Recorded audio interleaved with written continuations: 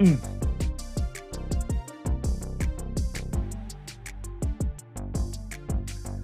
we are live. I was not paying attention to the cue, and all of a sudden I saw Jordan pointing at me. I'm Josh Engelman. NFL Week 3 is here. I mean, technically, it started a couple days ago, but we all know that Sunday is the real day where it starts. And we are starting 4 straight hours of NFL coverage, and you get me to lead it off. So hit the like button, subscribe to the channel, hit the notification bell so you know when everything goes live, and follow me on Twitter. We got a lot to talk about. I'm going to start it off taking a look at the pick'em sites and the sports books, find out if we've got any bets or promos that we should be using to start off our day. Then Greg's going to hop on. He's going to build out some lineups for a bit. Then you get Laffy and you get Ben for the deep dive, and they go through everything. They're going to take you through every single game on today's slate, and then you'll get to live before lock from 11:30 until 1. So if you're here right now, you don't have to do anything. Sit back, relax. We are going to have content for 4 straight hours. It really doesn't get better than this. Where else would you want to be Sunday morning? It's a shame that Man City and Arsenal play at 11:30. You might have to set up a second screen. Live before lock on one side, Arsenal and Man City on the other. Maybe we'll get lucky and neither team will be successful. Can they both lose? I don't think so. Does anybody care about my soccer takes on an NFL Sunday? Definitely not. So, good morning, everybody. What's going on? What's going on? Chat is bumping already. We got a couple hundred people in the door. Love to see it. Kyle Whittington says, go Arsenal. I'm cheering for a draw, if we're being honest here. The less points that come out of this game, the better. If anybody's going to win, I certainly hope it's Arsenal. I've grown tired of Manchester City. But again, nobody gives a shit about my soccer takes. All we want to do is hit the pick'em sites and the sports books.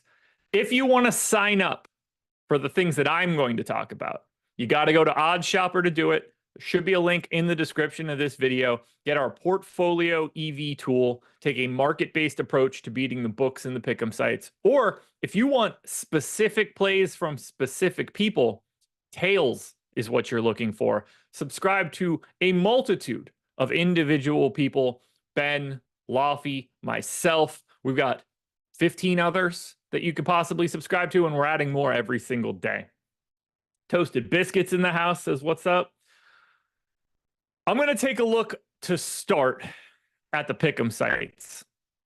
And the first one we're going to go to, shout out to our boy behind the virtual glass, Jordan Klein. CeeDee Lamb has a gimme pick on underdog right now, 0.5 total yards. These are the types of things that we want to take advantage of as much as we possibly can. So we're going to lock in the CeeDee Lamb play. Then I'm going to head to Odds Shopper and use the portfolio EV tool to find out if there are any other plays on underdog right now that we can take advantage of. So you go to the Pick'em Optimizer, you sort to underdog, and you can then see, do we have any additional value? And we do have additional value. Speaking of, I got to change up my view here so I can see what Jordan is doing. So let me pin this. So right out of the gate, first thing that we see, Alexander Mattison, 2.3% expected EV, under 26.5 rushing yards. I'm going to take that and Jonnu Smith receiving yards over 16.5. Those two plays, along with CeeDee Lamb, should be a nice little payout for us.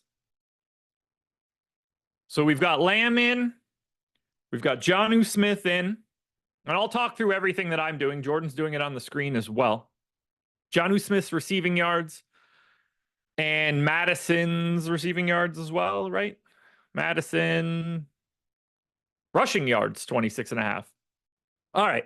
You take all three of those, Jonnu Smith, Alexander Mattison, and the CeeDee Lamb free play.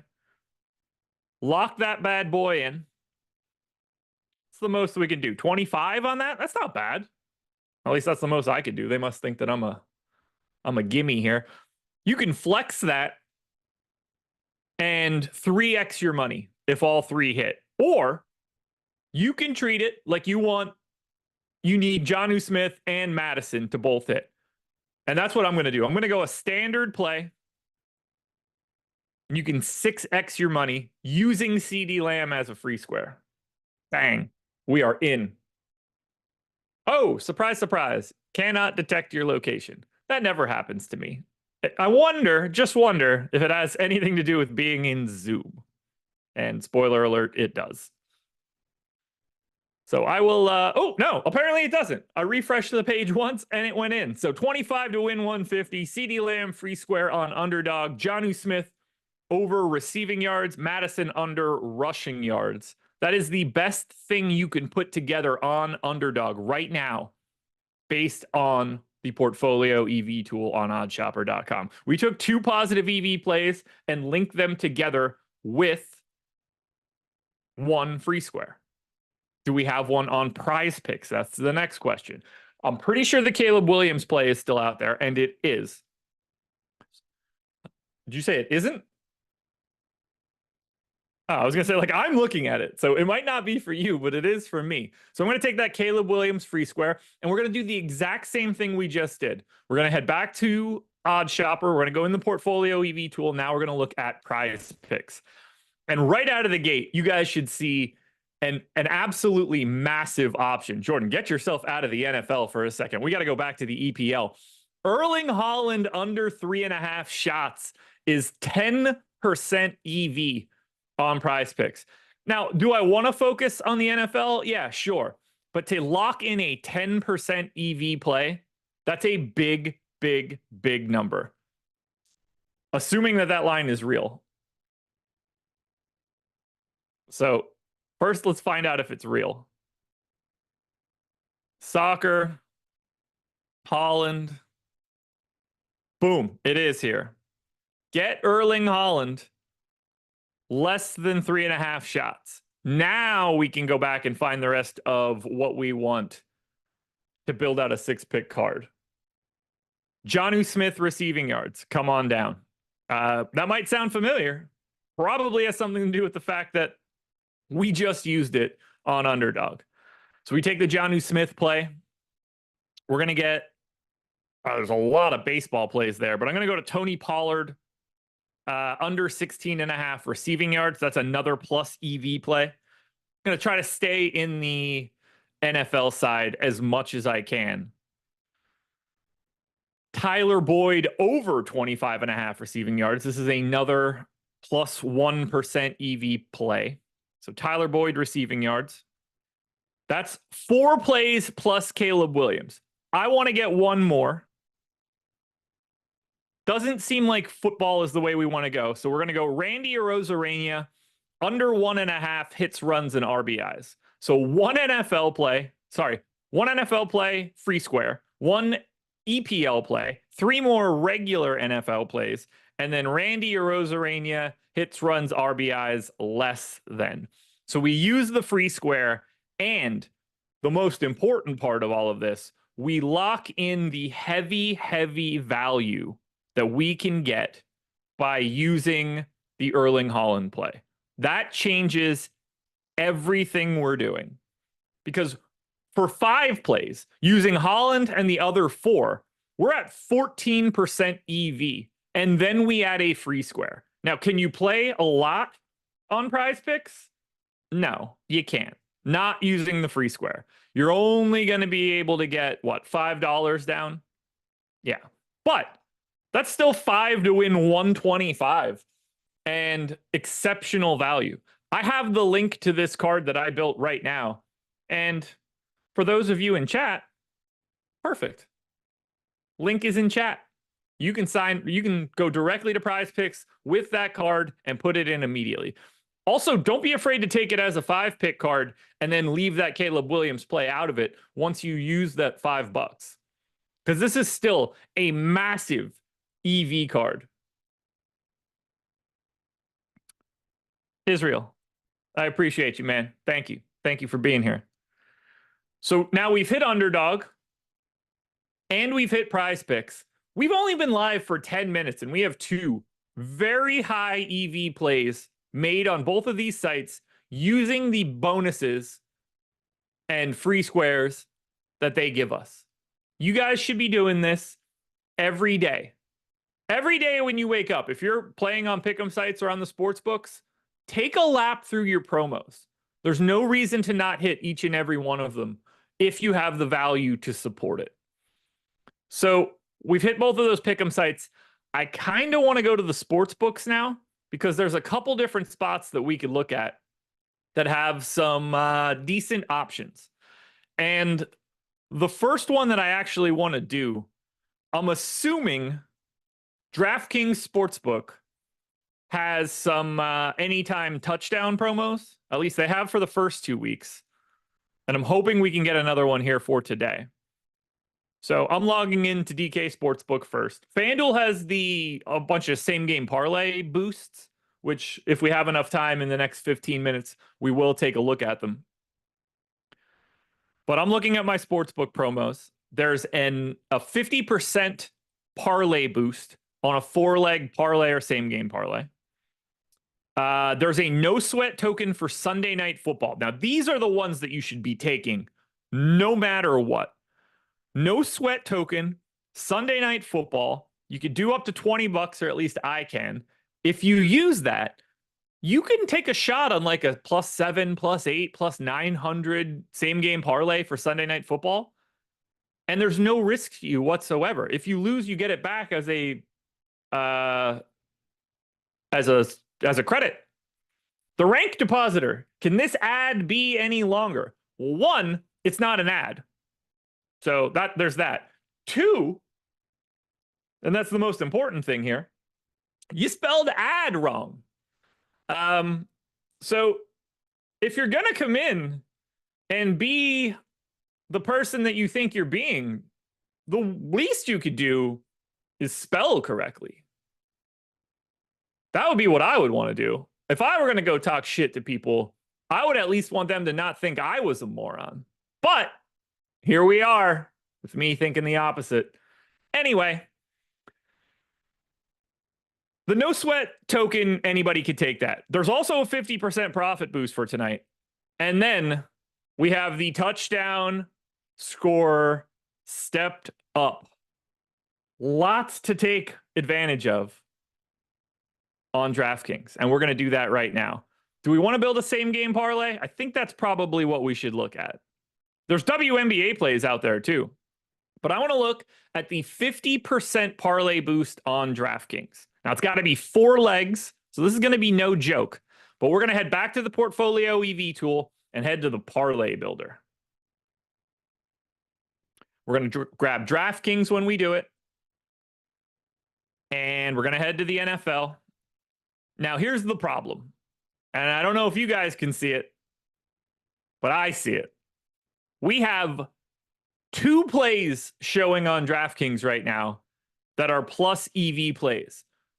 We are lucky enough that those top 2 plays are actually in the same game, which is Chicago and Indianapolis. And that's going to have to be the game that we focus on. We need 4 legs. We're taking Jonathan Taylor's rushing yards. We're taking Cole Kmet's receiving yards. And then we're taking these 2 slightly negative plays, DeAndre Swift receptions and Anthony Richardson rushing yards. Now, those 4 plays together are -1% EV. And I know you guys are probably looking at it and thinking, well, that's not very good. But that's not really what we're worried about. So I'm going to piece these lines together. Then I'm going to add the boost in and see how much of a change we actually get. Because that's what matters most here. We can be 0 if we're getting a boost. So that's Jonathan Taylor rushing yards. First one up. Tell me this doesn't exist the way that I want it to. And if that's the case, I'm going to be very upset. Jonathan Taylor rushing yards. All right, there we go. First one in. Cole Kmet receiving. Is there another rushing yards? There is. Anthony Richardson rushing yards as well. So if I take both of those unders, and then I take the Cole Kmet receiving yards play. And remember, we are going to get positive value out of this thanks to OddsShopper. Cole Kmet receptions under 2.5. No, sorry, DeAndre Swift receptions under 2.5. Cole Kmet receiving yards over. I'm going to say this every week. I'm going to put this out there. It's not just today. I want to say this every Sunday until they change it, and they won't change it. The way that that DraftKings is displaying their props now, where all of the standard over-under options are just under a drop down where you have to expand something. Good God, this is terrible. Show this all in one big table. If you have 20 over-unders for receiving yards, show it in a table like you do everywhere else. This is terrible. It's terrible. Parlay Boost takes this card. So we have those four. Negative 1% EV. We actually get plus 1,500 on this parlay. Now, there's an expected value calculator on OddsShopper. If we take the plus 1,500 and we take the win probability, which is 6%, we're basically running dead neutral. The boost itself gets us to 0. Now, those are the situations that I like the most because I don't mind taking a risk when my EV is essentially neutral. You can put down a max of $20 on this. If you put 20 down, you're paying out $320 using this boost. Jonathan Taylor rushing yards under, Anthony Richardson rushing yards under, DeAndre Swift receptions under, Cole Kmet receiving yards. These are the types of things that we should be taking advantage of. Let's head back to OddsShopper now one last time, probably one last time. I want to see what's out there on FanDuel. Do we have any value on FanDuel in comparison to DK? Because FanDuel Sportsbook usually has a bit more value, and boy, oh boy, is that true today. Travis Etienne receptions at 3%, Foster Moreau at 2%, Justin Watson, Bo Nix, Nico Collins, Derrick Henry. We have 5 plays, 2% or higher in EV. These are the spots where we should be taking advantage of all of the no sweats that we have. There's a no sweat same game parlay, 3 legs, any game from today on FanDuel. Why would we not want that? It's got to be plus 400 or more, and you can get down $50. So this is a $50 totally risk-free opportunity. This has nothing to do with me. This has nothing to do with Portfolio EV or OddsShopper or anything that I'm trying to tell you guys. The only thing that's important here is that FanDuel is willing to free roll you $50 to make a same game parlay. I am going to take advantage of that every time that I can. Now, we need to find a game that has a little bit of overlap in some of these plays. Unfortunately for us, every one of those top 6 plays are 6 unique games. The first spot we have overlap is Kansas City and Atlanta for tonight. So if we take the Kansas City and Atlanta game, which is, boom, got it. You could build a same game parlay of Justin Watson, Bijan Robinson, Tyler Algier, and Ray McLeod. Those 4 are a 5% EV play right out of the gate. But you can take the no sweat token, drop 50 on it. It pays out 1202, plus 1202 on those 4 plays. So we're building a plus EV same game parlay, and we have no risk whatsoever when we place it. Plus 1202, no sweat token applied, 50 to win 600. This is the way to do it. We just got a super chat from official Chris Presto channel. Said, "Hi, Josh. I'm playing Kyle Juszczyk over receiving yards in a couple parlay bets. I also think that he'll have a touchdown. Is this a sneaky pick? Thank you." So I can't tell you if it's a sneaky pick or not, because I'm gonna be no help in that. So I am going to go directly to Portfolio EV and see if we have any value on it, or if it even shows up. So if I search for Kyle Juszczyk, you're lucky he spelled that out for you, Jordan.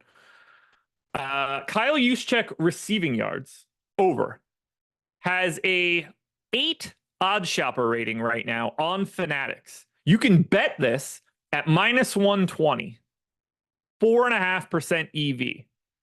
There's no real value anywhere else. It's a little bit negative in most spots.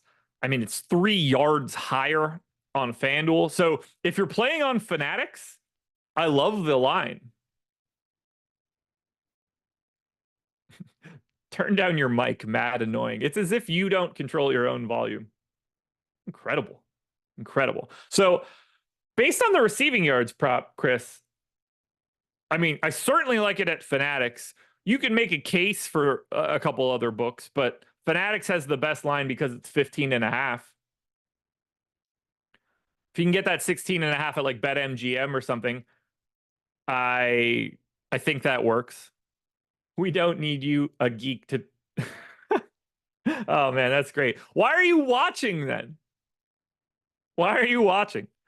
So I like that Kyle Juszczyk play, but you got to make sure you're getting the right line. You can see how different it is in other places. Like, if you want to go to FanDuel and take this same play, you also need 3 more yards on FanDuel, and that's important. So make sure you're paying attention to the line that you get.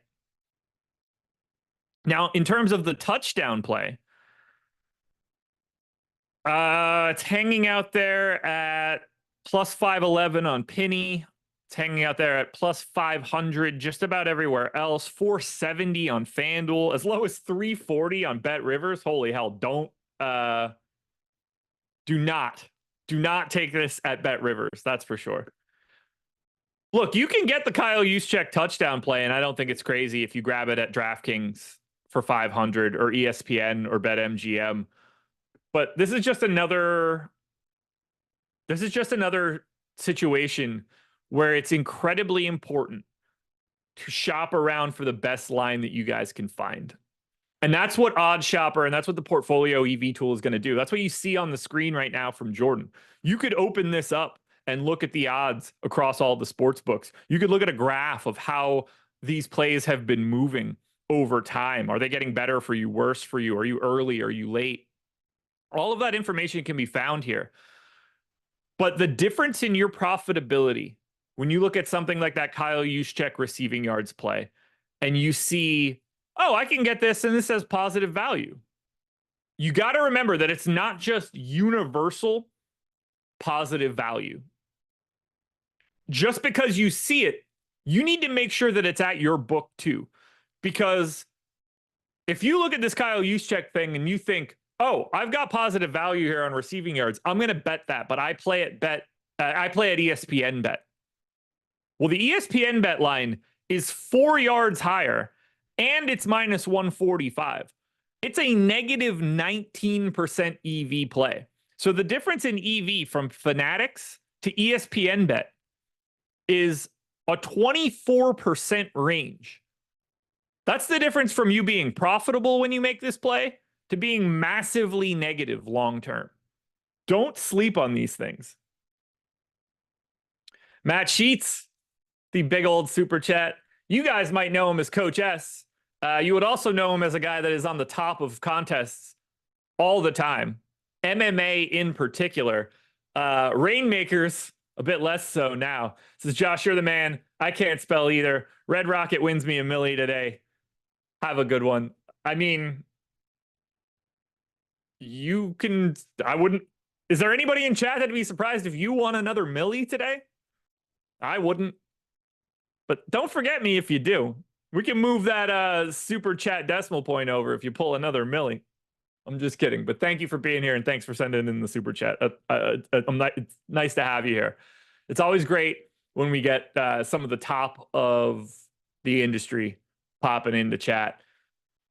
Guys, we've hit Underdog, we've hit Prize Picks, we've talked a little bit about the sports books and some of the free money that's out there on FanDuel and DraftKings.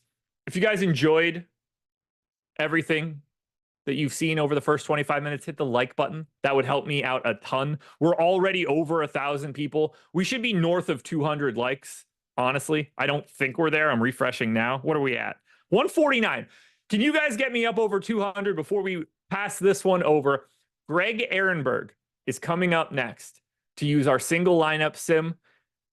You guys didn't want my prize picks, my FanDuel, my DraftKings stuff. I get it. I get it. You want the DFS takes. You want the NFL takes. Greg is about to build lineups for the next half hour using our single lineup sim, and it's the best thing that we have on the DFS side. If you're interested in it at all, links in the description to sign up at Stochastic.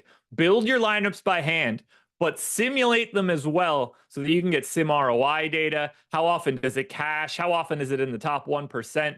Advanced data so that you could actually be hands-on, but get a little bit more feedback. If that sounds great to you, stick around, watch Greg do it. Plus 3.5 more hours of NFL content. Thank you guys for being here. I love talking to you every morning. Back tomorrow, noon Eastern time for Odd Shopper Live. But for now, it's DFS time.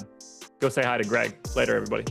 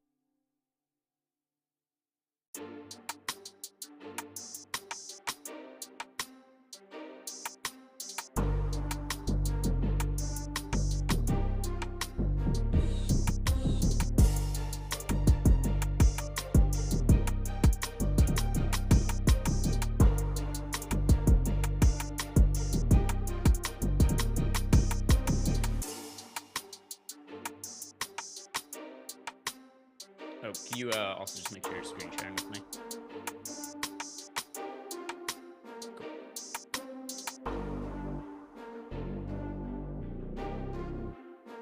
That's true. I mean, you could always count down, but either way, it's all good. Good morning, everybody. Welcome to week 3 of the NFL season, and injuries, they are continuing to mount. So we're going to have a lot of value to go over for you guys here. We're going to build some lineups in the single lineup sims. And if you haven't done yet, do me a favor, like the video, subscribe to the YouTube channel, free content. We're on here for like 4-5 hours or something. We got the Slurp King, Jordan Klein. He's producing the show. He gets up at the ass crack of dawn to come and click the buttons and show everything on screen. So if nothing else, do it for him. Like the video and subscribe to the YouTube channel. We're closing in on 100,000 subscribers here. And yeah, we'll be there in like a week or so. So help us out there. And what we're going to do in here is we're going to build some lineups. I'll answer any questions you guys have. If you're in the Discord chat, one of the perks of being a Stochastic sub is you get access to our Discord. I'll be looking at those over the course of the show here. And we're going to start just by looking at some of the top overall projected players, what some of the chalk is, to give you guys a little bit of an intro to the slate in terms of who are projecting the best and where the field is expected to be going as well. So Jordan, let's start here by looking at the running back position. Let's start with the running back. It's going to be really important this week. We've got Jordan Mason again. He is somebody who's projecting for a ton of fantasy points and hasn't really been properly priced over on DraftKings, where he's still in the 6K range. FanDuel, he's in the 8K range, so it's a little bit different. But you guys will see here that when you pull up our projections, that Jordan Mason projected extremely highly. So even though now we've got him being, priced up a little bit, clearly not enough, where he's projecting just about as well as any other player on the entire slate. The only running back that projects better, it's Alvin Kamara. So we got Kamara here at 23.5 fantasy points. We've got Jordan Mason just over 21 fantasy points. And then the next running back up, it is Devon Achane there at 19.56. Some other running backs that are going to be important for us. If you wouldn't mind, Jordan, can you sort by the value metric there all the way to the right to let people know where we have Cam Akers? Yeah, so if you guys sort by that over there, you see Cam Akers also one of the top points per dollar plays on the slate. So we've got this situation where if you guys watched the shows that we did earlier in the week or the sim show that Lofty and I did on Friday, well, we didn't know that Cam Akers is going to be the starting running back at the time for the Texans because Joe Mixon was questionable at the time. Dameon Pierce, we didn't know what his status was going to be. So now it is the third string running back, Cam Akers, for the Houston Texans, who've got projected for right around 14 fantasy points. He's one of the best points per dollar plays on the slate. He's also going to be fairly popular, not as popular as guys like Jordan Mason or Alvin Kamara, but very important to note that Cam Akers, great cash game play today. And then also for GPPs, he's going to give us a lot of salary savings. And then on FanDuel, he's the flat min at 4K. We're building FanDuel lineups. So let's check out the wide receiver position now, Jordan. Oh, actually, sorry, I messed up one thing. Just go to the ownership projections at running back. Yeah, just so we could show people who's most popular at the running back position here. Yeah, so you guys will see that we've got a lot of ownership going to Jordan Mason. He's expected to be in about half of the field's lineups, which that was the case last week as well. And even despite being priced up, it's not been enough. It's a situation where, like I said, FanDuel, he's going to be more modestly owned, but DraftKings, we got him expected about half of the field's lineups for the purpose of the big millie maker. So lots of ownership going to Jordan Mason. We're going to build some lineups and see if we can build lineups that are plus EV with him, maybe plus EV lineups without him. And then behind him, we've got Alvin Kamara being really popular, Zach Charbonnet, Devon Achane, Cam Akers. Those are your chalk running backs for week 3. Let's move to wide receiver now, Jordan. Yeah, and you guys will see now if we move over at the wide receiver position, the wideouts that we have projected for the most overall fantasy points coming into the week. And it is pretty bunched up at the top. You got CeeDee Lamb at 21 fantasy points, but then after him, you got 19.5 for Justin Jefferson, 19 fantasy points for Amon-Ra St. Brown, 18 for Devonta Smith, right around 18 for Brandon Ayuk. And those are the two players at wide receiver that stand out the most to me right now, just from a points per dollar perspective.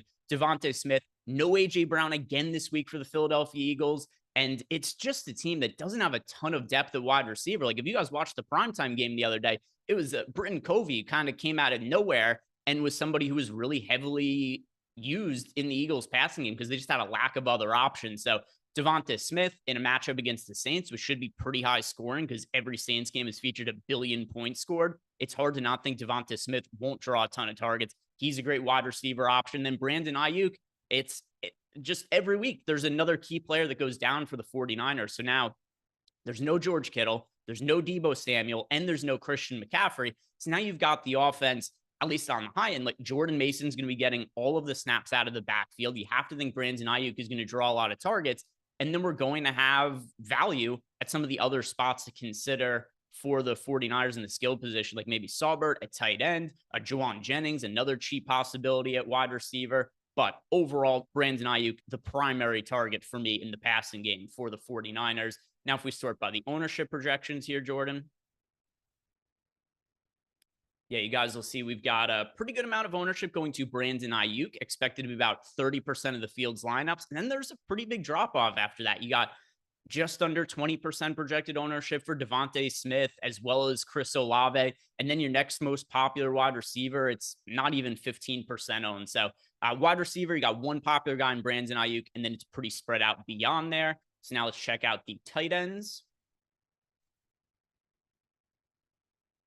Yeah, and you guys will see at the tight end position, which has been dreadful so far, especially on these main slates. It has been really difficult to get tight end correct, but the reason it's been tough to get correct is because all of them have sucked. So in general, especially for week 1, it didn't matter who played at tight end. They were all bad. Week 2 was a little bit better than week 1.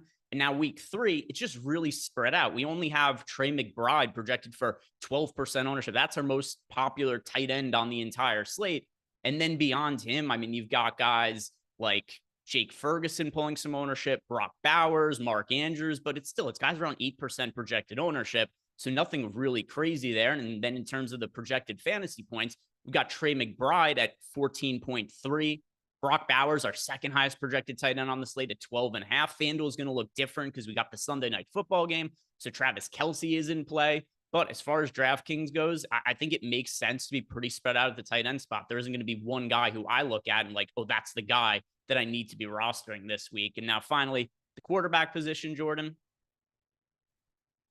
And quarterback, just like over at tight end, it's pretty spread out. If you look at the ownership, there's nobody pulling a ton of ownership. It's going to be pretty spread out there. And then if you look at our projected fantasy points, no real surprises. We got stud quarterbacks with rushing upside that project the best. Lamar Jackson, Jalen Hurts, Kyler Murray, all of them projected for 20 plus fantasy points. but it's not a situation just like with tight end where there's any one quarterback I'm going to be really focused on. There's a handful of wide receivers I want to build a core around. There's a handful of running backs I want to build a core around. And then I'm going to be more spread out at positions like quarterback and tight end. So let's start building lineups. But first, let's see what kind of questions you guys have in the super chats. Which ones of these, Jordan, if you wouldn't mind, are from this show, and which ones were from when Josh was on?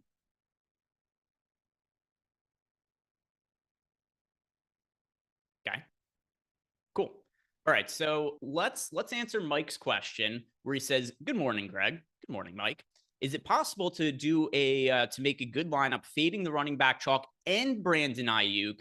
And you can try your answer, yes or no. I have a feeling the answer is no. So if you're fading all of the running back chalk, I'm going to say the answer is probably no, because then we're talking about building a lineup that doesn't have Mason, Kamara, Charbonnet, Achane, or Akers, and you're just going to all of like the single digit owned running backs. I don't think it's possible for today. Now, it doesn't mean you have to have Mason in all of your lineups. It doesn't mean you have to have Kamara in all of your lineups. But here's a build that I do think is an interesting way to get away from at least some of the chalk at running back. So let's start here, Jordan, with Derek Carr at quarterback. All right. So it's totally sensible to me that Kamara projects really well, that he's really chalky. I get why the field wants to get there. But with that said, Kamara was what, 4% owned last week and totally broke the slate. Nothing has really changed that much about Kamara from week 2 to week 3. Maybe we feel better about his workload. You know, there was some talking points that maybe Kamara had decline coming into this year, and that's clearly just not shown to be the case so far. But if you look at the game scripts of the Saints' first couple games, they're winning by 1 billion points. And what happens is these games are setting up to where in the second half of these games, they just don't have to throw the ball very much. And it just sets up for really favorable game scripts for running, which I do think has increased the amount of touches we've seen out of Alvin Kamara. Once again, still a great option overall for the slate, but I think here's a reasonable way that we could build some lineups that don't have Alvin Kamara, at least to get away from one chalk option. And that's by going Derek Carr and then plug in at wide receiver, Jordan, go to Chris Olave, who has not had the best start to the season and still pulling some ownership for today. But with that said, he's about half as owned as what Alvin Kamara is. And I still think there's comparable upside between the two. You know, you look at Chris Olave, he was targeted 6 times last week, had 4 catches for 81 yards. But it was a game where they were against the Cowboys, just like in week 1 against the Panthers. They were up by so much, they just didn't have to throw the ball a ton. And this is a game against the Eagles where the spread opened. It was Saints -1. I did bet Saints -1. It's currently Saints -2.5. This should be a competitive game. This shouldn't be another game if the Saints win by a gazillion points. So if they are going to have to throw the ball more, it makes sense that we could see an opportunity for Chris Olave to have a big fantasy game. He's priced down a little bit, and you're getting some leverage off of Alvin Kamara. So this is a build that I like starting some lineups with. I'm definitely considering playing it in single entry.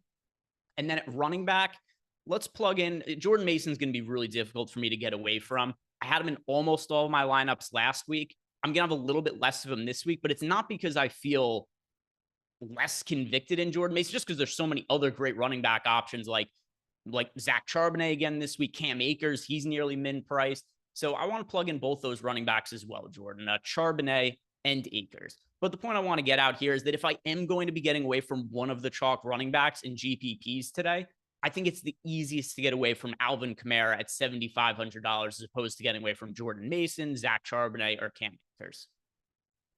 So plug in Mason. You know Mason in yet?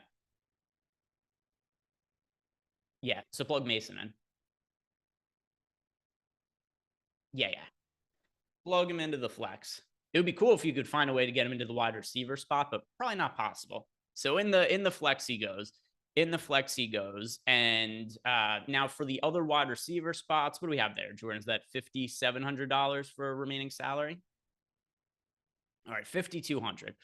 So what wide receivers do we have that probably not going to be able to break the bank with some of these guys? One that isn't all that popular that I personally like this week is Deontay Johnson at $4,900, pulling right around 10% ownership.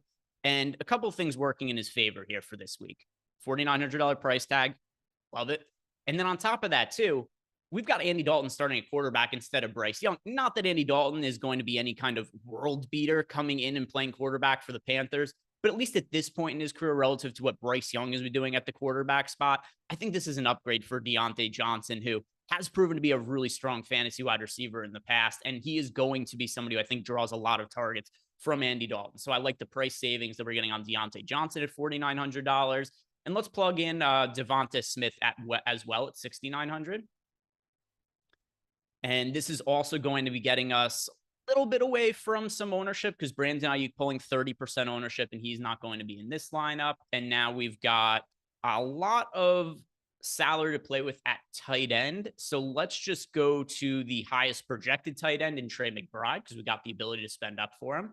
And now just plug in whatever defense is the best. Yeah, whichever defense that fits in the lineup that projects for the most fantasy points. Cool. Now let's run the sim. And let's see.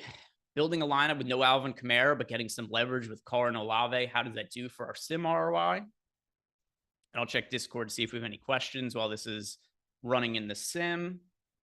And nothing right now, but if you guys have questions, just at me in the Discord. Yeah, this lineup rates out pretty well. 104.2 sim ROI. And Alvin Kamara lineups, a lot of them are going to project out really well. But like I said, lineups that don't have Kamara, I think this is a reasonable way to go. We got a super chat from Christian Smith. He wants to know, how does this lineup fare? And it is, let's see, Watson, Mason, Henry. I don't like Derrick Henry all that much this week. Robinson, Lamb, Cooper, Dulcich, Ayuk, and the Titans D. I assume this is a DraftKings lineup. He didn't specify, though. But yeah, we could just plug it in and we could evaluate it. So he's got Watson to Cooper as his stack. He's got Mason and Derrick Henry as his running backs. Yeah, Derrick Henry, especially on DraftKings, it is a hard button for me to click because there's no passing game upside for Derrick Henry. When he gets down to the red zone, he's competing for goal line carries with Lamar Jackson. And then on top of it, Justice Hill has been on a lot of series. You see Justin Hill comes in on like second down. It's not even like Justice Hill is only the third down back. So Derrick Henry, especially with all the running back value you have this week, he is somebody who it's going to be difficult for me to really want to click on a bunch. But then he's got Demarcus Robinson at wide receiver. All right, Jordan's already got it there.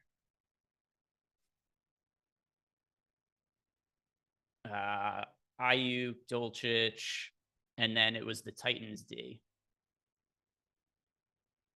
Okay. So yeah, should have been a DraftKings lineup because it all fit together.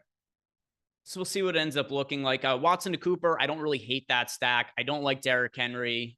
Robinson, I don't have an issue with him. I don't really like Dulcich that much at tight end this week either, but it's not like I have a massive amount of conviction with a lot of the tight end options. But yeah, you see this is coming with a negative 17.5% sim ROI. A lot of it is just because you've foregone a lot of the top value options on this slate. So if we were to fix this lineup, like the first thing I would do is I would take Derrick Henry out and I would replace him with, let's see, what do we have for, I would plug in Kamara instead.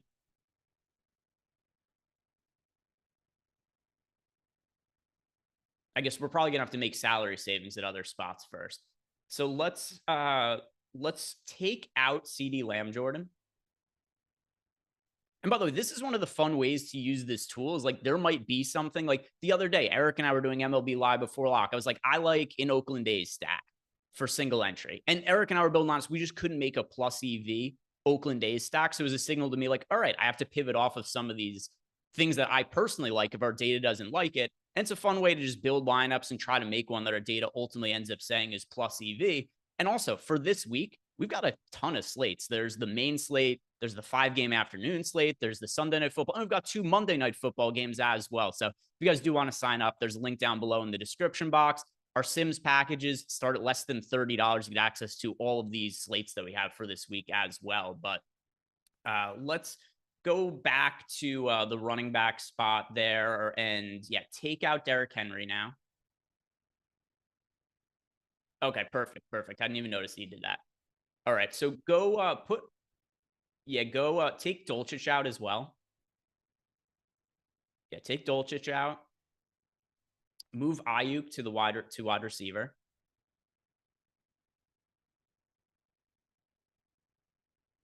And what do we have for salary remaining for the last two spots? 5,400. All right. So if we went with Akers in the flex,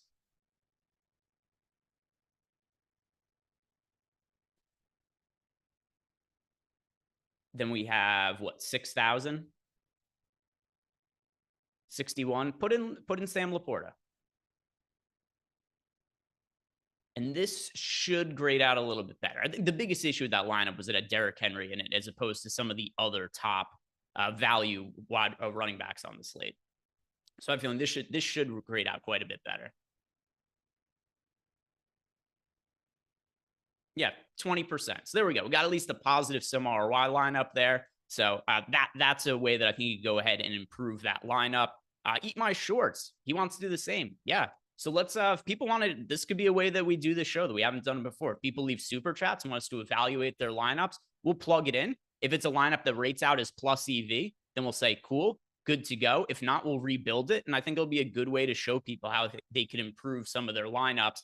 And sometimes it is as simple as just playing some of the best options on the slate and making sure your players correlate. But Eat My Shorts, he's going with Lamar Jackson. And all right, so he's got Jackson stacked with Brandon, where's the, there is Zay Flowers in the lineup. So he's got Jackson, Achane, Akers, and Mason all at running back, pass catching options, Ayuk, Flowers, Juwan Jennings, Ferguson at tight end, Bucks defense. So just my initial thoughts looking at this, I think this lineup is going to sim out pretty well, but we'll see. We'll see. I don't have any major issues with anything in here. Like when I looked at the last lineup, I pretty quickly saw Derrick Henry in there and figured that wouldn't come out all that well. This one looks like it should be good, though. Let's see what the sim ROI looks like. And then after this, we'll build a FanDuel lineup for the people. Yeah, look solid. Eat My Shorts, 62.5% sim ROI. Good shit. I think this lineup should make enough money, or at least is expected to make enough money. You can eat some food instead of your shorts. So you're on the right track there in terms of how you're building your lineups. But let's go check out FanDuel now, because we haven't really looked too much at FanDuel for the people who are playing over on that side of things for this week. And once again, we do have the Sunday night football game on the main slate. It doesn't look like that's going anywhere on FanDuel, but it's important to note that you got Patrick Mahomes on the main slate on FanDuel, Travis Kelce, Rashee Rice, and then whatever ends up happening in the backfield with them, now that there is going to be no Isaiah Pacheco there. But let's, actually, Jordan, let's do this for FanDuel, because there's no way we could do it for DraftKings. Let's build a Chiefs stack. Let's go with Patrick Mahomes at quarterback, and we'll go to Travis Kelce at tight end. The only main slate we can do this on. And now here's also something that on FanDuel is going to make it just crazy easy to spend up for a lot of these other skill position spots. Cam Akers is 4K. He's the flatman over on FanDuel. So he obviously looks good on DraftKings as well. But like FanDuel, I've been running lineups through the Sims, and I get Akers in north of half of my lineups. He's really hard to stay away from when he's this cheap over there. So yeah, Cam Akers, flatman. Let's plug him in. It is a little bit easier to get away from Jordan Mason over on FanDuel because of the fact that he is, I would consider, more appropriately priced in the mid 8K range. And then we've got kind of an interesting decision point to make, because you got almost the exact same price point on Alvin Kamara and Jordan Mason. I'm going to lean a little bit more towards Alvin Kamara on the FanDuel side of things, whereas like Jordan Mason a little bit more on DraftKings. So let's plug in Alvin Kamara here. So now we've got Cam Akers. We've got Alvin Kamara. What is that? $6,300 left for our remaining spots. All right. I was able to make it out through some of the blur that comes through over Zoom. So we've already got Travis Kelce in as a stack combo with Mahomes. So let's go with, because we don't have Jordan Mason in this lineup, let's go with Brandon Ayuk at wide receiver now. Brandon Ayuk also going to be popular over on FanDuel, like crazy underpriced, $6,500 for Ayuk. Actually, let's go double stack. Let's plug in Rashee Rice as well. He's not all that popular, not all that expensive at $7,300. I think it's going to be viable considering what we already have in here. And now for the final wide receiver spot, Devonta Smith also more expensive over on FanDuel. So still a good option, but not quite as necessary on FanDuel as he is on DraftKings. 8K for him there. Let's go to who's somebody I really like in like the mid 6K range over on FanDuel. We've got Chris Godwin's a potential option. Chris Olave 6,700, but we already have Kamara in this lineup. Let's plug in Godwin, Jordan. Chris Godwin, $6,600 over on FanDuel. He's somebody who's going to make it into a good amount of lineups for me. He was a stud last week as well.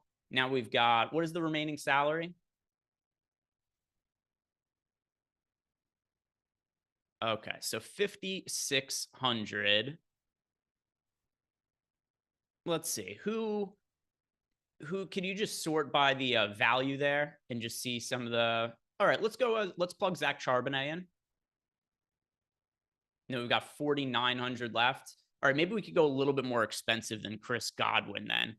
How about instead of Godwin, we go to Nico Collins? All right. And now at defense, I know we have Nico Collins and Cam Akers both in this lineup, and some people might not want to do that for their lineups. But even though this lineup doesn't have CJ Stroud in it, I still think it's viable to have on FanDuel lineups with Nico Collins and Cam Akers, just because Akers is so inexpensive at 4K over on FanDuel. So defense, yeah, just whichever defense fits there, which was, who'd you plug in? Seattle? Yeah. Oh, Dolphins. Oh, it's Dolphins against Seattle. All right. I don't really like the Dolphins defense. That's actually not going to make sense for this lineup, Jordan, because we have Charbonnet in it. Yeah. I know it ended up with a good sim ROI, but still wouldn't be my preference. But it's okay. You don't have to resim another one. We got Riley ended up submitting a lineup to us, so let's plug it in. Eric Johnson says, "What's up with my hair? It's early in the morning and I just took a shower." That's primarily what's different about my hair. Looks like we got news on Jordan Love. He is not expected to play week 3, so all right, nothing really crazy breaking there. But let's plug in Riley's lineup and see what ends up coming up with a sim ROI here. If it's good, good to go. If it's not good, we'll help him rebuild it. But he is going here with Kyler Murray paired with Marvin Harrison. So that's going to be a stack combination.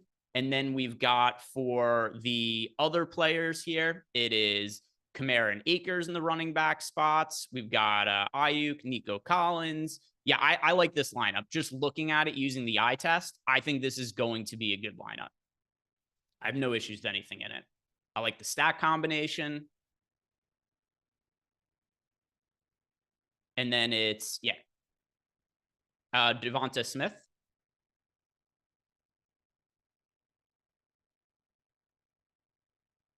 You're on FanDuel, correct? Okay. So he has at wide receiver, Jordan, he's got Ayuk, Nico Collins, and Marvin Harrison and Devonta Smith.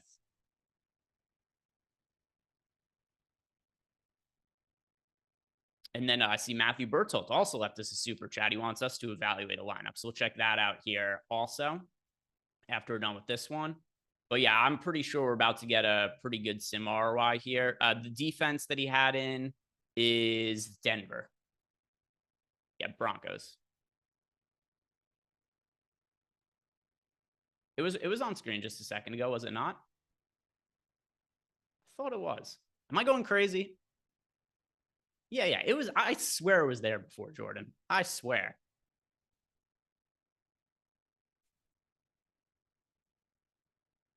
Yeah, 17, Kylie 17 says Akers became chalky very quickly this week at that price. Yeah, especially on FanDuel. And this lineup looks good, 26% sim ROI. And I wouldn't even be surprised if his ownership ends up coming up a little bit as we get closer to lock as well. You know, DraftKings at right now, right around 20% ownership. I think it could be up a little bit higher as we get closer to lock. And then this lineup from Matthew Bertolt, he is going with a lineup pretty similar to the one that we had built before. Actually, no, never mind, because I see he went with Carr and Kamara. Also, I don't have an issue with pairing Carr, Kamara, and Olave all together. we've seen that Alvin Kamara could be very heavily involved in the passing game. So you could consider him a stacking option with Derek Carr as well. But yeah, Carr, Kamara, Mason, Devonta Smith, Brandon Ayuk, Chris Olave. Yeah, Jordan is flying through it there. Saubert at tight end. He's another one who I think is a really good tight end value in the absence of George Kittle. Not that he's a massive ceiling or anything like that, but think how shitty the tight end position has been in the first couple weeks of the season. There's a scenario where, once again, no tight ends break the slate, and maybe Saubert just goes and puts up like 4 catches for 50 yards, scores 9 fantasy points, and he's just the cheapest tight end that does decently when there's a lot of good looking running back and wide receiver options on the slate. And that in itself, that could be enough to end up making him in an optimal lineup. Is just he's the cheapest tight end that has a respectable game that we haven't seen a lot of. But yeah, 96% sim ROI. So that lineup looks really good for Matthew Berthold. So yeah, looks good to me. And now, boy, lots of lineups coming flying in here. And let's see. So let's plug these in.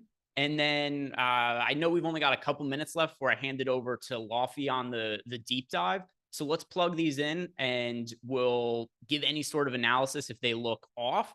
But if not, I'm going to have to hand this over to the deep dive guys in a couple of minutes here. But this lineup from James Magruder, where he's got Kyler Murray, Kamara, Mason, Akers. Yeah, so first glance, I don't have any issues with this lineup either. Although he does have Jonnu Smith at tight end. I don't really love Jonnu Smith. I assume that's Jonnu Smith that he has there at tight end. And if I look at my tight end exposures, who's like a comparable one? Well, if the lineup rates out fine, then whatever.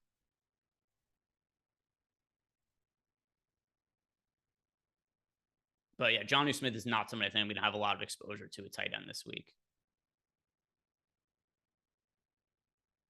But hey, positive ROI lineup. I do think it could probably be improved a little bit if you got off of Jonnu Smith, maybe went to like Saubert at tight end and then upgraded another spot. But still, lineup looks pretty decent. And then Will Griffey is going with Murray, Charbonnet, Pollard, Diggs. But a lot of people, well, not a lot, but a couple lineups in or 2 out of the last 3. Somebody plugged in a lineup there with Pollard. And then, we got the one from Anthony Masilli for FanDuel as well. All right, Lofty, if you're watching, apologies. I'm going to go a couple minutes overtime. I just want to get all these people's super chats answered to make sure we evaluate their lineups for them. And then, Anthony, I saw yours. We're going to go back to it in a second. We'll just do all the DraftKings ones together, and then we'll go back to the FanDuel ones. Also, for you guys, do you find this helpful for me to plug in your guys' lineups and just kind of evaluate them?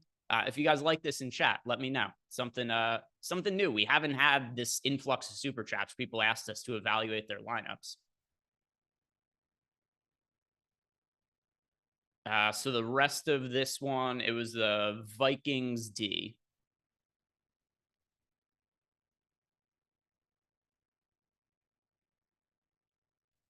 Correct. Yeah. Titans on D. My bad. I was getting lineups mixed. And if you guys haven't done yet, like the video, subscribe to the YouTube channel. Like I said, this tool, it's really fun to use just to build lineups, and you can like gamify it. See how high of a sim ROI can you come up with. It's included in all of our packages, the data package or higher, or sorry, I should say the core package or higher. So starting less than $30, and all of the slates are in here. So yeah, so this lineup ended up coming out with a negative 24.7% sim ROI. The number, well, a couple things that I would say about this lineup, Will Griffey. Instead of Pollard at running back, I'd rather be playing Cam Akers.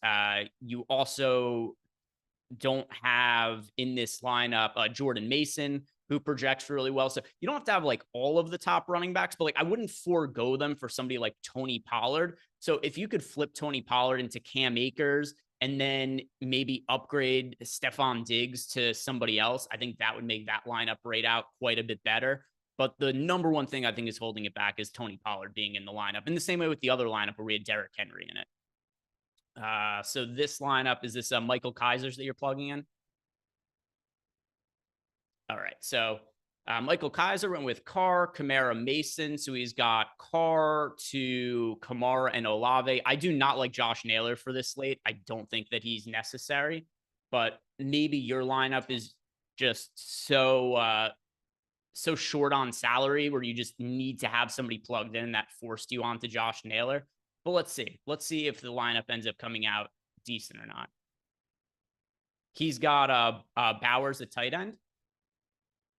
Yeah. Akers and the Bears defense. There we go. Yeah, I like most of the players in the lineup. Just Josh Naylor is the one who I'm not going to have really much exposure to Josh Naylor. Let me see, actually. My top lineups right now. Yeah, I've got one out of my top 150 lineups that I've built out, and the Sims has him in. But hey, look, you got a 49.5% Sim ROI. So I guess those salary savings there, it's worthwhile considering what else you're able to get into the lineup. But let's go to Anthony Masili's lineup and plug that one in. And then we will turn it over to Ben and Lofty. And don't forget, guys, we've got lots of football coverage coming up. Ben and Lofty, they're going to be breaking down the slate on a game-by-game basis, going through all the matchups, all the individual injury situations, everything at each position. And then after they're on for an hour and a half, it's going to be Matt Gajewski and Eric Lindquist bringing you guys home up until lock, answering any questions you have, checking out their final exposures, and reacting to any kind of projections that change leading up to lock or any kind of late-breaking news. So, yeah, 3 more hours of football coverage here. So stick around for all of it, or actually more than that. It's 3 hours. My math, no good there. 3 hours. Yes. All right, here we go. Anthony Masili, good lineup to bring us home. Hurts, Akers, Achane, Smith, Olave, Ayuk, McBride, Gibbs, and the Colts defense. Boom. 59% Sim ROI. That's a good one to go out on. Anthony, go ahead and load that lineup into your low dollar single entry GPP. I think that is certainly good to enter for really any contest. That lineup looks pretty good to me. But if you guys have not done it yet, do me a favor, like the video, subscribe to the YouTube channel. Apologies to Ben and Lofty because I went a little bit over time. But hopefully you guys enjoyed me building out some lineups there for you guys. And now, stick around. Deep dive is next. Good luck today, everybody.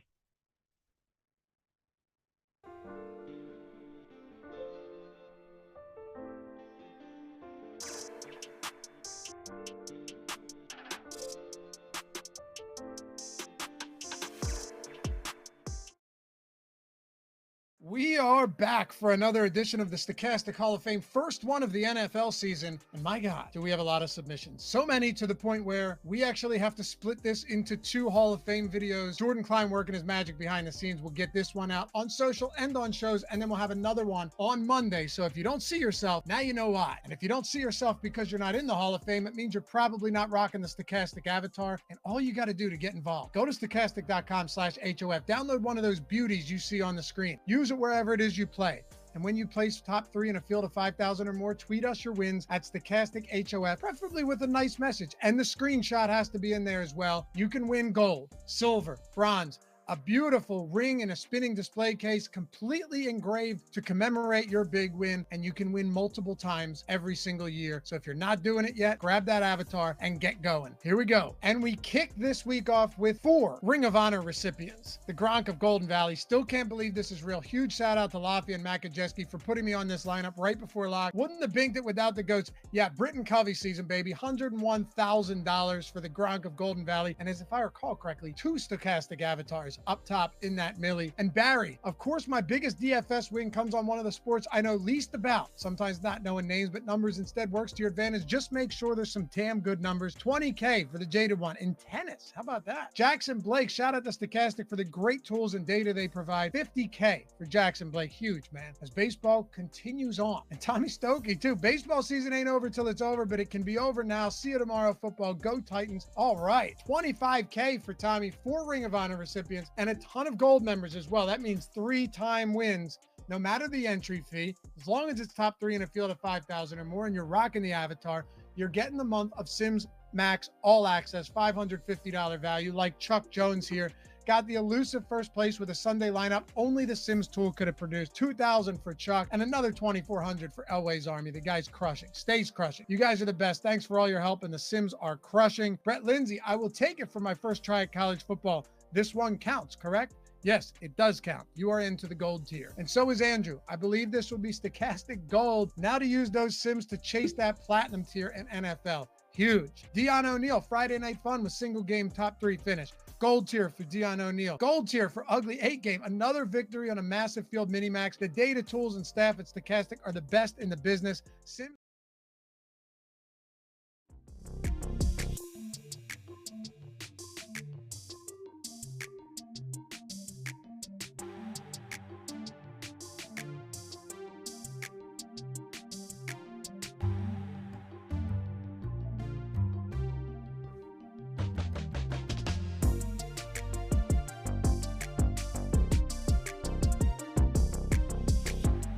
How am I supposed to understand that? I love this the portfolio EV where I'm just getting, and I bet them all, but like spots I would never, like Tommy Tremble under receiving yards. Yeah, that's where it gets you. That makes you feel alive.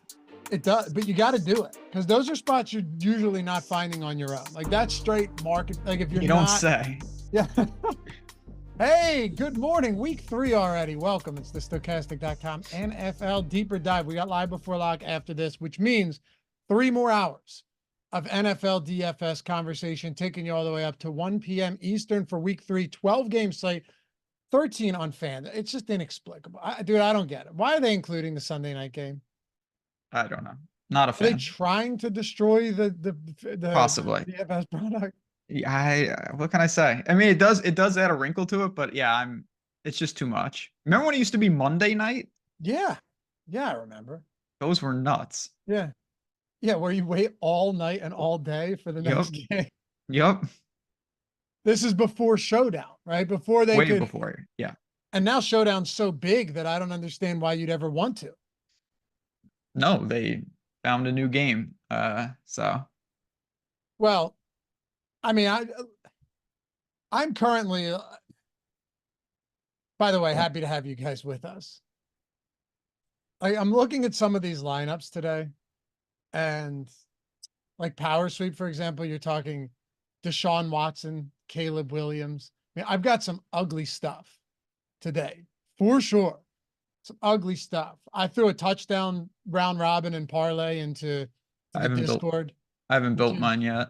Which are spots that, I mean, you would be disgusted by them. But you got to do it. You got to do it. You got to do it. It's that kind of slate. I'm not sure how I feel in terms of like or hate, but I will say of the 3 weeks, this is clearly to me the most like unique situation with the injuries situation. That has totally changed everything. Benny said, hey, I work for FanDuel. Chill on us. Listen, dude, I bet probably more on FanDuel than anywhere else. So I'm not hating. Plus, now we have the mass entry set up for FanDuel, which is just massive. Useful. I'm not hating. I'm not hating, but I wish they didn't include it. Anyway, happy to have you guys with us. If you wouldn't mind, take one. Look, we should be elsewhere today, but we're here. You know the drill. Atone for your sins this wonderful Sunday morning. Hit that thumbs up. Subscribe to the channel. It goes a long way for us. We're at 410. You think 1,000 is doable by the time this show comes to its end? 1,000? Yeah, we can do that. Yeah. Yeah, that'd be fine. So. I say we'll come in right around that. Well, it takes a single second. Subtle reminder for those of you. Look, I get it. You're busy. We got busy lives. It's not the first thing on your mind, but I'm bringing it to the forefront now. And we're almost at we're almost at 100K as well. Last I looked, I think we're 800 away. 800 away from 100K. It's good stuff, man. Maybe we'll get there on the show. I know. I don't think we'll get here on the show, but I think we'll creep increasingly closer. But yeah, appreciate you guys hanging out with us every Sunday. Means a lot. And it's time to talk a little bit of football. We got 12 games and a few spots that I like a lot more. And I'll let you know some of these too. I'm sure you will too. But like from a prop perspective, I like more than a DFS. Some of them I just like both to the point where I'm laddering yards. You know, Okay. Usually if I'm laddering a guy in betting, it means I like him in DFS. Because if I'm laddering, typically I think that they're usually underpriced in DFS too, because they just have a pretty low standard line on their rushing or receiving. You know what I mean? Yeah, I mean, the concept of a ladder, I think, taps into the concept of ceiling in DFS. So, like, if you're Exactly. saying that I'm going to take a big plus money prop, you obviously think there's a chance that this guy has a outlier ceiling performance, But which what is I what we. also mean is a lot of times when you ladder and you're getting up to 100 yards and it's plus 600, it's guys that are not overly expensive in DFS. Like, you want to ladder a Justin Jefferson. You're not getting, plus 600 on something like that. Mhm. But let's do it. This is a fun one. This is a real fun one, and I'm looking forward to it. So sit back, relax. Let's dig in. Denver at Tampa Bay. We'll kick it off. We'll go game by game. And of course, live before lock with Eric Lindquist and Gajeski. Is Eric home yet? Uh, I don't know. I don't No. think so. Okay. Man, he's a legitimately good golfer. Yeah. Legitimately good. But anyway, 12 games, and then those guys will go and just take your questions and everything like that. Go position by position. So we've got you covered from top to bottom. All right. Denver at Tampa Bay. Denver's a 6-point dog, 41-point total. Tampa looks pretty good to start the year. There's not a ton I like from Denver. The only spot that I'm actually willing to give a small look to in large field spots, which I'm currently doing a little bit of right now, would be Cortland Sutton. Hear me out. Go on. Okay. So first of all, Bo Nix has been objectively bad so far. I also think you have to, I'm not saying give him a pass, but I'm saying at least understand why some of these performances have looked the way they have. He faced Seattle first game as a rookie ever in Seattle against the 12th man, Mike McDonald defense. I mean, we're already seeing the impacts of that Baltimore defense since he left, right? They've allowed more plays of 20 plus yards through the air than any team in the league, 10 of them so far through the first 2 weeks. And they played the Raiders last week. And then Pittsburgh, just a really, really good defense in Pittsburgh. So Nix has been bad. No touchdowns, 4 interceptions, all of that stuff. Just it's shitty for sure. But at the same time, Cortland Sutton in 2 games has 5 red zone targets and 4 end zone targets. Remember last year he had like 9 touchdowns in the end zone with terrible quarterbacking from Russell Wilson. And then I look at this Tampa Bay team. I think they're going to have a tougher time getting pressure today. Kalijah Cansey remains out, but guess who else? Vita Vea is out as well. Antoine Winfield's still out in the secondary. I think they're a pass funnel defense. And, Vita Vea could change that a little bit, sure. But I do think there's potentially large field, like Millie Maker interest for me in a guy like Cortland Sutton, just given how involved 4 end zone targets in 2 games is nothing to look away from. No, and honestly, they're supposed to struggle again. So you can look at Bo Nix, 35, 42 attempts. You'll take that. It's not going to be the most efficient thing in the world. It can't go worse. It's hard to score. Sutton has no touchdowns on the year, obviously, because Bo Nix has no passing touchdowns on the year. So you can only get better from there. The nice thing about this, I don't really need to worry about it because he's projecting at 2%. So if you have him in the large field pool, you take a little position, no big deal. You don't have to go crazy. I'll have a Sutton team or two, nothing major, but that's a big expense. I don't think I'll be getting to Bo Nix. I won't be. I don't see myself doing that. But you could see the type of Sutton game where you go, all right, he's, this guy still exists. And again, this is not a top play, but we're talking every game. So there's certain guys, I don't want to just ignore everybody, right? And Sutton's going to be out there for almost every snap. He's going to run pretty much a route on every drop back. So yeah, don't move to Texas said, Denver wide receiver core is the same as New York and Carolina. Throw a dart and pray. I don't really agree. I think the fact that they've at least seen red zone trips and Cortland Sutton has 4 end zone targets is really telling. Like Sutton and Reynolds are the only ones getting those looks in the red zone, in the end zone. Dulcich has had a couple, but with New York, I don't think it's spray and pray. I think it's Malik Neighbors. It's just a terrible matchup. Carolina, yeah, probably still Deontay Johnson. The issue there is they haven't been in the red zone, Ben. I mean, that we'll get to them. All 3 of those teams, I like their wide receiver setups. They're not good teams, but I actually like what the target share Because you looks see like. value there, I'm assuming. Yeah, and it's concentrated. Like look at I mean, the Giants are in a whole different stratosphere with neighbors, but if Bo Nix is dropping back a lot today, Sutton, he just has to be involved. It may not be efficient, and then Carolina will get there, but it can only get better, obviously, through 2 weeks. Is there anything you like for Denver aside from that? No. Okay. I mean, I think if you wanted to make the argument for Reynolds, it depends what price you're getting him at. 4,400 is not crazy. I don't hate Reynolds, actually. I don't hate Reynolds. That Vela character is coming back as well. He was very involved in week 1. Clearly, they needed to throw a lot against Cincinnati. But yeah, I'm not looking to the run game either. And then on Tampa, man, I went back because somebody mentioned something to me. They're like, "Hey, Laffy, you're wrong. Surtain had a really bad game." And I went back and watched and looked, and they were absolutely right. I mean, he took like 100 yards in pass interference penalties against Pickens. It seems uncharacteristic. I don't anticipate it happening again. I think you'd see a good amount of him on Mike Evans today.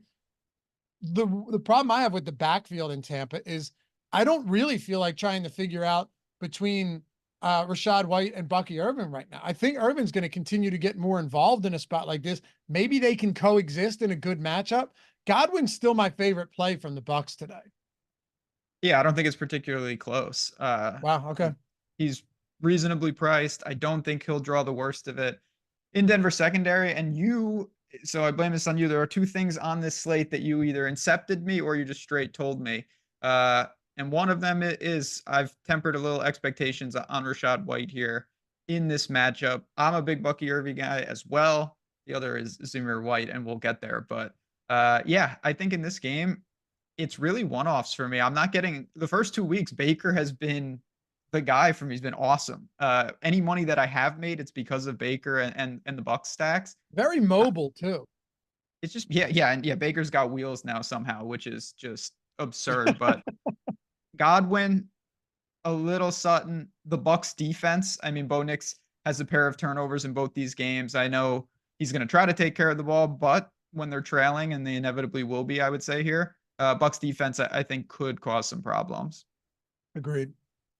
Yeah, Bucs D I have no problem with. I think, when you're talking price points, I'd probably lean Titans defense a little bit more when you're talking similar price points, 2,700. I expect Willis to play. I know Love is questionable, but signing Sean Clifford back to elevating him from the practice squad kind of suggests that, I don't know, maybe Love's it's not all playing. He's not, right? No. Yeah, I don't think so either. Anything else from this one? No. If you're looking, I could see Tampa probably be a teaser piece for a lot of people. They're sitting in that right number. Not in my teasers, but Survivor teasers, moneyline parlay style. Buck should get it done here. Cade Otton has unfortunately been a ghost. Yeah. So I would say pretty confidently that I had the best Cade Otton team on all of DraftKings last week. But the problem was that Cade Otton got -0.4. So that really didn't help me. My best team had him at everything else and just Cade Otton doing actually nothing. I think the best part too is my best lineup had Theo Johnson with a 0. Oh yeah, your boy. Good job. Hey, Daniel Jones won the million. He did outscore Otton, so you were right about that. Good job. Yeah, right. I was technically right. If you had asked me Theo Johnson or Cade Otton, then I said Theo Johnson. You nailed it. Absolutely. Right. What did Cade Otton have? -0.2? Yeah, 2.2 or 0.4. It was negative, let me tell you. It's awesome. All right. Let's keep it rolling here. Next one up on the list, Philly, New Orleans. You know what's interesting to me about this game? And, maybe we're looking at it differently than other people, but the absence of Taysom Hill for Alvin Kamara and arguably even Derek Carr as well. Taysom Hill has not had the opportunity. Well, he has, but he hasn't vultured anything yet.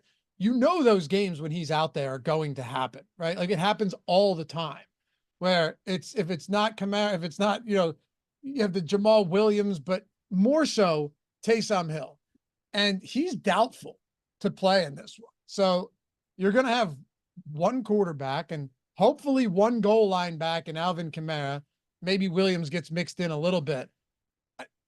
I don't want to overstate this, but I think it does make a difference for Alvin Kamara today. I really do. Like, you don't have to worry about them going with that gimmicky nonsense once they get towards the goal line. Yeah, I mean, New Orleans, to me, they've got to be the biggest surprise through 2 weeks. They look unbelievable. And it's the thing that's pretty cool about their offense so far. It feels like they have every kind of position slash skill set covered. You've got Kamara, can catch it, workhorse. They're fine giving him a lot. You've got Olave. I know he hasn't had the biggest start to the year, but he's a legitimate, okay, he can be the guy. You've got the home run hitter in Shaheed. No doubt about it. He's done it 2 weeks in a row. Just catches a 60-yard touchdown. That's about all he does, but he's still done that. And then you kind of have the gadget plays in the secondary guys, whether that's, Jawan Johnson style. It's really a big drop off. But what I like about the Saints is it seems like they have kind of their big weapons intact and pretty ready to go in what should be, I think, a pretty high scoring game. Yeah. Yeah, I think so too. This line has moved from, like, the look ahead line was Philly -3.5 in some spots, -3. Moved we saw 6+ point movement on this, Ben. At one point it was Saints -3. It's settled in around -2.5, but wow. And usually, traditionally, that works against the team who went from dog to favorite. I think they're like 40% ATS. Not that it matters today, but I still don't know how Philly stops Alvin Kamara on the ground. They can't seal off the outside. They haven't been able to tackle. It's been a real problem. And as you mentioned, Rashid Shaheed deep, Chris Olave, they do have the pieces. They have the pieces in the red zone. They have the pieces to stretch the field. They have Alvin Kamara in the run game and the passing game. I understand he's expensive, but I'm going right back to the well with Alvin Kamara here. The Taysom Hill news has, and I know he's going to be popular. Like, the only guy more popular, probably Jordan Mason today, right? But I still really like Alvin Kamara in this spot. The Eagles have shown me nothing. No, the Eagles, don't even get me started about the Eagles. But don't get me started on the Eagles, dude. Yeah, both of us. That was a bad showdown run out for a lot of reasons, more for you than me. But Kamara, so the thing that, again, it's easy to look back, but you can check the tape because we are on the air. I was so surprised at how low owned Kamara was last week. It was so easy to get overweight. That's not going to be the case here. Obviously, he went absolutely insane at very low ownership, but he still grades out really well. Running the Sims this morning, I was getting a ton of him. No problem with it. Can't be game scripted out. Healthy total at home. Kamara's going to be busy once again. It's hard to ignore. Look at the leverage. Look at that. I mean, that's serious numbers. I know. But I'm also basically 2xing the field anyway. On Kamara.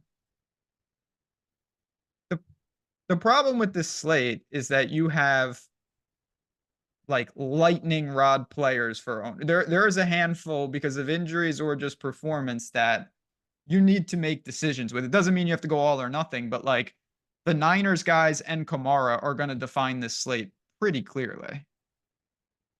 Yeah, they are. And there are ways to get away from it. And Kamara last week was a true contrarian play that made a big difference for sure. But I also think that I'm going to be on a few of those guys today. So I'm not super worried about it, right? Like, I think I'm going to have some of those, but there's no doubt that the defining teams on this slate. And, when I looked at it prior to any of these injuries coming out, I think I looked at it on Monday morning. I'm thinking Detroit, Arizona's got to just be massive chalk. And it looked like Amon-Ra St. Brown might not have played, we didn't know practice reports or anything, but that's not the case at all. I mean, just the San Francisco spot and the Kamara spot, it's gonna, well, San Francisco and Mason, but also Ayuk. It's defining for sure. Anybody else though? Like, do you look towards Rashid Shaheed? Do you look towards Olave? What about Derek Carr stacks for this game? I think it's playable. It's not my preferred build. I do have a little Carr in the pool. I like Olave as a one-off. I think he's competing certainly with Ayuk, with Godwin. It's a pretty crowded 6K wide receiver range.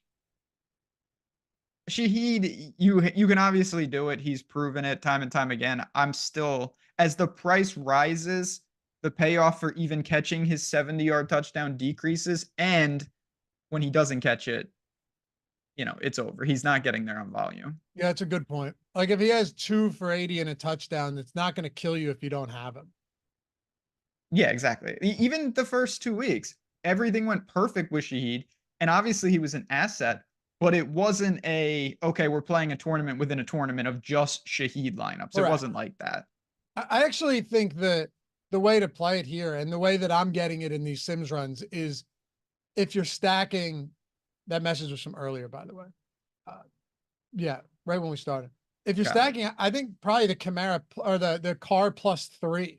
Just play it for the full out shootout onslaught type style. That's the way I would rather do it because Derek Carr needs a lot to get there. Like he needs contributors across the board. Oh yeah, absolutely. I mean, that's how it's been and in a game like this. And that's the thing. The offense does seem somewhat concentrated. Like with Taysom Hill out of the mix, there are less and less outlier options if the Saints continue to put up 30 or 40 points. Marcus Allen with a $10 super chat just saying, what's up, everybody? What's up, brother? Appreciate you. How about the Eagles? Barkley, Devonta Smith, no AJ Brown. I don't know how to feel about this. I don't know how I feel about this team today.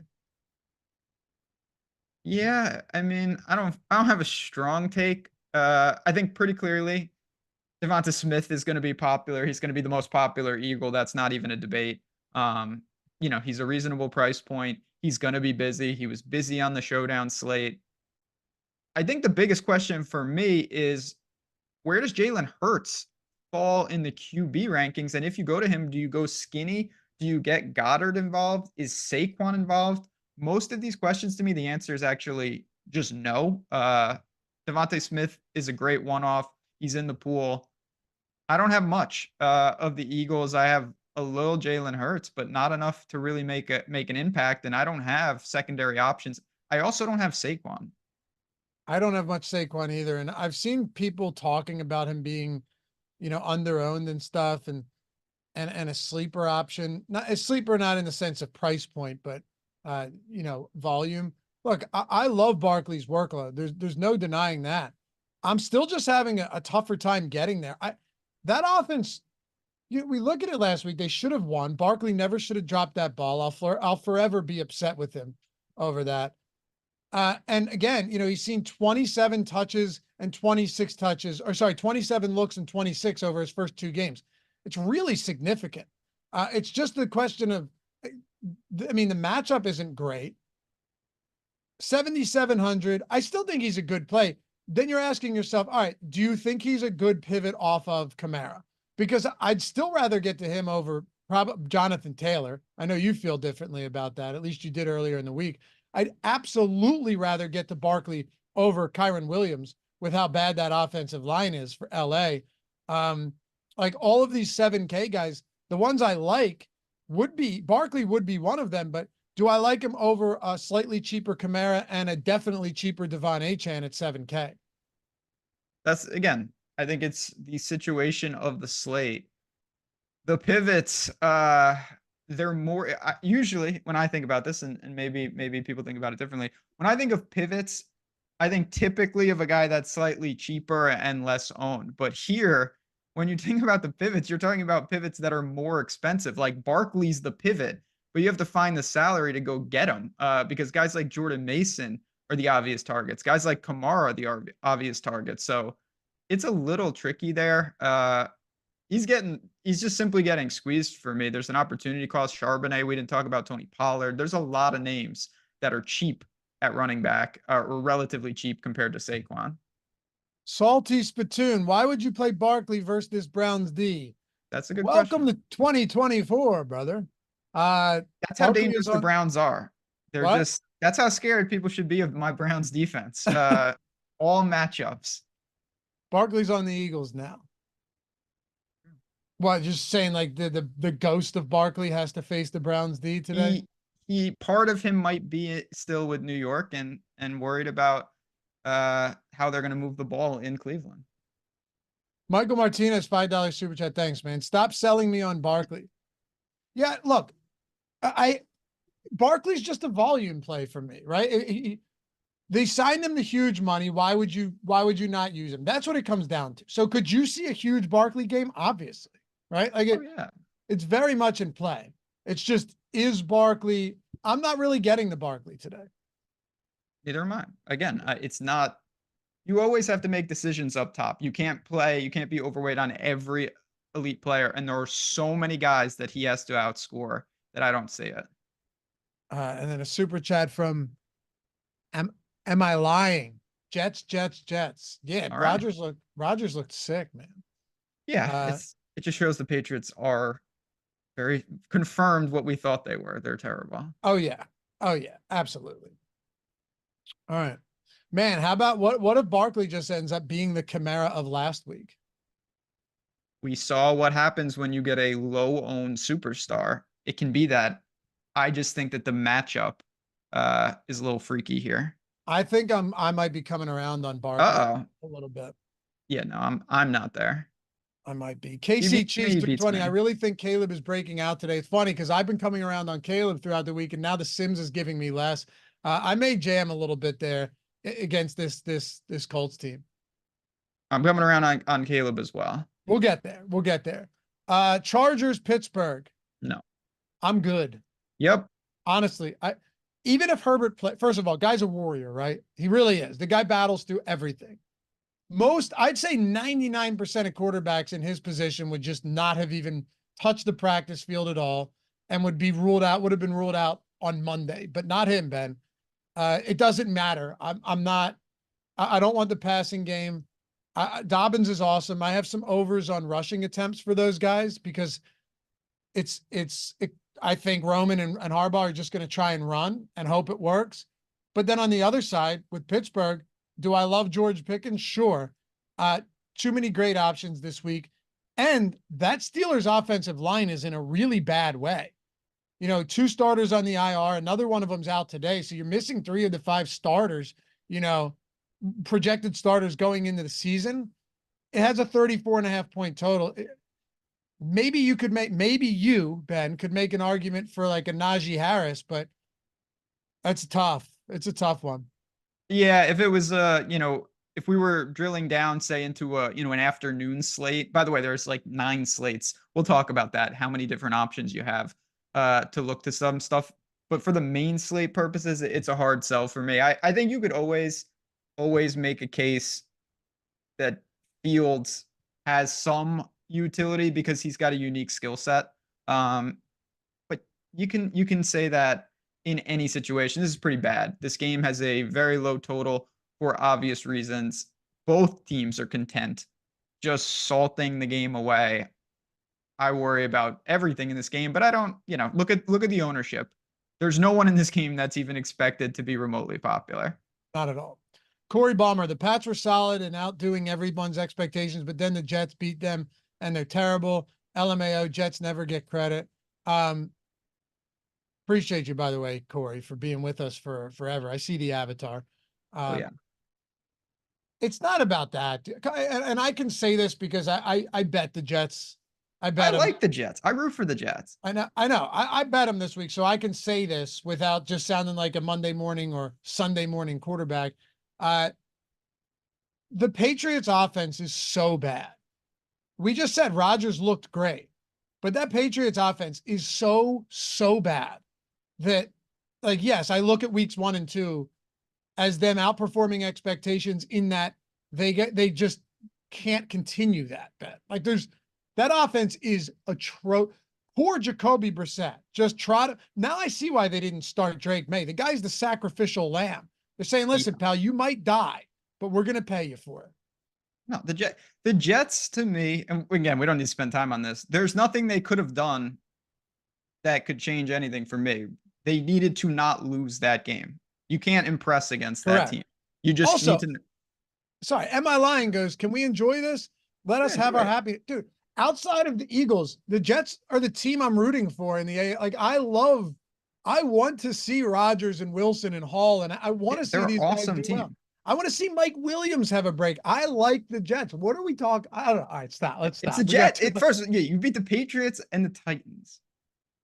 Correct. And almost didn't beat the Titans. That game I was way know. closer than it should I have was been. quite nervous, but they'll have chances. They will. I can't We're wait. rooting for them. I got the Jets colors on. Yeah. Michael, thanks for the super chat. Snuck Britton Covey into a lineup or two. Nice week 2 target share. Not an ideal snap share. I'll shoot my shot. Keep up the great work, fellas. Thanks, man. Yeah, I'm out on Covey this week. Everything was at the line of scrimmage. He wasn't picking anything up after. That is just I think that was a way to just try and throw Atlanta off. Philly does that all the time. They used to do it with Quez Watkins. The first 4 plays of the game were fucking bubble screens to this guy that all went for negative yards. Not on Covey today, but he is cheap. Chargers, Pittsburgh. Is that it? Yes. All right, let's talk Giants in Cleveland. We'll start with the Giants. Malik Neighbors had a 63% target share last week. He was my highest owned player. I just wasn't getting off of him against the Commanders. You kind of know how I roll at this point with this Washington secondary. If you're decent and you're facing them and you have a solid target share, I'll play you no matter what. Like until they prove me otherwise. And unfortunately, Commanders are on Monday Night Football, but a doubleheader. Until you prove me otherwise, I'll go back to the well. This week, a lot more difficult. And I think the target share is still going to be there for Neighbors. No doubt about it. I'm also only getting 7%, and I'm not shocked. It's a really tough matchup. And assuming Myles Garrett is out there, despite the foot injury, Daniel Jones could be under a lot of duress today. Yeah, it's going to be another piece potentially. Cleveland's in a pretty good spot. I worry about it. So it's always that balance of he's going to be busy, but the targets are going to be wildly inefficient compared to last week. So they don't have a lot of options. It's not like they can change the game plan a ton. And I do have him in some run backs. I have some Deshaun Watson stacks. And by definition, in my mind, I think I need the Giants to keep pace a little bit to really try to hit that ceiling. And Neighbors would be the one to do that. But it's a tough spot. I really respect the Browns defense at home, and I don't respect the Giants offensive line. It's funny. I look at a lot of these teams that I have just scrolling through the sims. I haven't done my final run yet. I want to make some adjustments, but not a ton of run backs. And we're finding that you don't. I know. You don't I noticed that. Yeah, you don't really need to. That is, people are kind of eschewing that now. Not that it doesn't happen anymore or that you can't win with it, but you remember only a few years ago, if you weren't running every lineup back, people are going, "What are you doing?" It's going to be like the whole week 17 in best ball where people go, yeah, maybe I don't need to stack every team in week 17. Watch, like as we get more data on that. But I'm not getting that many. I'm not fully, I have no problem with the Neighbors run back. If I run it back, it has to be him, right? Would you agree with that? It kind of, or would you go Wandale or like, no, it kind of has to be Neighbors, but I'm not 100% sold that I have to run this back with anybody, just so you know where I'm at, Ben. Like I like Deshaun. Amari had a 47.5-yard receiving prop earlier in the week. I hit that, laddered him because if he does have a good game, I want to be there for it. He's had deep targets. He has a team leading target share, 17 targets through 2 weeks. This is one of those spots where if I'm wrong, I'm fine. I just hope that they do nothing, but there's upside in a spot like this. This Giants secondary, can you guess what their completion percentage allowed is to opposing quarterbacks this year? 100%. Come on. I have no idea. 70%. 79.2. Yeah, that's unrealistic. 7 plays of 20+ yards already, 8.2 yards per attempt. And let's not ignore the fact that sure, Sam Darnold looked good in week 1 and week 2. But it was Sam Darnold and Jaden Daniels, those guys. Like that's who we're talking about here. This is an objectively good matchup. The weakest aspect of this team is going to be their secondary. And Cleveland has a real opportunity to have a good game here. Will they? I don't know. It sucks that Conklin is out. Do we have news on Jedrick Wills yet? Do we know if he's playing? That would be huge. Let's see. Find out for me. Wills is expected to play. I may end up betting Cleveland. I did bet them, but last I bet the look ahead, which is crazy. I thought it would move. It didn't move. I got Well, it we're gonna at find 6. out. Are you going skinny with Watson Probably not. No, plus probably not. Akins, or are you going like Judy? What are you doing? I don't have a problem with Judy. He's 5,200. You know, Amari's 61. He's probably a little bit overpriced. You know, usually you see those prices drop, but I think he'd also be more popular if he was. Akins is fine. It's a cheap stack. You know, I don't want QB +3 in a Watson stack, but I'm perfectly okay with the 2-man stack with Deshaun. Okay. Yeah, I'm building a couple right now, and that's kind of where I'm getting. It's just a little tricky outside of that, but yeah, sneaky is going to be low on. There's no doubt. This is a tournament type, large field style, but round stacks could be lucrative today. You'll have some? Oh, definitely. No doubt about it. Me too. I actually love these type of stacks because it hurts less when they suck than when you go, man, I love this Jared Goff stack against, Arizona or whatever, and that's terrible. Like there was a lot of that last week, a lot of really chalky stacks that did nothing. At least in this case, if it doesn't, you and I come back to the drawing board in week 4 and go, yeah, well, it's Deshaun Watson. What did you expect? Yeah, and the other side to that, which is nice, if you do hit it, you're not like, great, now me and 40% of the field all have the right stack. Like you're in a very leveraged position with when you make a stand on a stack to be unique. And I like that. I'd rather take a shot with something like this. For sure. Mike H, all caps super chat. I think today I play most chalk and just aim for 2 low-owned plays in each lineup and do a few weird things like naked QB. Good luck, everyone. You guys are the best in the business. Thank you, brother. The all caps just coming in hot. Hey, sometimes you gotta let it be known. Yeah. And also we see lineups win like that all the time, Mike, where it's, where you have chalk or a chalk stack or something with then, some off the board, couple low owned plays. Or Ben, I've seen lineups that are just fully chalk with unique builds. Yeah, that's one of the things I love most about the single lineup simulator and what we got going on is that sometimes when I'm messing around, I put in a lineup that it's got chalky pieces, but the combination is different, and you see that reflected in the simmed ROI. It doesn't have to be where you have to find this 1%er, far from it. For sure. Obi-Wan said you never feel good about playing Watson. No, you don't. No, that's correct. But that's okay. Usually when I feel really good about playing somebody, they stink. So if you felt confident with it, he would be 5 times as more popular. Like when you get in a low owned stack, it's going to feel pretty gross. EMAC hitting us. EMAC member for 40 months. What's up, brother? Whew. The Laffy all caps voice is now a thing. Yeah, I guess. If you keep sending super chats in all caps, I will not read them in a caps voice. But I just did there. Anything else for this game? Do you look to a Jerome Ford or Dante Foreman? I worry a little bit about that split right now. No. No? Okay. No, just because of we'll get to Akers. There's just other running backs that don't have these questions and I think have similar, if not better, projections. Favorite way to stack this game or play this game? There's only one way for me to do it. It's Watson plus Cooper plus either a Judy or Akins. You could bring Neighbors back. You could go no run back. That's legitimately, I think, the only way to play this. Okay, I agree. Or use Brown's defense, by the way. I want to be clear. If you have the money and you want to pay up, go ahead. Would you run back with just Theo Johnson?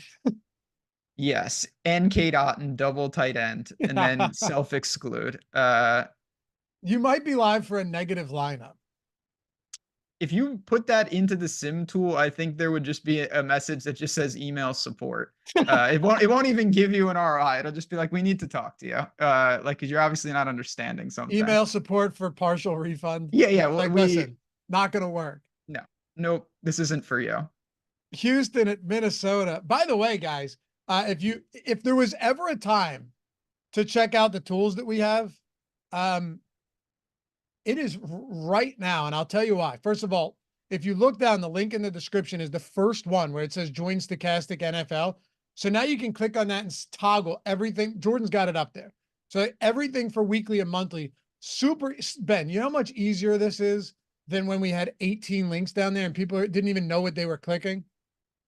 Yeah, I know how easy it is because when I used to get those questions, I'd be like, well, now I'm just like, hey, go here and find the right package for what you want. It's perfect. It's super easy layout.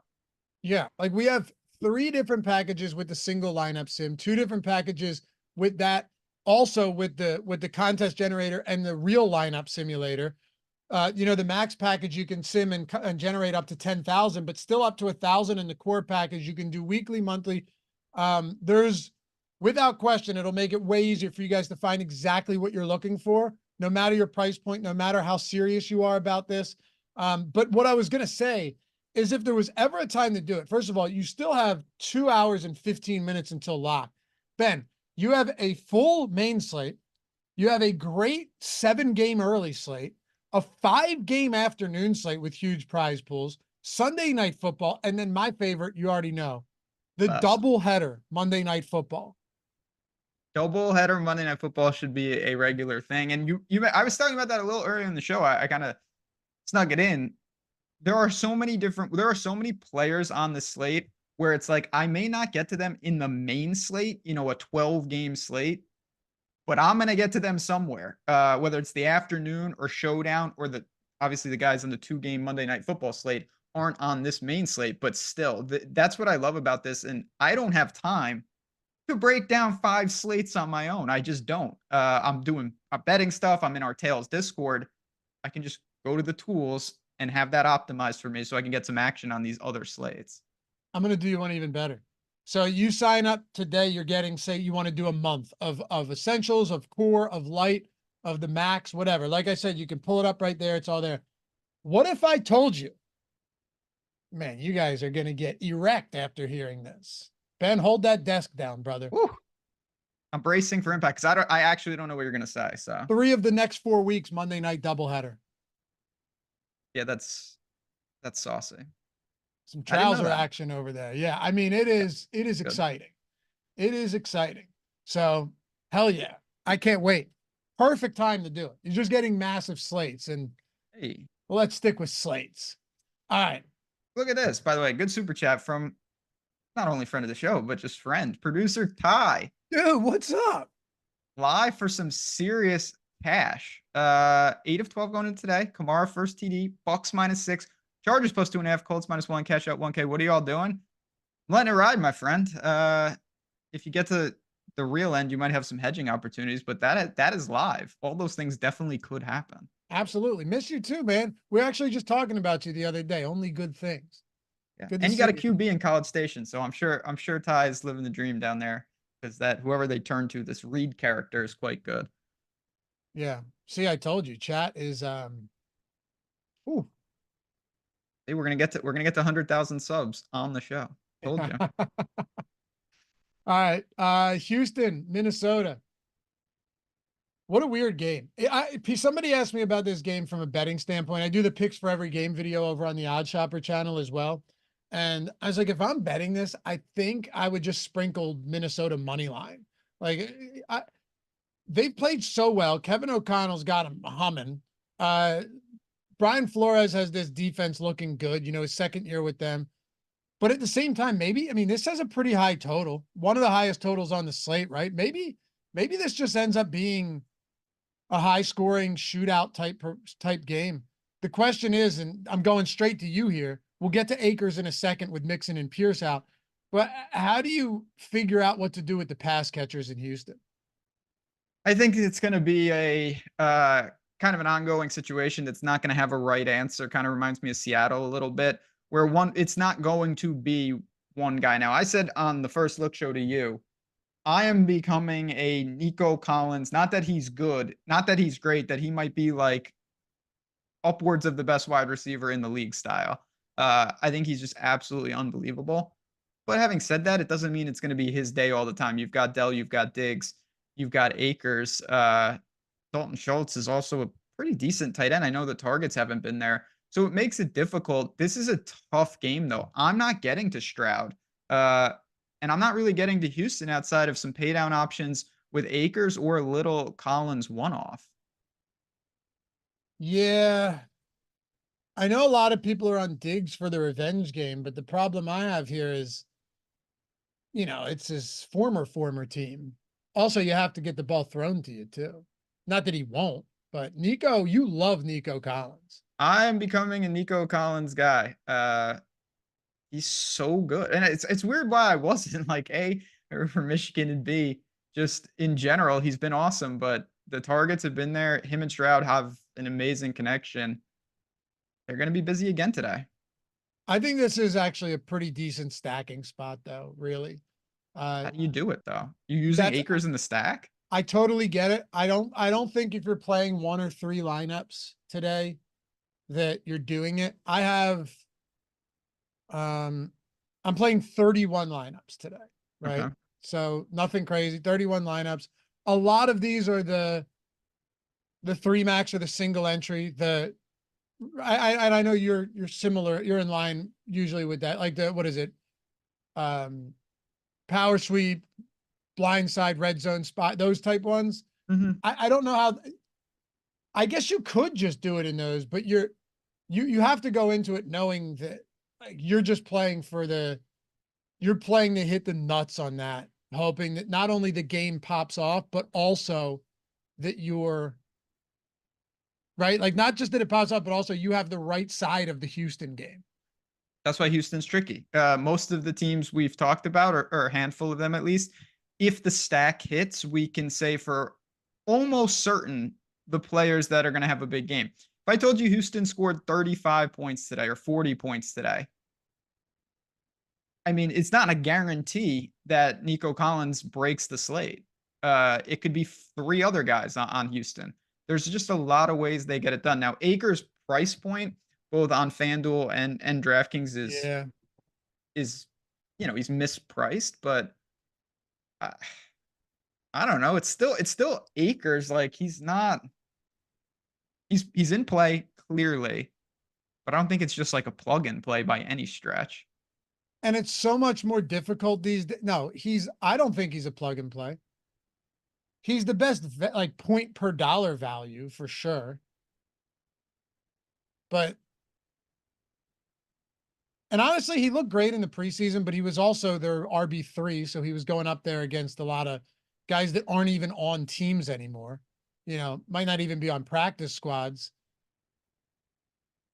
Akers is definitely in play. I just don't want my day to be decided based on what Cam Akers does. No, I mean, there are definitely, Akers is definitely live for like 12 for 60, 2 targets, and he just gets you like 7. The issue I'm running into is when I look and try and stack this team, it's an expensive stack. That's why it's super difficult. Yeah. What about Minnesota? I don't know what I'll land on, but right now I have a good amount of Sam Darnold in this spot. Really? Yeah. Talk to me. And I know for a fact that, like I was looking to see what my Darnold exposure was and my Jefferson exposure, and it's essentially identical, right? Well, yeah, that's what I'm saying. Yeah. Your reaction there is what I'm saying. Like I was expecting it to be right in line because playing Darnold without Jefferson in the stack, Jordan Addison out of this game, I don't see how you really do it. Aside from like, Jalen Naylor, sure. But stacking this team without Jefferson seems like a fool's errand. No, don't do that. You can use Jefferson without Darnold, but in my opinion, you shouldn't use Darnold without Jefferson. Yeah, I don't think so either. Who would your other stacking pieces be in this? For Minnesota? Yeah. Obviously. Naylor. Who? Jalen Naylor. It has to. Oh yeah, Naylor, I guess. What about Jones is what I like. What about Aaron Jones? I mean, he's completely lost, but he did have 6 targets, I guess, against San Fran. It's super crowded because Aaron Jones, it's not just do you think he's going to have a good game, it's do you think he's going to have a better game than Mason, Charbonnet, and Tony Pollard, who are all within $300 of that. That's a tough tough ask for me. I include Zamir White at a cheaper price point in that as well. I know you would. Yeah. And Ty Chandler is also getting involved 35% of snaps in back-to-back games. I also don't, I mean, this is easy for me. I don't have Darnold. So all these guys are rendered useless. You don't have much Darnold or any Darnold? I don't have any Darnold. Okay. I get it. Keep it moving here. Where are we at? Where are we at as far as how is our trek to 1,000 likes looking? Well, unless I'm hoping that I need to refresh YouTube because we may have not gotten a single like in the past like 45 minutes if this is accurate, but I don't think it is. 694 is what I'm showing. Okay, yeah, I was. So we're 300 away from 1,000 with 3,500 people. It's through 2 weeks, by the way, I've been on it with our like counts. all right. I said we weren't going to get there last week, and we didn't. Set the odds. We actually did before the other show started. I was paying attention. We did. You run these shows till we get there, which doesn't. That's not how it's supposed to work. Set the odds on 1,000. I think it's. Go ahead. I'm sorry. Go ahead. What? Minus 120. Slight favorite. I think it's minus 20,000. It's not minus 20,000. No, yes, that's it is, dude. Yeah, that's like when I do the old. Okay, like let me just pull the juice down on this game. I'll just use this money line. They can't lose, and then they frequently lose. It's minus 20. This wouldn't even be on the board at any sportsbook. Well, it would. A one-way line.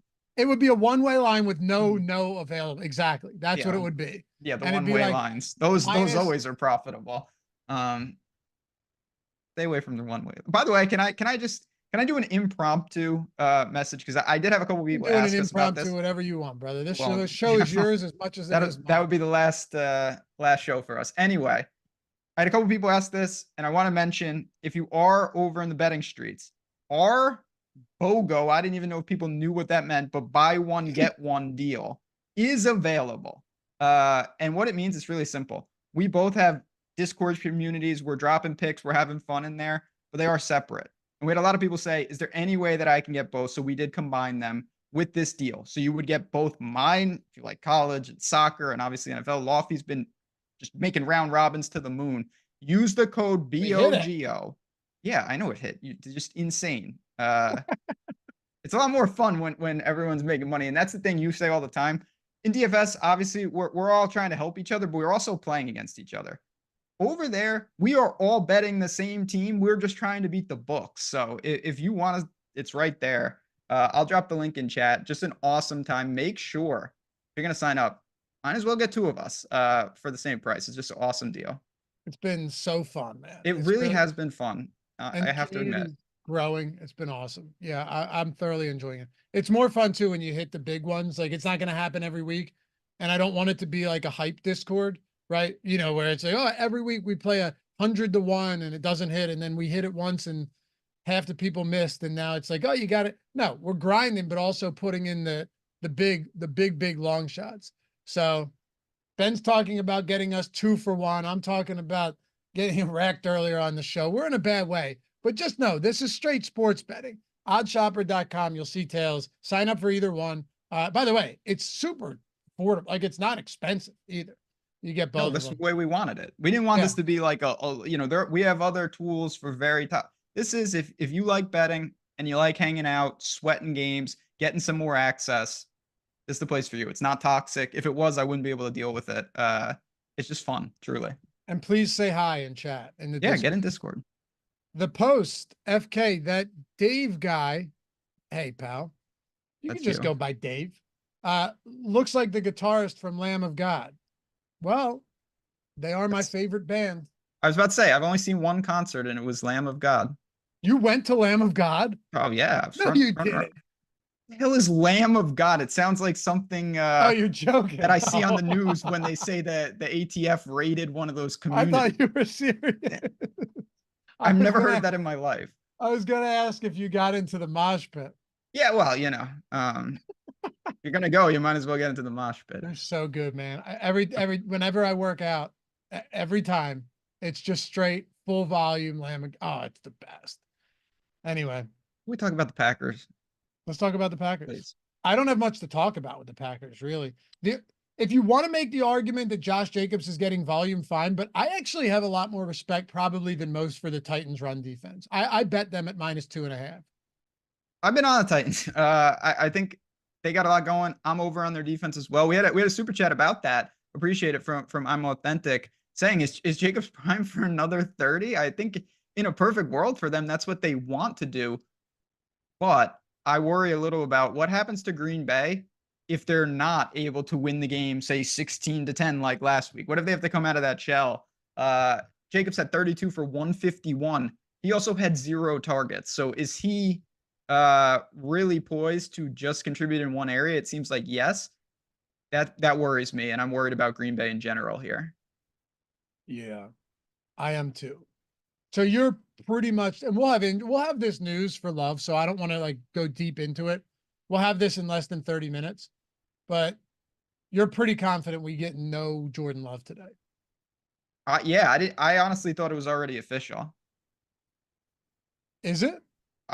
That I could be wrong. I'll say this. I'm operating under the assumption that Jordan Love is not in this game, both in the DFS and betting mindset. Okay, yeah. So what I saw is that they plan on starting Malik Willis, but they haven't officially ruled Love out. It's weird gamesmanship. That's why I'm trying to be a little bit careful on how I go about this, right? Because Love did practice this week, but they elevated Clifford from the practice squad to the active roster. I'm with you. I think it's got to be. Malik Willis. And look, I bet the Packers last week because LaFleur at home, first of all, he's 33-9 at home since he's been with the Packers. But also that's just kind of one of those spots where you know how betting works, football, right? Everyone expects Indy to come out and beat him up. And it was the complete opposite of that, right? Complete opposite. In this game, the Titans should have not only covered the spread, but should have won outright. Should have won outright in week 1. Allowed 0 touchdowns to the opposing Bears offense. And they lost by 7 somehow. And then Will Levis made a horrible mistake. Will Levis made did you see what Will Levis did against the Jets? I did see it. Yeah. If he continues making those mistakes, he won't be in the league much longer, let alone starting. But I still like the Titans this week, and I like the Titans defense a lot. The line indicates, by the way, just always use that as a data point. This game is priced in that Love's not playing. What's it at now? It's sitting at flat 3 across. There's no way that's where it would be if Love was in. No, probably a pick 'em. Yeah, something like that. But yeah, Levis, I mean, he's going for, I don't know, not a good record right now it's only been 2 weeks, but he's got at least 1 interception and 1 fumble loss in both games. You can't do that. That's not going to work. No, it's not possible. I love so many running backs this week and so many wide receivers that, I'm not getting any pass catchers for Green Bay. It's too difficult in this spot. You want to make the argument for Jacobs, fine. That's likely not where I'm going to be ending up. If I had to guess, let's see, do I have any Jacobs right now? Do you? I don't. No. No. I have none right now. What do you think of Tony Pollard?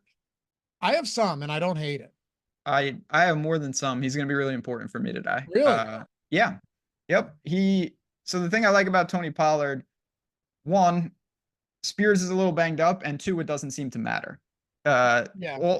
All that smoke was nonsense. It's Pollard getting the first shot at this. It's kind of his backfield. He's in a good matchup in the sense that he's going to get volume and he's at home, and I think they're going to be winning. He can catch the ball. He's got 10 targets through 2 games. He's the same price as Charbonnet, so I don't think he's going to scheme ownership-wise. He pairs nicely with the Titans' defense.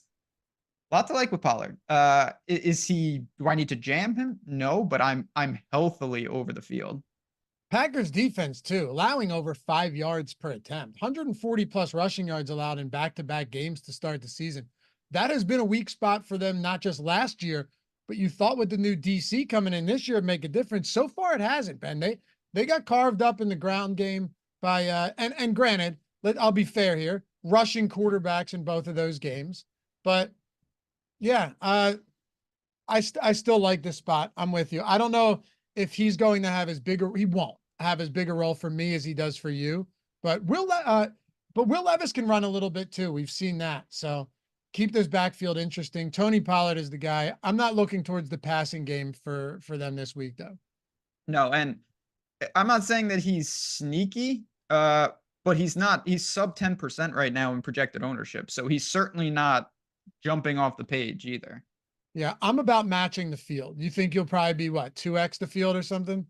At least. Oh, really? Okay, so this is a stand. This is important. Ben's. We should do a Ben's big stand of the week.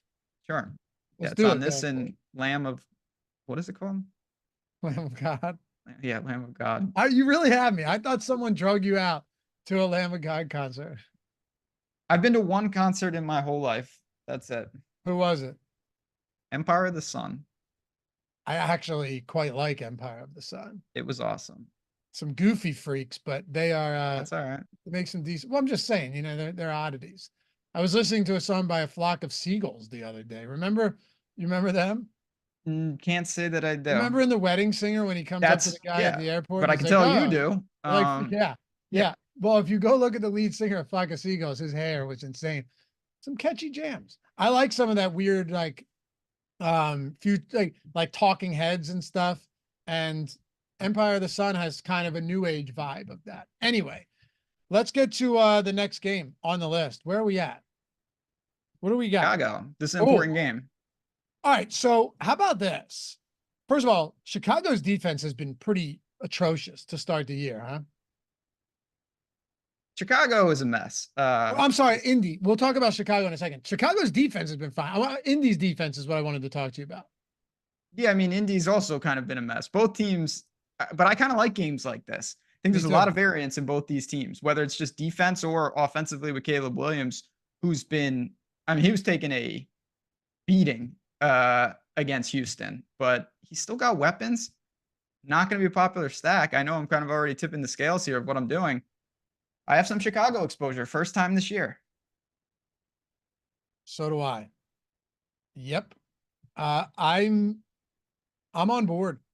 Colts have been almost as bad as this Giants secondary that we were talking about. And first of all, they faced Malik Willis last week. So that doesn't really count all that much, right? But CJ Stroud and company dropped 29 on him. Should have had more. To me, this is just one of those spots where, yes, Caleb Williams has the second lowest completion percentage under pressure in football through the first 2 weeks. Bryce Young is the worst. So you could say now that he's not starting, it's just Caleb Williams. DeForest Buckner is out for the Colts. I think that is actually kind of significant here. I don't really, people are asking me a lot about, what are you doing with DeAndre Swift? I'd just rather go to a mobile quarterback and Caleb Williams with guys like DJ Moore and Rome Odunze. Like, that's pretty much just where I'm at, Ben. I'm basically in line with that. I think if you want to be a little sneaky, you could throw him in there, but Rome Odunze is a good price. Obviously, DJ Moore, we know what he can do. And I don't fear Indy's defense. Of course, there's no weather concerns for obvious reasons. It's a competitive game. It's a good spot. I'm not gonna say it's now or never. It's week 3, but this is a start of what could be some me buying on Chicago in the future. Somebody said in chat, where was it?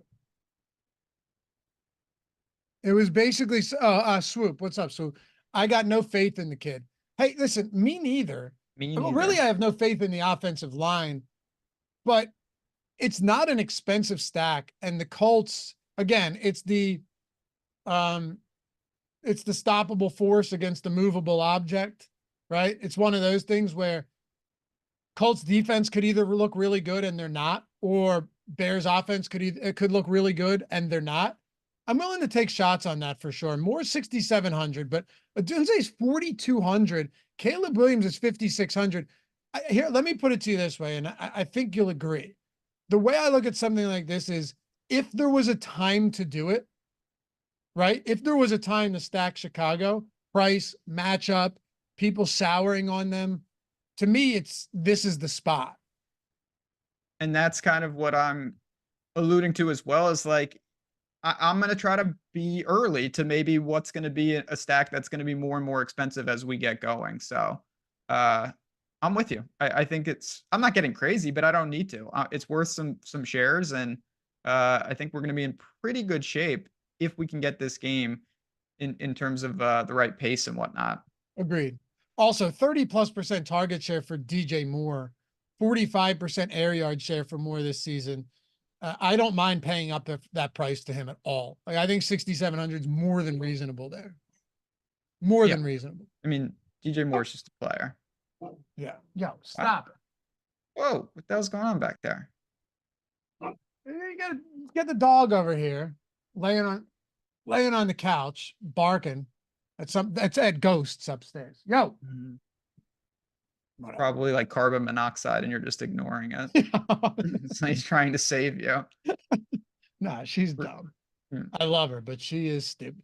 The older they get, the dumber. And then you have kids, and you always love the dog, and I still love her to death. But like, man, people are always like, "Oh, my dog's so smart." Now your dog's a moron. So our dogs. There's a few select ones out there, like the Belgian Malinois and stuff. They're sick. Classy. Scale building. There's a couple smart ones, but for the most part, dogs are just loyal dummies, and we should love them for it. Anyway, good thing it's a one-directional Mike. What are you doing with the Colts? So that's a little tougher. I mentioned on the first look, I do think that Jonathan Taylor is going to be an aggressive tournament play just because he's got multi-TD upside. But I need to see those targets continue to rise. Now, we had 4 against Green Bay, but they lost. So I worry a little bit how the game script determines it. Other than that, though, I don't have much. I'm not getting to Richardson. I'm a big Pittman guy in life, not getting to him. So this is a team with little to no exposure for me. Couple shares of Jonathan Taylor just because I really respect the talent. Yeah. Okay. Bean Dude said some of our kids are morons. Yeah, but at least as kids like progress through, being infants and up, that you see some development. This one's just reverting. She's devolving. Anyway, if you had to give me your top play from the Colts, is it far and away Jonathan Taylor? So it is, but it's more by default than me saying that I objectively love the spot. So you're down on him from where you were earlier in the week. I am, just because of the situations that broke with injuries has taken some of that. Yeah, totally understand that. I think that's a pretty reasonable out for like why you wouldn't, because earlier in the week we had no clue it was Tuesday. No, and I didn't anticipate any of that. No, me neither. At least not all of it. Yeah, also fair. I shouldn't say any, all of it. Just an absolute onslaught of those type of situations. Are you hitting the run back here though? Like, do you have one clear run back option For the Colts? But yeah, if you're playing Caleb stacks. No, I'm not running it back.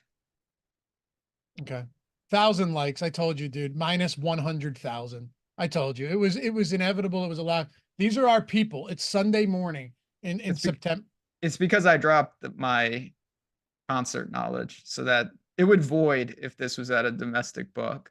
Hey, they'd be like, well, due to circumstances. Yes, yeah. Oh, for sure. Thank you guys. Appreciate it. All right. 1,500's next. Let's go. We got time. That is actually impossible, I will say. So you can just write that off. Anybody else from either side? For me, like I said, if you want to throw Cole Kmet in, I don't even think it's insane because he's been a ghost too.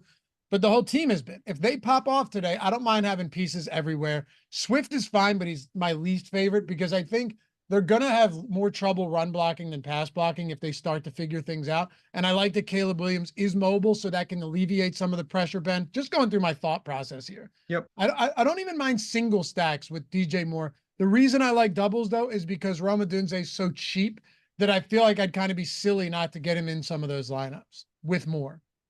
Yeah, I agree. The price wise, it works really nicely. And that's how I've structured my Caleb Williams exposure. Carolina at the Raiders. Ooh, all right. Carolina at the Raiders.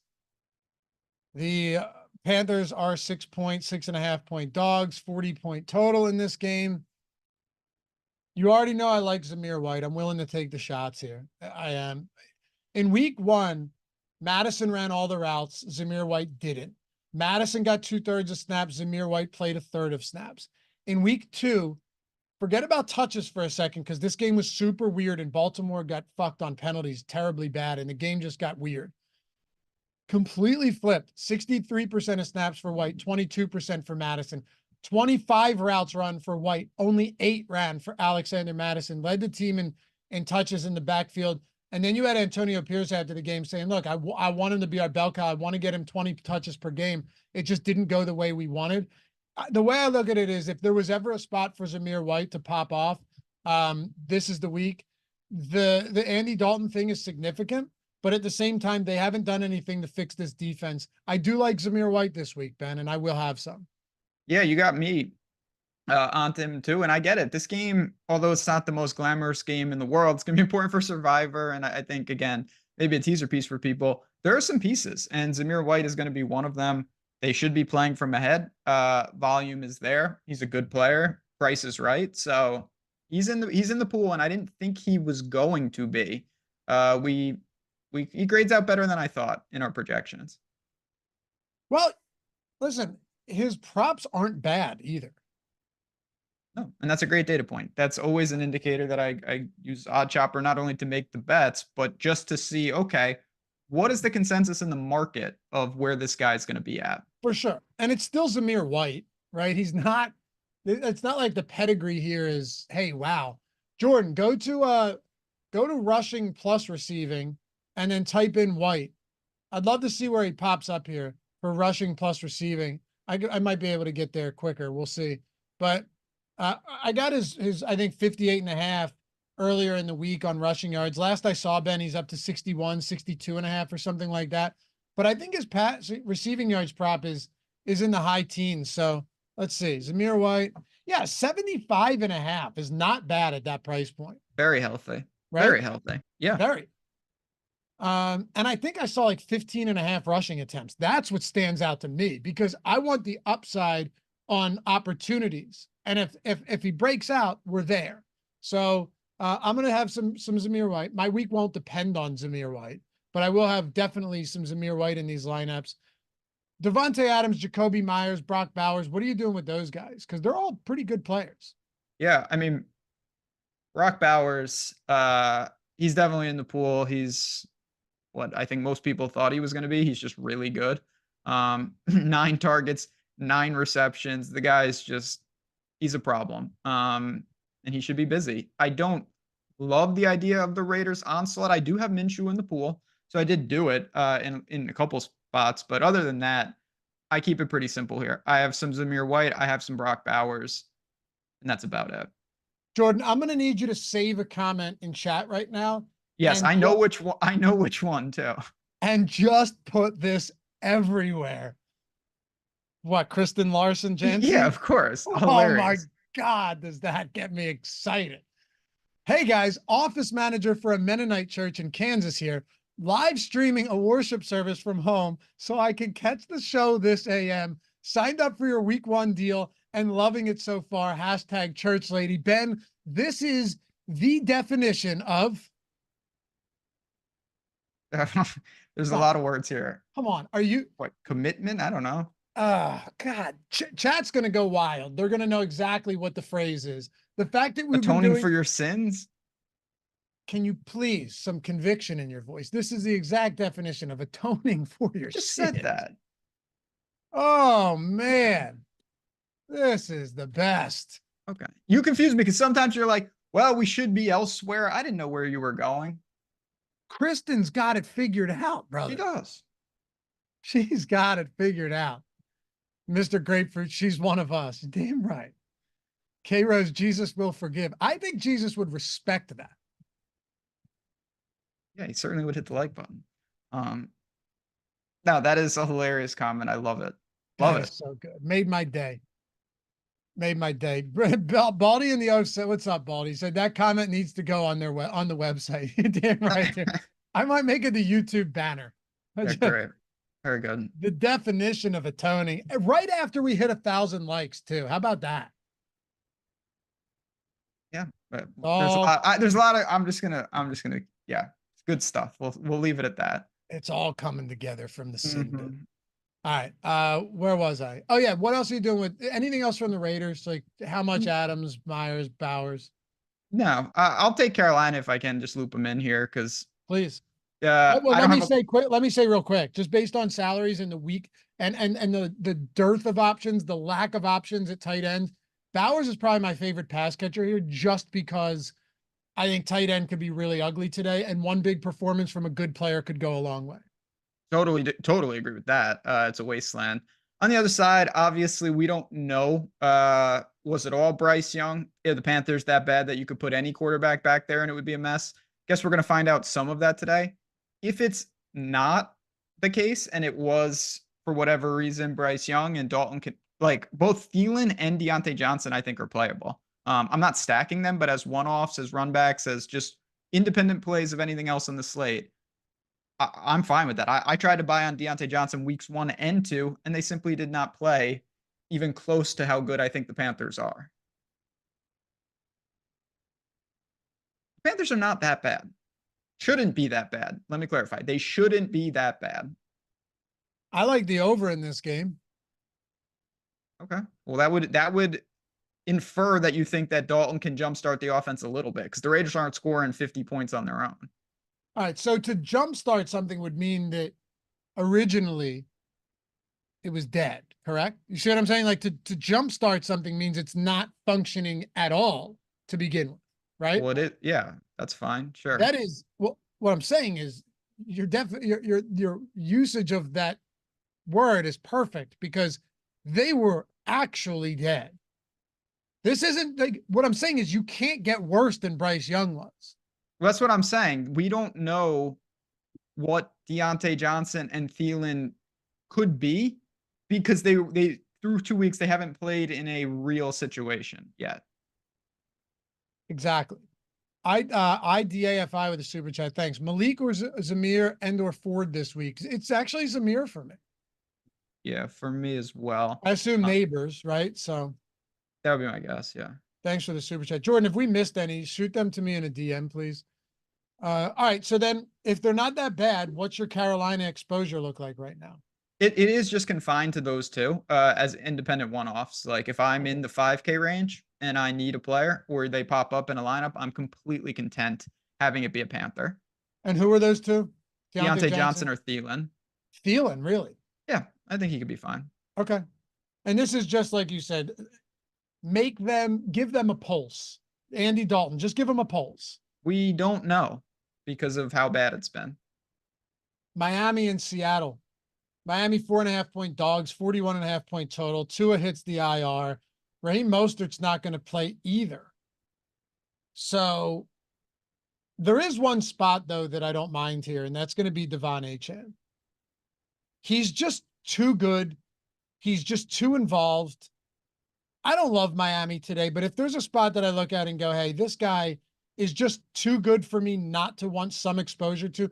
They were getting stomped by Buffalo last Thursday. Also, they're on extended rest for what it's worth. They were getting stomped by Buffalo, and Devon Achane was a legitimate game time decision, right? With that ankle. Yep. And he ended up getting 29 touches for 100 and what, like 70 yards or something like that, 165 yards and a receiving touchdown. There's just, Jeff Wilson's there. He exists. Jalen Wright exists. I do anticipate them getting some work. But if you're giving HN 29 touches in a route, I can't ignore it in any spot right now. Totally get it. And the thing you mentioned extended rest, which is needed because they obviously have to try to develop a scheme to figure this out too. I know it seems, and I'm not particularly confident in the Dolphins, it's a 4-point spread. Like, this isn't like, oh, the Dolphins, how are they going to score? How are they going to do anything? Like, they're in a competitive game. Yeah, seriously. On the road. Like, if they were at home, they might be favorite. It's going to be okay for Miami in the sense of there will be fantasy assets still on this team. Now, the prices for a guy like Tyreek, you always have home run upside, but it's hard for me to justify paying $8,400 for him given this situation. And hell, Tua was the reason they were down so much early last week. He had 2 terrible interceptions. Awful. Terrible. Look, Skylar Thompson. Not good either. Is not the second coming of Joe. You like these references of Joe Montana, but he's not good.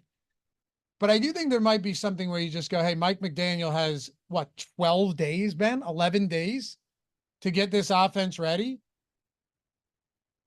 Would you go to Waddle? For me is probably out of the question.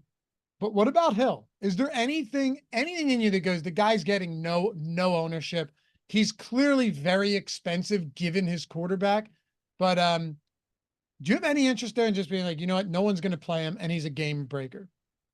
The answer to that question is always going to be yes, but it's just, you just kind of have to know what you're getting into, because the chance of success is objectively lower than the guys around him, but that's what you're paying for. So I would never fault anyone for blindly backing a guy that can take a bubble screen 80 yards to the house.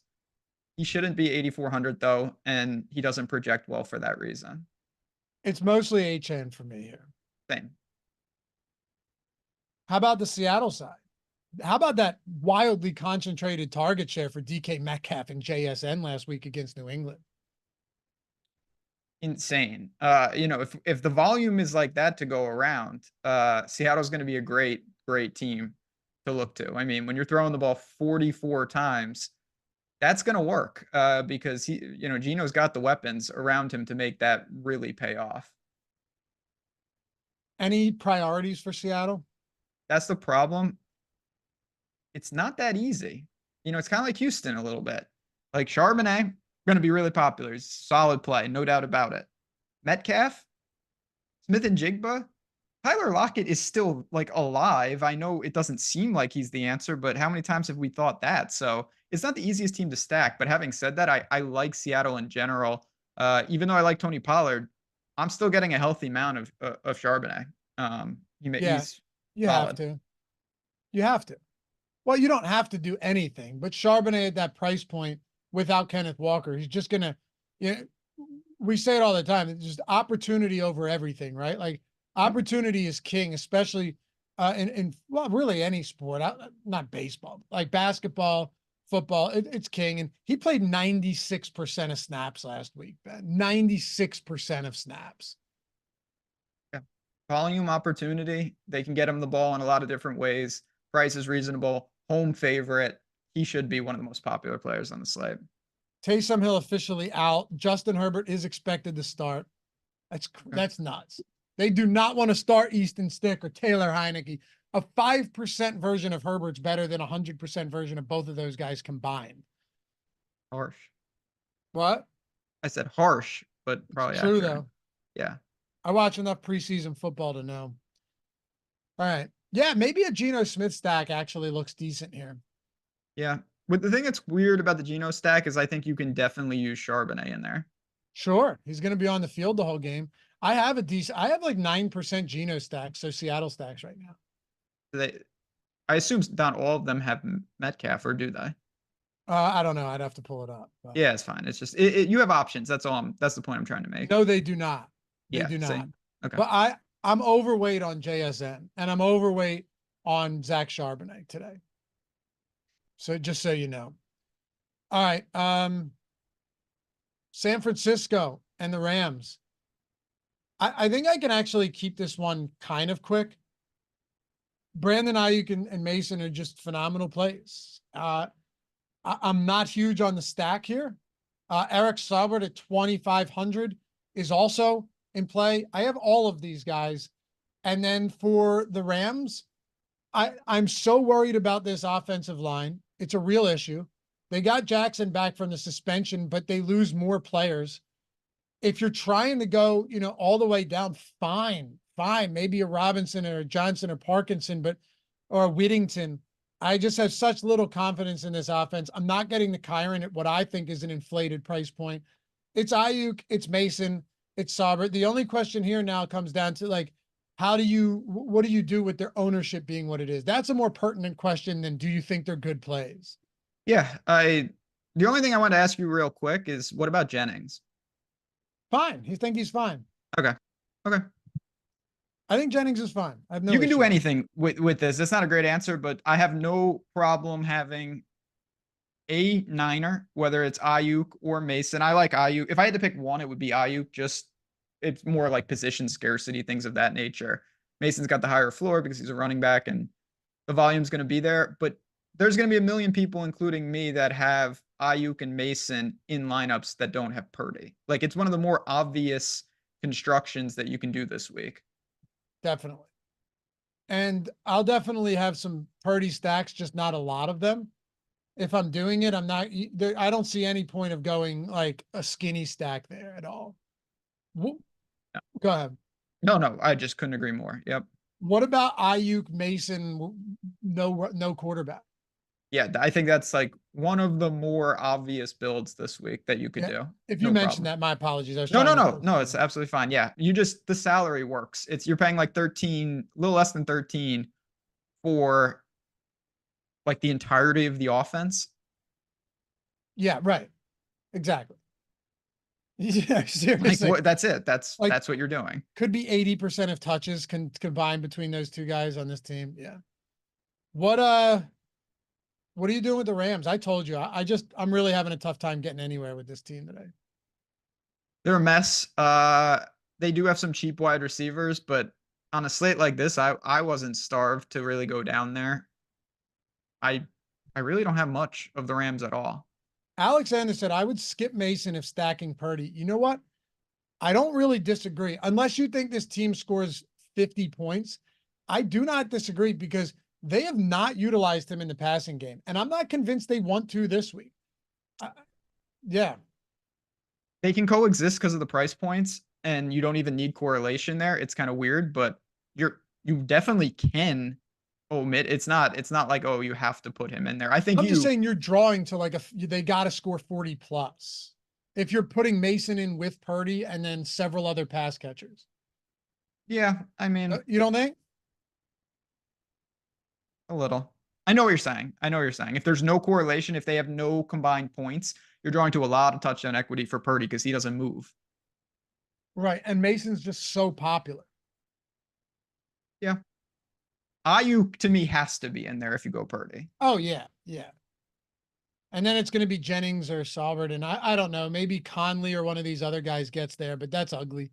Yep. Maybe you just want to get weird and play one of those guys over the backup tight end or over Jennings. I could see that. I just couldn't exactly tell you which one of them it's going to be, Ben. That's the problem. No. All right. Next game. Let's do it. And by the way, it probably would be Conley for what it's worth. I think it would be Conley. Would be my guy if I had to pick one of them. But nothing to get excited about. Detroit and Arizona. All right, so St. Brown's going to play. Jamison Williams, you hate this guy. You said he stinks. I think he's great. Isn't that what you said on Tuesday? Yeah. Well, you have him over Nico Collins in the wide receiver rankings in the league, and I disagree with that. I didn't say that. Yeah, maybe. But I think he's legitimately good. I don't hate him today. I feel like, as our old friend Adam Scher used to say, I feel like it's kind of the stack. The stack is earlier in the week was kind of a casualty of the slate, but now I'm getting more. Now I'm getting, about 12% Jared Goff stacks, 12% Amon-Ra St. Brown. I have 10% Jamison Williams. I'm okay with that. I'm all right with that. Yeah, this is great. We had a super chat about this game from Rich, which is appreciated, saying, feels like there's going to be 80 points in this game. I couldn't agree. I bet the over. I like this. I like this game. I think it's going to really get up and down. I know it's the highest total. I don't think it's high enough. You can get it under 52. It's just a great target-rich environment. There's so many different ways to play it. Goff stacks, Gibbs. You could go Montgomery if you think the TD equity is consolidated into the ground. I love the game. I really do. I think this one lives up to expectations. So do I. But it's hard to full game stack. I'm telling you right now, it's a tough game to full out game stack. It's funny you say that because I was just about to add that kind of whatever. It's not that like I love this game. It doesn't mean I have a ton of these game stacks because it's really difficult to do it. Like St. Brown is talk about a casualty of the slate. Really hard to get to him even in those type of builds. Yeah, and then let's say you did get to St. Brown and Williams, running it back with the highest priced tight end or Marvin Harrison Jr. at 7,400. It's tough. And I don't love James Conner. I think this is a spot where Conner gets there through the air if he gets there, but he scares me on the ground. It's a really tough run D for Detroit. I'm trying to do more where I call it a twist of like, I have a stack, a cheap stack, a Seahawk stack, a Brown stack, and then I twist McBride and Jamison Williams, or McBride and St. Brown, or McBride and Gibbs within that lineup. Dude, so Jordan just sent me this because now YouTube auto generates. I saw that. Chat. It says, so the chat summary, Jordan, please put this on the screen immediately. The chat summary is viewers discuss the Jesus-like qualities of stochastic host Ben and recent story involving a church lady and a donation. That should be on the top of the website. Oh my God, man. This is too good. I could not ask for more on this show. I'll be miserable by 1:30 Eastern, but at least we're having fun. God, that's great. It's been a good show. It's been a fun show. We have 4,100 people with us, 1,100 likes. We're going to hit that 1,500, Ben, minus 20,000, right? Yeah, 1,500, give or take 300 likes, but. Favorite way to play this game, and then we'll wrap it up with Baltimore, Dallas, and turn it over to your boys, Lindy and Gajeski, take you all the way up to 1 Eastern. Favorite way to play this game, really, it would either be a Lions stack or just one-offs, but it's a good game to get exposure to. Honestly, like I said, I'm not saying I'm hedging it, but I bet the over. So I do have exposure in the betting markets. Again, you can join me in Tails, and we can talk all about that. But McBride's my favorite guy from the Cardinals. The Lions, up and down the roster. The guy, last thing, I think Laporta might get lost today, because I think most people couldn't agree more. He could be the sneaky one-off. I think this team is going to have outlier week after outlier week after outlier week. Yes, I think St. Brown is relatively consistent, but from Jamison to St. Brown to Laporta to Gibbs to Montgomery, there are 5 guys that are excellent talents, phenomenal DFS plays week over week. What I was going to say to you before I get to these super chats and we close it out with this last game is that the reason this game worries me is I can't cover all my bases.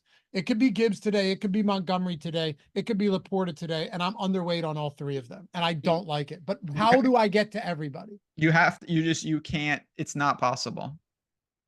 You have to pick your poison in this game and just hope that you have the right permutation. I'm getting a healthy amount in the sim runs to hopefully do just that. Rich White, great show, guys. And thanks, Rich. Much appreciated. How about that Arizona? Okay, nice. You already mentioned that. Thank you. Yeah. It's going to be Matt Riley, DK pick 6 preps. I don't know. I can't play DK pick 6 in PA, but Eric's coming up next. Jordan, shoot that over to Eric if you don't mind. He can hit that maybe throughout the show. I think that'd be super helpful because Eric's got him teed up for sure. Throw a like for the great content as always, but fellas, is Jacobs prime for another 30 plus totes? He might be. I don't think it looks the same as last week. I think they actually could be playing from behind. Sheed, thank you. In 1 p.m. only, what do you guys think the best stack in a single entry? If you want to get different, Ben, Caleb and Deshaun, what about you? Yeah, I was going to say Cleveland. Yeah, you can't go wrong with those. Yeah, actually most of the really like high-end stacks are actually in the afternoon wave, so I would mix it up. Yeah, me too. And then Dan, I want to be an Air Force Ranger. I want to live a life of danger. Thanks for the content, fellas. Love the tools, mates. Yeah, appreciate you guys. And again, you want to check the tools out, even just peruse. Links in the description and in chat. Let's get to the last game here. Before we do, Bet365. Guys, you bet 200 or you bet 200, get 5. That would suck. That's a different type of deal. That would stink. Bet 5, get 200 in bonus bets instantly. The link's in the description. It's in chat. Jordan can throw it in there. Here's all you do, right? You sign up. It takes a minute or 2 to sign up.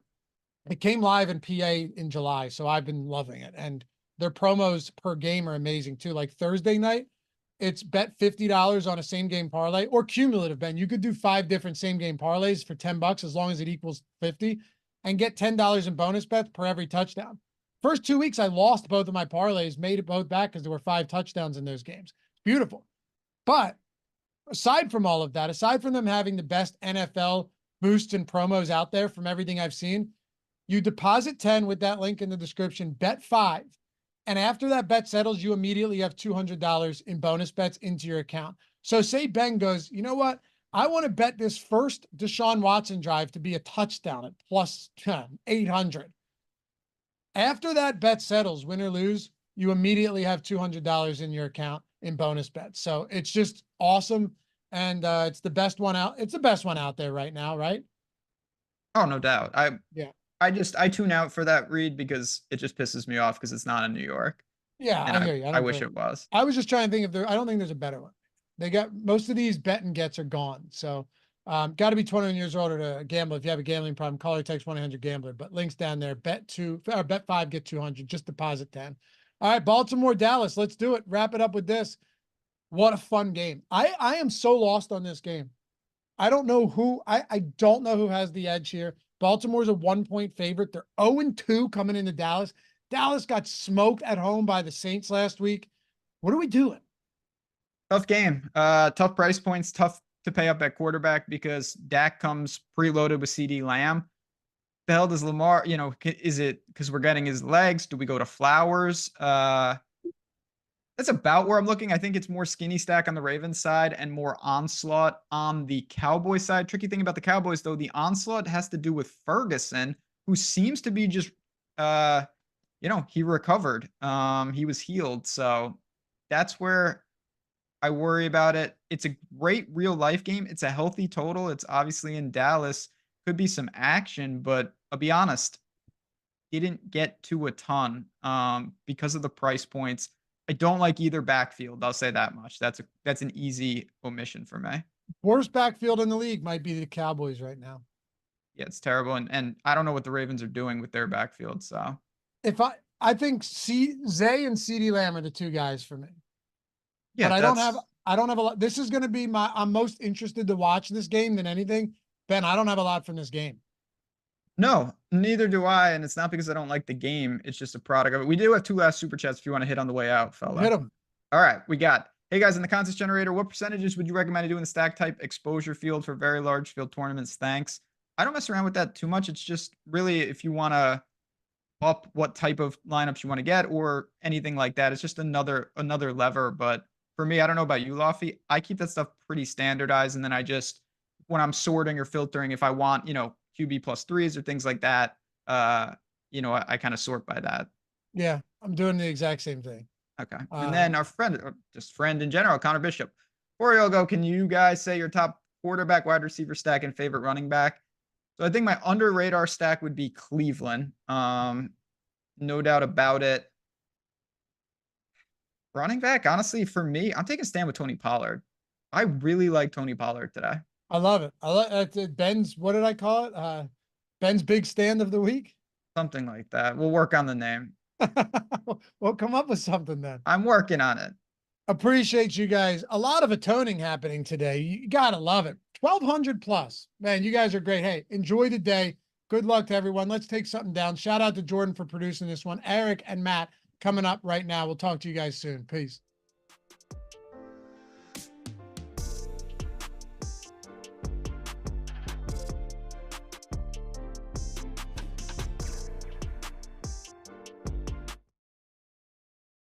Max is the way to go for success. We enter the silver tier as well. This is where our ugly 8 game was before that last one. Had a few more wins to wrap up the golf season, Jazz Razz season, and one of them qualifies for Stochastic Hall of Fame just in time for football. Thanks, guys. While I'm at it, I want a smaller field MLB entry. Thanks, Josh Engelman. Cleandre Hood, the Sims, for a nice second place finish. Congrats to you, brother. And to Kendrick Jones. So close, but yet so far. I'll take it. $300 to Kendrick Jones and in the bronze tier. And Twin Boy DFS, Jermaine 22, a few days late, but thanks to Stochastic and the lineup generator for the win. Can't wait to use the additional tools. Hell yeah, 1,000 to Twin Boy DFS. Corey Hansen, shout out to the Stochastic Sims. Finished second in the MLB Minimax. Wasn't first until a Xander Bogaerts single in the 9th, but good enough still for my initial Hall of Fame induction. You have been inducted, Corey Hansen. And how about Heaney? Same with him. Finished top 3, sending email now, hoping to get a free month of NFL. You got it, brother. Like I said, doesn't matter what the entry fee is. Top 3 in a field of 5,000 or more, and you...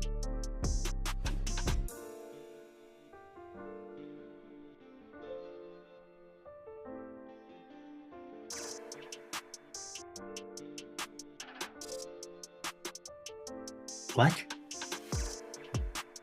Did you say? I'm very old. Now 37. I'm dying.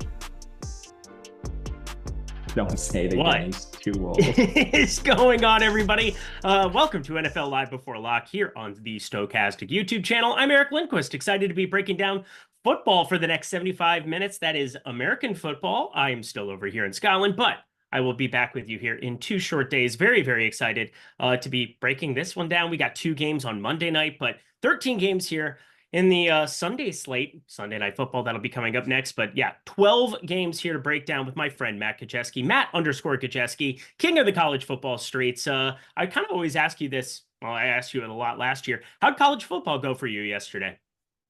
DFS and props have been very good for college football, but betting sides and totals has been horrible. But hopefully we can clean that up.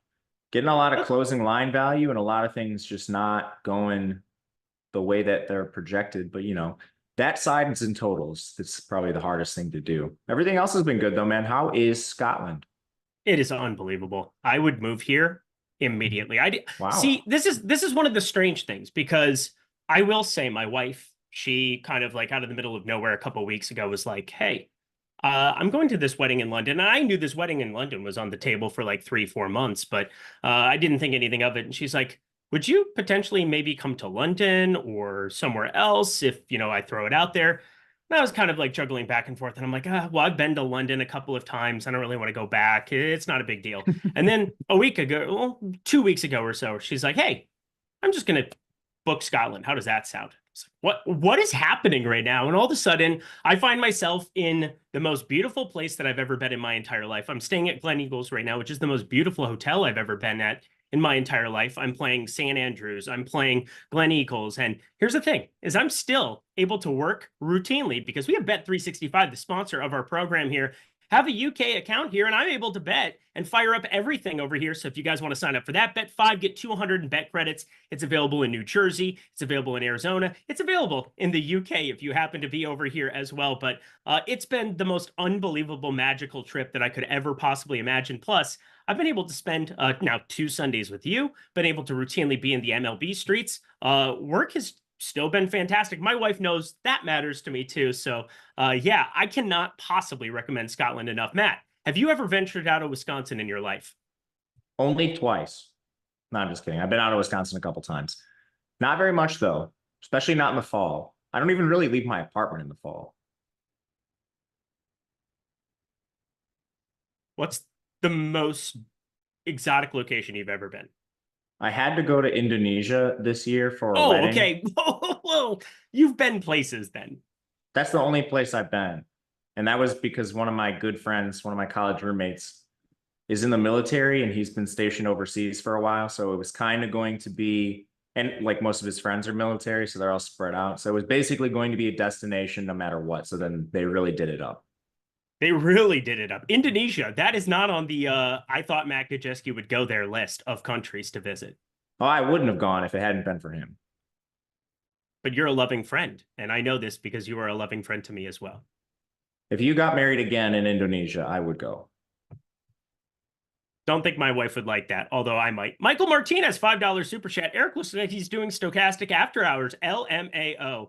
Here's the thing. I've been holding off, no drinking here in the afternoon because I wanted to be spending time with you. I got to do some falconry this morning, though. I got to hang out with some falcons. That's pretty fun. That is really fun. That sounds cool. It was cool. Got to hit a golf ball, then have falcons run around and got to go hunt with falcons. It was not even real life. Not even real life. But anyhow, we should probably start breaking down some football because we have all of 70 minutes to talk through this slate. And hey, DraftKings.com DFS available over here in the United Kingdom. So I'm able to get my lineups in. That was, that's naturally the first thing you Google when you decide that, hey, I'm going to go to Scotland. But, you know, I am who I am. My wife appreciates me, I think. Anywho, I love some of the actives that we ended up getting through here because we have Justin Herbert playing football. I was really worried about it's weird when you get a guy like Easton Stick who, you know, he's not going to be throwing a lot or something. And you're trying to decide, how am I going to break down the defense? And I know how much you and I both love the defensive position here in the DFS streets. But yeah, Justin Herbert going to be out there, even though he's immobile. I mean, we've seen J.K. Dobbins, Gus Edwards get a lot of carries early on here. I'm not going to be doing much there.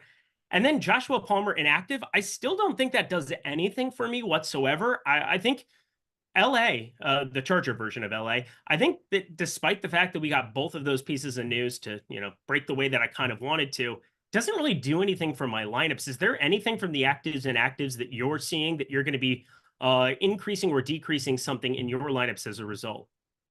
I don't think so. It was kind of just the Palmer stuff, but you mentioned it's not really a spot that's projecting well, even with that news. The total is extremely low. The pass game is obviously something they would prefer not to employ as a main part of their game plan. So the Taysom Hill stuff was expected. So not really. It's a pretty clean bill of inactives today. Yeah, pretty clear. Well, also, Greg Dortch was the one guy I was going to be paying attention to in the afternoon. Feel like for the last couple slates, we haven't talked a lot about late swap. That's generally something you and I are paying attention to a lot.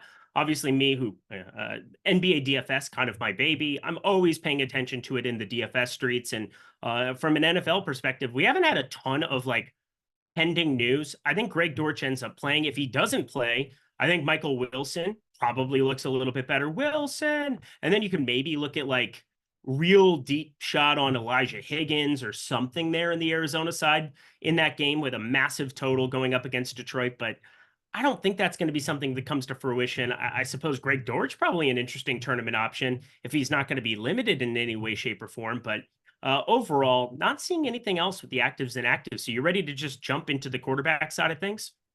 Let's do it. Let's do it, my friend, because we are at Stokastic.com. And obviously, Lofty did a great job of talking about the core package and everything else that we have to offer here. But we're going to be working through the data hub here in the Sims and some interesting quarterbacks, I think, for tournament, from a tournament perspective for today. But let's start on the expensive side like we normally do. And this is not really where my lineups are heading. Lamar Jackson, despite the fact that he's our most leveraged quarterback we have in the entire projections, 2.56% of leverage, 10.8% optimal percentage. Lamar Jackson, this is an 0-2 Baltimore Ravens team out of the middle of nowhere. Taking on Kansas City, that's understandable. The collapse that they had that I watched in a pub in Edinburgh, my God, it was pathetic. The Vegas Raiders found ways to get things done, even with Antonio Pierce at head coach with his dunce cap moves against the Chargers in week 1. But Lamar Jackson, I wish I was getting there, but I'm not. Jalen Hurts, I wish I was getting there, but I'm really not because I'm worried that we get some artificial ownership coming his direction. It seems as though he's going to be like a lot of people's cash game guy today. And I don't know what I think about that. I'm really not paying up for quarterback on today's slate. Even in CJ Stroud going up against my Minnesota Vikings, 7,100 for him. Nobody's really playing him. I don't see 7K quarterbacks on my board for today. Do you? I'm playing some of them. I'm pretty spread ownership wise to all of these guys. And you have the salary to get there with the cheap running backs. It's kind of just, what do you do with your salary? It's still semi-tight in pricing, but there's a couple avenues you can take. You could go and play like a stud receiver like CeeDee Lamb. If you do that, you can't play Hurts. You can't play Lamar unless you do something egregious. Or you can play one of these stud quarterbacks and then you basically live in the mid-range. I think that's why you might get some artificial ownership to Hurts and Lamar Jackson, to your point. Because CeeDee Lamb, the expensive receivers, they do not project as well as Devontae Smith, Olave, and some of these players in the mid-price range. It's largely because of injuries. So I do have some, but I'm also trying to keep this in check. When I first ran, I did get a fair amount of some of the expensive quarterbacks, and then I kind of brought this down within range. And my most owned quarterback is Hurts, but it's at 12%. And it's pretty spread across the board between Hurts is in there, Lamar's in there, and then there's some of the cheaper guys we'll get to, but not really trying to make any egregious stands at quarterback today. Yeah, I'm not trying to either, but yet Lamar Jackson, Jalen Hurts, CJ Stroud really not showing up for me. And I want to boost Lamar Jackson and get to him. We have him projected north of 23 fantasy points. He's the highest that we have for a quarterback by nearly a fantasy point and a half, and his optimal percentage much higher relative to his ownership, and a Dallas secondary that looked pretty bad last week. I would say they were probably the most surprising bad team. Maybe this is just, Kubiak's son going completely berserk there as the offensive coordinator for the New Orleans Saints. But I think part of it had to do with what we saw from Dallas's secondary. A lot of guys losing in coverage. And yeah, they did some deceptive stuff, tight ends. You know, I saw a big write-up on Jawan Johnson and relatively like not bringing tight ends out on a field. Taysom Hill out for anybody who cares about that. Thank God he hasn't been a gadget guy this year. But Lamar Jackson, I kind of think I'll boost him by the end of this program over the next hour. But then this next range, I kind of like for tournaments. I like Kyler Murray a lot. I think that's something you'll hear me say a lot this season. He was my highest owned quarterback in best ball. I have so much of him and Harrison, who, you know, I was reaching up for even when I was picking 10th, 11th, 12th, because I like the game environments for him in the NFC West. And then looking at Anthony Richardson, 6,700, I don't think he's got really appropriate ownership at 3.5%. Dak Prescott, I think, is a little low against a Baltimore secondary that's been formidable, or not formidable, been pretty aggressively bad. How do we look at this 6K range? Because there's a lot of places that I want to go. The 6K range is an area where I am trying to boost some players. You mentioned a couple, I think, that are really interesting on this slate, just given they're kind of being left for dead. Anthony Richardson is one that I'm trying to play actively. It's basically been disappointment on both sides for these two teams. Chicago has I think, a bad OC. You could argue with me if you want. Shane Waldron's now torpedoed 2 offenses with a ton of good players. Caleb Williams is really talented. I think you can fall back on that talent at some point. Indy plays fast. Anthony Richardson has the nuclear ceiling when he just hits the cheat code button with his legs. Pittman's down a little bit in price. He still has a 30% target share despite them not passing a lot. They get Downs back, who hopefully is an upgrade on what AD Mitchell and Alec Pierce have given them. You just have like the nuclear upside at sub 3% ownership in some spots. So that is something I will click on. And you don't need to do it a lot. If you're playing 150, you're playing multiple lineups. Even if you're playing 20, if you put Anthony Richardson in one lineup, what does that really do for you? It accesses a ceiling that no one else is really getting to. Otherwise, I'm not really worried about the ownership for any QB. Like Kyler is one of the most owned, but he comes in at 11%. Basically, if you just navigate that carefully and don't play a ton of chalk with it, it's pretty easy. And even if you just tack on a pass catcher, McBride's a little owned. Marvin Harrison's not very owned because he got priced way up in price. You mentioned some of the late news there. I love playing Kyler because I don't really think you're walking into ownership when you start stacking him. If you play him naked by himself, maybe. But once you add in a stack, I have no problem with that. And then it's sprinkling some of these other guys. Dak's playing Baltimore. I still have some respect for the Ravens defense. We'll see how that is. Dak's run pretty bad, and his weapons, getting back Jake Ferguson is nice. And Jared Goff, I mean, like, how many times can Detroit get to the red zone and kick field goals? Eventually, you'd think some of those turn into touchdowns. So I am still interested in Goff stacks. He's not owned either. He's not either. I didn't even get to the lower sixes. I mean, this is just, I mean, I'm all the way sub 7K. And if Lamar Jackson, Jalen Hurts, CJ Stroud have a ceiling game, I'm probably going to be in a lot of trouble on today's slate. Lamar Jackson, I'm going to boost so I at least get some, because right now I have 0. And I'm playing, 150 in the mini max, playing a lot in the 5, playing a lot in the milli, just trying to play a number of different things where I kind of feel comfortable with the roster construction. I think a lot of people do, based on the way that we're projecting these top end quarterbacks. It's not like they're pulling crazy ownership. They're all sub 10%, but I just think that, there's a ton of ceiling at the wide receiver position to spend up, like there generally is. There's a ton of options in the mid-range and low end of running back, and I feel comfortable with those roster builds. And as I've reran the Sims with a number of different iterations of a lineup pool, I find myself just gravitating to these cheaper quarterbacks. And let's kind of make our way downtown, walking fast, faces past, and I'm homebound here to an interesting range, which is the 5K range, where I just find everybody interesting and appealing. Derek Carr, I don't know what you think about Kubiak, son, but my dear God, he's been insane. And I guess I should start with this, because this is my biggest question for you in the entire quarterback position. We have massive chalk on Jordan Mason. We have massive chalk on Brandon Ayuk. How many people are playing Brock Purdy today? Less than 5%. And if they go, Brock Purdy probably has to go, especially the Ayuk piece, of course. But I think roster construction is such an interesting conversation on this slate specifically. How are you handling Ayuk, Mason, and, of course, Mr. Brock Purdy, Iowa State legend, in lineups together today? Yeah, I got 10% Brock Purdy. Yep, I'm overweight too. I love that. And that's the thing. Again, quarterback being so spread, you play 10% pretty considerably over the field. You're almost doubling it. So that I think is something you can look to, especially with all that chalk coming in. It is a unique way to start playing some of the IU pieces. Mason, I don't really think matters that much. He's not the same pass catcher McCaffrey is. I think you could add him in if you wanted to, just San Francisco accessing a ceiling game against a horrific Rams defense, or you could leave him out if you want to just take the stack and then maybe get leverage somewhere else. But I have no real preference on including Mason in the stacks. I do like using Purdy to complement them. It shaves off a lot of that ownership in a game that a lot of people are playing. I'm not really trying to use like skinny stacks with Purdy, anything like that. It is kind of like full game stacks, full onslaughts with San Francisco. Carr is a little tricky for me. I still have a lot of questions on the talent. He's been in a lot of situations, some good play callers, some bad, and he's been mediocre forever. His ownership's still not that high, though. It's 9%, which is why I'm a little hesitant. You know, like if he was like 15%, I would just flat out hit the X button. But he's not. He's 9%, which is reasonable.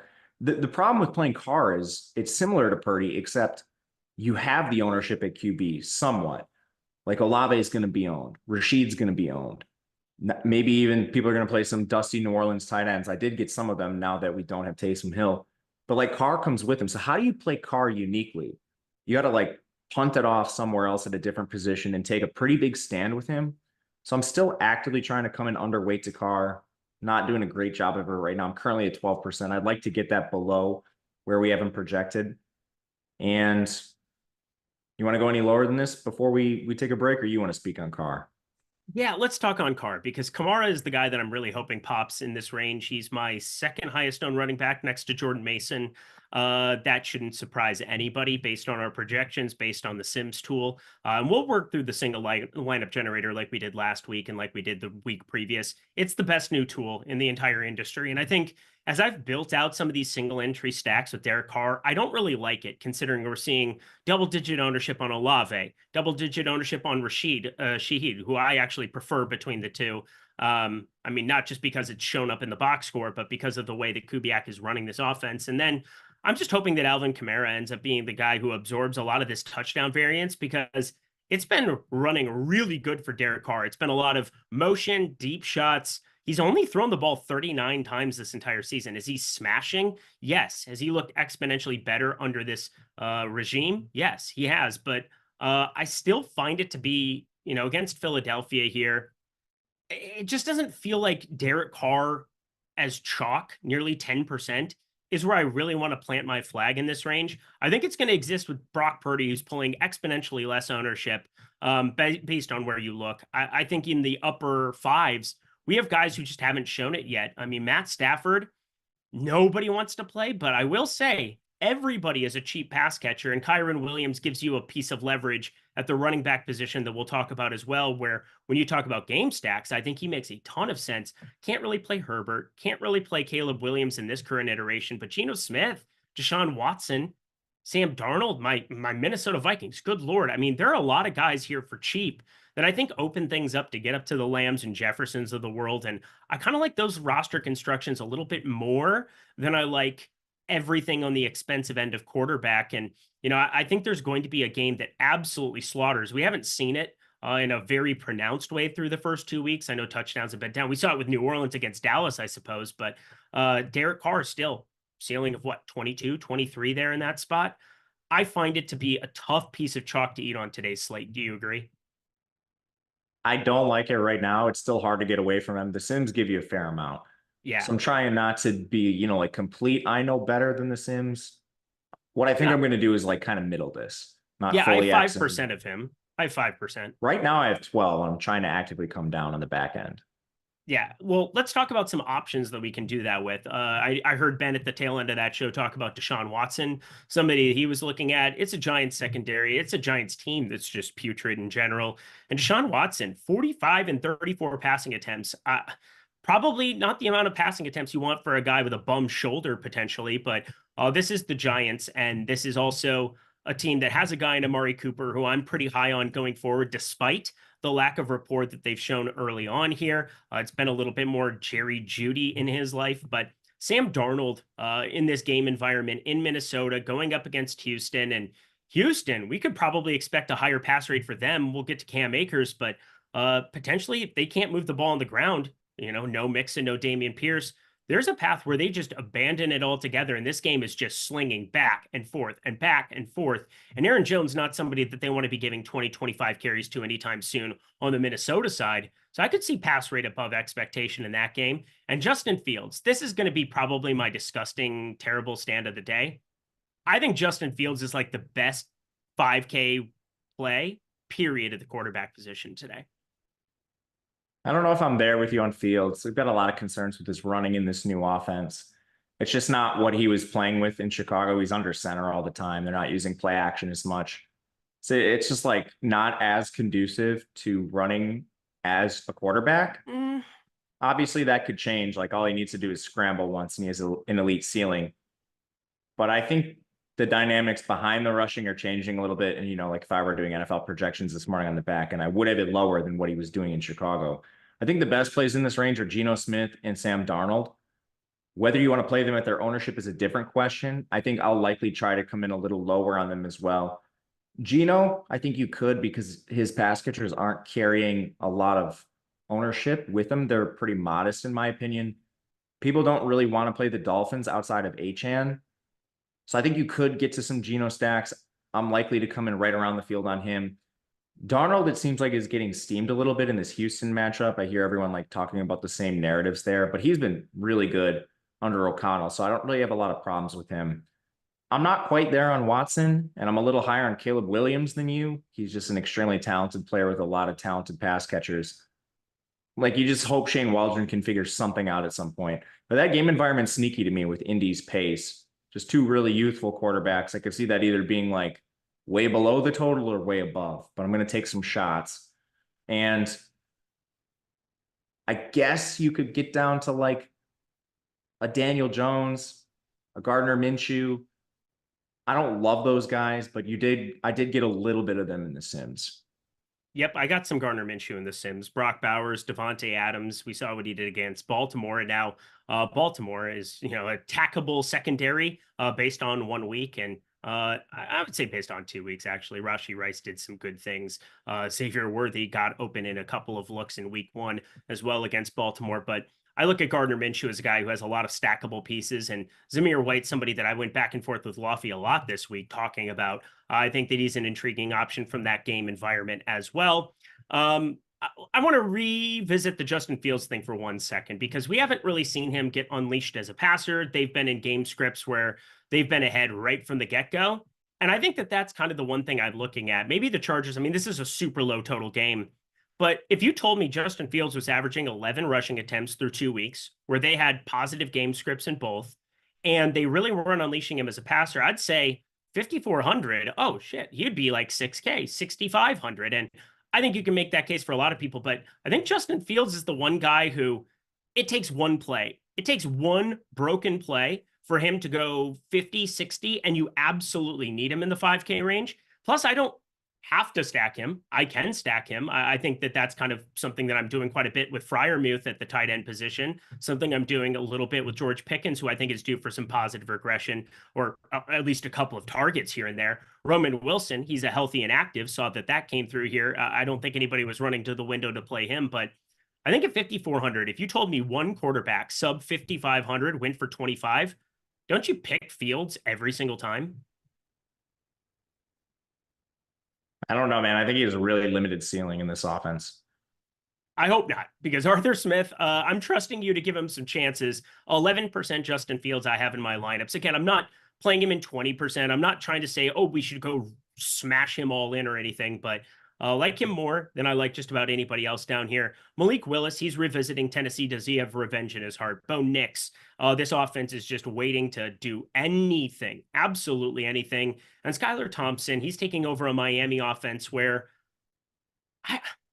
can you talk me into any Skylar Thompson? Because he ended up coming in a little bit earlier into that game.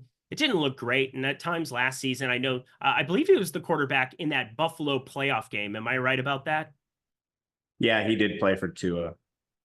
But he's like a very poor man's Justin Fields. His best skill set comes on the ground with his legs, and he's not that great at that. If you play Skylar Thompson, you're basically just betting on McDaniel being a wizard. You're a wizard, Harry. Yeah, I don't. I mean, it's more of just like I see Tyreek Hill 0 ownership. I see Devon Achane, somebody that I absolutely love, and I thought the market was way too low on. He's gotten steamed up as the week went along, and that was kind of a bummer for me. But if you're in the Lindy Discord, plus 135 anytime touchdown on FanDuel yesterday, that was silly. He is minus 110 now, and that feels like closing line value I can get behind. We'll jump over to the running back position in a second, but I'm not going to be going to any Andy Dalton, really. I have 1% of him. I can't really make a case for him, Nix, Willis, Thompson, in any considerable amount of lineups. If you get trace amounts of them in 150, so be it. But anything you like down here on the super cheap? Negative. I'm not playing any of these guys. Yep. Favorite quarterback for tournaments today? The largest of large milli makers, Anthony Richardson. Yep. If you're playing just normal tournaments, like anything in the mid-range, it's probably going to be Stroud. I'm torn between Murray and Richardson. CJ Stroud, I'm just worried we're going to see so much ownership on Nico Collins, Tank Dell. Stephon Diggs. Have you ever heard Diggs like and less Schultz, talk man. about Stephon Diggs? Yeah, play Diggs and Schultz. There's players in this bet offense Schultz. that are unowned. Have you looked at Dalton Schultz's anytime touchdown numbers this week? I can't really get access to him in Wisconsin, and I never buddy. bet the end. The only NFL game I bet every year is the Super Bowl. Oh, that's fair. Yeah, I mean, spreads, totals. I mean, I have one total and one spread and like 25 props on my card this week. Yeah, I mean, I'm limited on prize picks and underdogs. So it's like, there's no point for me. But you're too sharp. That's the problem. I got limited in a week on underdog. You should put like I couldn't $1. even use the deposit bonus.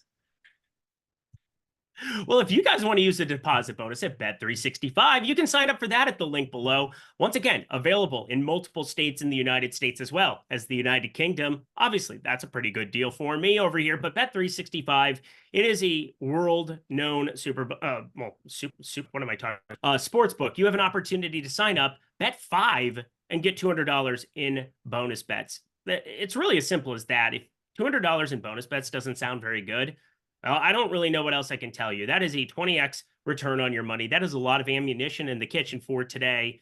You want to fire that up. Jordan Klein, throw that up, throw that link into chat as well. Bet365, really, really good stuff. And yeah, I'll just talk about Tails here in a second here too, because Tails, Makajeski, he's super sharp, but he's firing up those $5 underdog and prize picks cards because, again, they have him limited, but he is still giving people the information and doing a great job of it. You should be signing up for his tails, sign up for my tails, sign up for Lofty's tails, Ben's tails, everybody. Amazing opportunities to tail your favorite cappers here at Stochastic and Odd Shopper. But we're going to make our merry way over to the running back position. And running back, oh boy, there's one of these weeks early on in every single season. And Jordan Mason, DraftKings just can't possibly get his price right. Just they can't do it. He's 52% owned here in our projections. He's going to be higher than that in small field. I find no way to get away from having a bunch of him. The Sims jams him for sure. Any iteration of it. Can he fail? Sure. Can he get hurt? Sure. But I have north of 80% of Jordan Mason. Is there anything you could possibly say to talk people off the ledge of him? Not really. The matchup's awesome. The Rams have an atrocious defense. I mean, if you were playing just one 49er, it would be him. There's a lot of them that are coming with ownership. He's the one I think that is the safest. He's like the best workload in the NFL right now. Aside from the same route running ability, pass catching ability, he basically has Christian McCaffrey's workload. Also want to throw in for Bet365, it's only if you're 21 and over. If you have a gambling problem, please call 1-800-GAMBLER. But I am 100% with you. It's hard to get away from Jordan Mason. It's just ridiculous. And Alvin Kamara, I brought it up before. I'll say it again. He's been insane. We know his passing game role. Jamal Williams, he's basically just playing garbage time and scooping that up when they're up by 40 in some of these games after Alvin Kamara already set the world on fire. But he's now 38.5% owned. I mean, he has just gone from like 20 to 25 to 30 to 35, north of 35% here now. Is this a piece of chalk that you're also feeling good about at the running back position? Not as good because you have to pay for it. And there's a lot of alternatives. Like you could go to Saquon for a little bit more. If you want to buy low on Jonathan Taylor and maybe he runs a route once in a while, he's up there. You could go down and play for guys that are slightly cheaper that also have really good projections. So I'm a little surprised it's so high for him. I think there's a lot of options to potentially even just flip your build. And it's not just the 1-for-1 pivots. I didn't even name them all. Like Kyron's up there. I mean, Gibbs is slightly less expensive. I'm struggling with Kamara right now, especially with him and New Orleans just being ultra owned. Yeah, ultra owned. And I mean, I just looked through my lineups in The Sims. I brought it up before where Alvin Kamara is somebody that I'm hoping does absorb a lot of that work because he's in 35% of my lineups. But now, I mean, I just reran The Sims once again, and he's really hard to get away from. It's 7,500. I mean, if we're talking about a Christian McCaffrey type role, we were paying $9K, 9,500 for Christian McCaffrey at points in time last season, upwards of 10K. And now Jordan Mason, while he's pulling all the ownership, Alvin Kamara is like nearly going to be in like 20% of the lineup sharing with Jordan Mason. Feel like I'm running into a lot of duplication there. Have to get pretty interesting at the wide receiver position with some of my game stacks to maybe get away from it. And obviously that's where The Sims does the best work for me, is being able to say, hey, it's all right to play a lot of Mason. It's all right. I mean, I've lowered Kamara as this show has gone along because I want to get to a little bit less in 150, a little bit less than like the $3 and try to get a little bit different. But I'm with you. It's probably the guy I'm struggling with the most now as I'm revisiting some of these lineups. Charbonnet played, 95% of the snaps last week or north of that for the Seattle Seahawks. He is a 6K piece that a lot of people want to get to. Devon Achane, somebody that talked about earlier, I really like at the running back position, but he's pulling the chalk. What do you think about Cam Akers? Because I've gone back and forth with this one, and it feels like the field does too, because as I refresh this, he's been the only guy people have talked about on a lot of shows that I've listened to over the course of the last couple of days, including, my friend Lofty here on Stochastic, where he just broke down everything on Cam Akers in a very, very pronounced way on how it could break Thursday, Friday, and, his betting show on Tuesday. I think we see way too low of ownership on Cam Akers now relative to the 25-30% we saw earlier in the week. I'm more inclined to give him a boost than what I was before, because I thought, Houston's absolutely going to just start chucking it around the lot, maybe abandon the run game. But I don't know if you can necessarily do that with a $4,700 running back where it's Daria Gumbawale who's going to be the backup there. If Cam Akers fumbles it, he's probably screwed coming off of last week. But how do you feel about the chalk here? I know I'm just not going expensive to cheap, but like, it's such an interesting talking point. How are you handling these other chalky running backs today? Yeah, I don't think it requires a lot of nuance, honestly. There's really a couple things with Cam Akers. One, he fumbled. So do they play Ogunbowale more? Maybe. Ogunbowale can't do anything but pass block. Occasionally he catches a pass. So I don't think that outcome is super likely. Two, do they abandon the run altogether because they have these workhorse receivers and they have CJ Stroud? They've never done that. Never. Last year, they had a bunch of scrubby running backs too. They weren't even playing Devin Singletary in the beginning of the year, if you remember, and they never abandoned the run. And this year, their O-line is completely healthy. Last year, they were down like 4 starters and they still did this. Like, when has Bobby Slowick ever showed that he's just going to go 70% pass? And now you have the ownership flipping again. So I'm also inclined to go overweight to Cam Akers because he's not 30% owned. Everyone's playing Mason, Kamara, and Charbonnet, which I like those guys. I'm going to be playing a lot of them myself, but I'm a little surprised Cam Akers is being left for dead. This seems like a situation where everyone's just like, oh, Joe Mixon's out. Maybe they'll pass, even though they've never done that. So I think everyone just got like really, really cute with Houston. And in my opinion, the only risk is that he fumbles again, which he does have a long history of. So that is a legitimate concern. Hopefully a revenge in his art against my Minnesota Vikings because I have a lot of Cam Akers. I think he's one of the better plays on the slate at current ownership.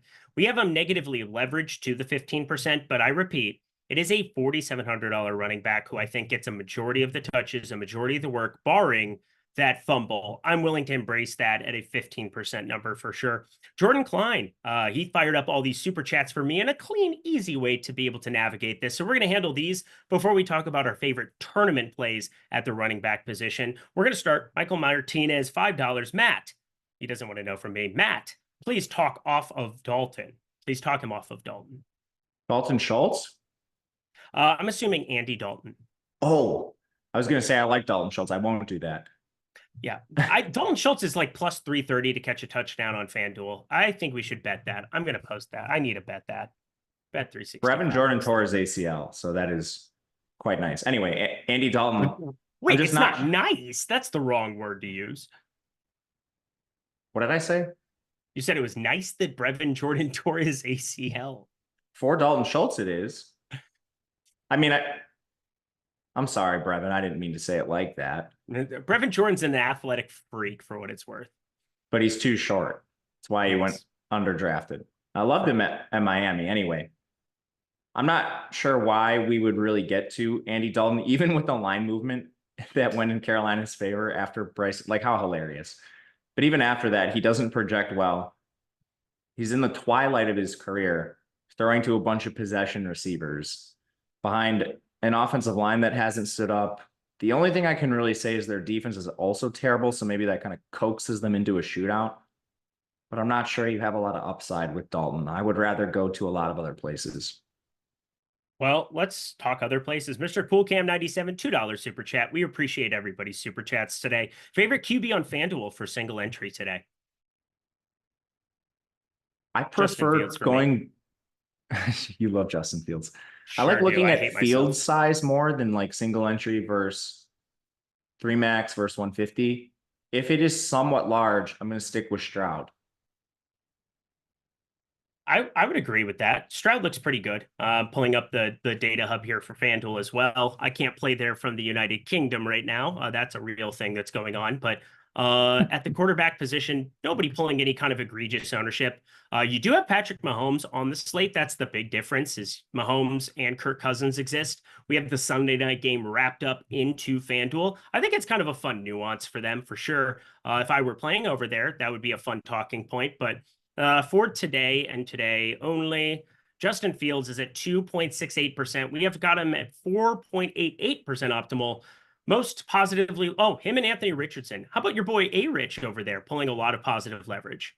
That's why I want to know the field size. If it's very, very large, I prefer him, like Millie Maker stuff. Justin Fields is 6,700 on FanDuel. I have to say Justin Fields. I'm sorry. It's egregious. Yeah, he's about 2.7K overpriced. I'm just kidding.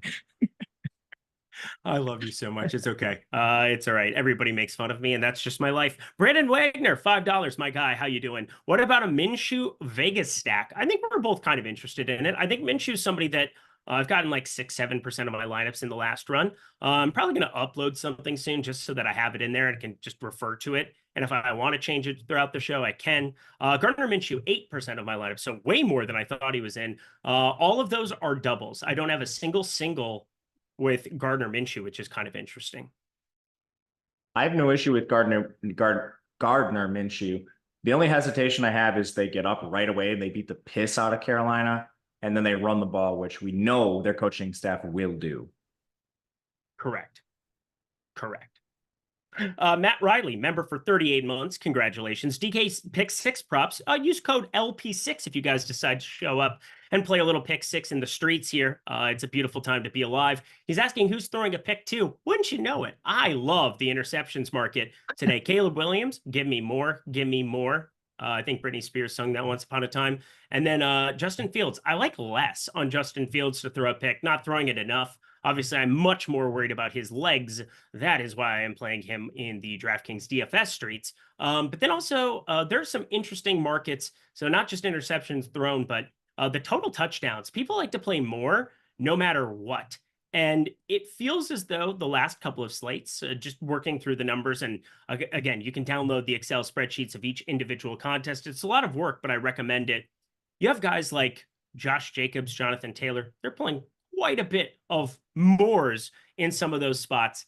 I would be inclined to maybe play the ownership game for DK Pick 6 with a couple of those guys. In fact, I think one guy who's very, very interesting for DK Pick 6 in the touchdown market, Chris Olave. Give me less for sure on him in that specific spot. Not that he's a terrible play, but he's plus 130, plus 125 in a number of places. And find that to be a good less to throw into your cards as well. Because again, people like to see the touchdown scored, especially over on Pick 6, where that might be a lot of people's only exposure to that market. So fire that up. Best of luck to you. Hopefully, I helped you out a little bit there. And of course, over at Stochastic, we now have, in addition to all the tools that you get when you sign up for the Sims package, the Pick'em optimizers. Check it out. Utilize it not just in Pick 6, but PrizePicks Underdog.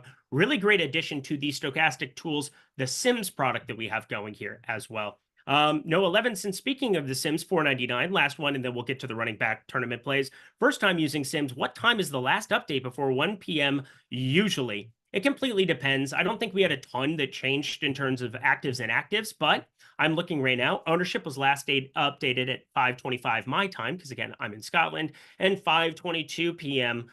For you guys. So it got updated a minute ago for ownership and 4 minutes ago for projections.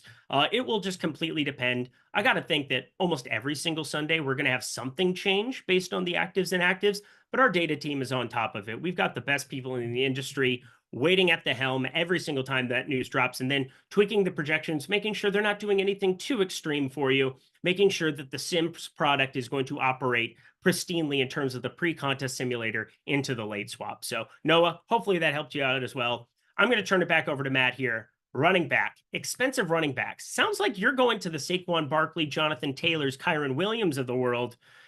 Am I correct about that? I'm going there a little bit, and that's the thing, is you don't have to do it a lot. There is so much ownership being sucked up between Mason, Kamara, Charbonnet, and a little bit of Akers and Achane. Like, you're basically getting every stud running back who's not named those players at single digits, and some of them like really, really low. So Saquon, I think, makes some sense. The only real difference in the role between Saquon and Kamara right now is if they get down to the 1 yard line, Hurts is going to sneak it in, and Barkley doesn't catch quite as many passes. Taylor, I have more concerns with. Like, he didn't play at all in the fourth quarter. He won't play clearly now. We've seen this over multiple games on 3rd and longs, hurry ups, 2-minute stuff. Taylor's out of the game. So that's a pretty big concern. The one who's really interesting is Kyron Williams, who will play close to 100% of the snaps, the same role as Kamara. The only difference is the Rams might just get absolutely boat race with their whole team hurt. So that is a concern. There's a big gap in projection at 6 points. But again, you don't need to play very much. A sprinkling of Kyron Williams, you could get with the field or over, and it doesn't take a lot. So that's kind of what I'm doing. Not playing a ton of these guys, but again, you don't need to. What's your favorite Rams run back in San Francisco stacks? Demarcus Robinson, I guess. I don't know. I don't really like the Rams that much today. Yeah, I don't either, but I think Colby Parkinson for me.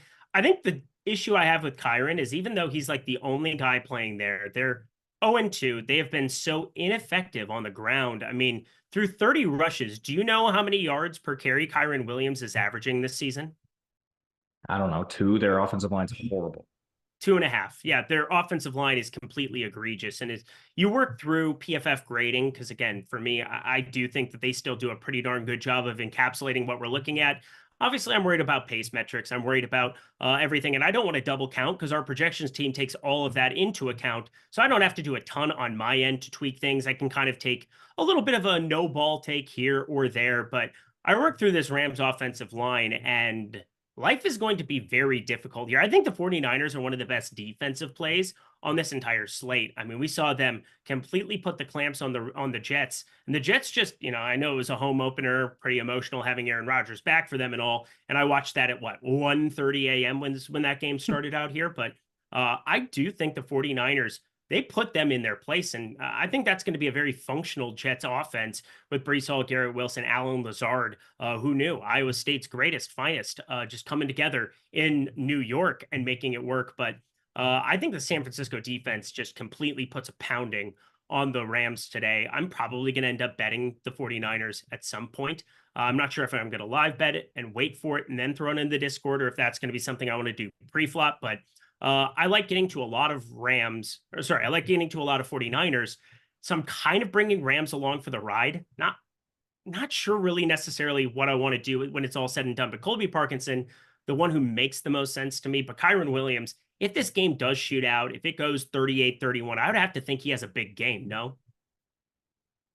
I think he does. If it shoots out, I don't think the likelihood of a shootout is very good. Yeah. God, sounds like we're both betting the 49ers at this point. Oh, such is life. Let's go to some other interesting tournament options. Josh Jacobs wants to run the football a lot for the Green Bay Packers. Malik Willis back there doesn't help, but I mean, does he just get a crazy, insurmountable amount of touches to make him like one of the best tournament plays on the slate? I think he's at least appealing. I mean, 32 carries against Indy. It's not like Indy didn't know that he was going to be running the football, and Green Bay still found ways to be effective doing it. I think Tennessee's defense has been better than I expected them to be through the first 2 weeks. Still pretty gettable. Still 0-2. Still not very good. I think Josh Jacobs is pretty appealing at pretty low ownership here right now. Is there anybody in the 6K range you like, Matt? I like Josh Jacobs too. You're right on the workload. It might just be very good. And this is an interesting range because I do think you have some pivots. This is where you see players like Jahmyr Gibbs living. He's in the upper 6K range, so you do have to pay for him, but James Conner's in this range. There's a lot of backs that have excellent roles that I think we could take advantage of at the expense of somebody who's really owned. Right now, Conner's probably going to be my favorite. I say that with some hesitation, just because they're, there's a lot of good weapons in Detroit.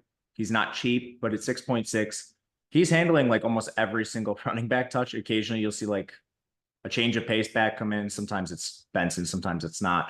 But I like that game as a potential shootout against Detroit, especially with Arizona. They have a ton of defensive concerns, so you could see them in some sort of catch-up mode from behind, and Kyler's been awesome. Josh Jacobs, you mentioned you just might have like 30 touches with him. How efficient? Doesn't really matter if he touches it 30 times. I like Gibbs quite a bit as another access point to this Arizona-Detroit game. He's been really good and really efficient. They just have kicked a million field goals once they get in the red zone. Those would be my top 3 plays from this 6K range that are a little under-owned. I think those are all pretty solid options, which leads us into the 5K range. And again, I'm going to go right underneath Charbonnet Pollard. I think Pollard's somebody that has great positive leverage in the Sims, somebody that I think it doesn't take a lot to get overweight to 15-20%, and you could be in a smash situation. There is coach speak saying they want to get Tajay Spears involved a little bit more, but there's also the part of me that says you kind of ride the hot hand, and so far, so good with Tony Pollard. If you were a Tony Pollard backing in best ball, because Tajay Spears has been pretty ineffective and uninvolved through 2 weeks. Maybe that changes pending how this season goes for New. He got hurt in Tennessee. the last game.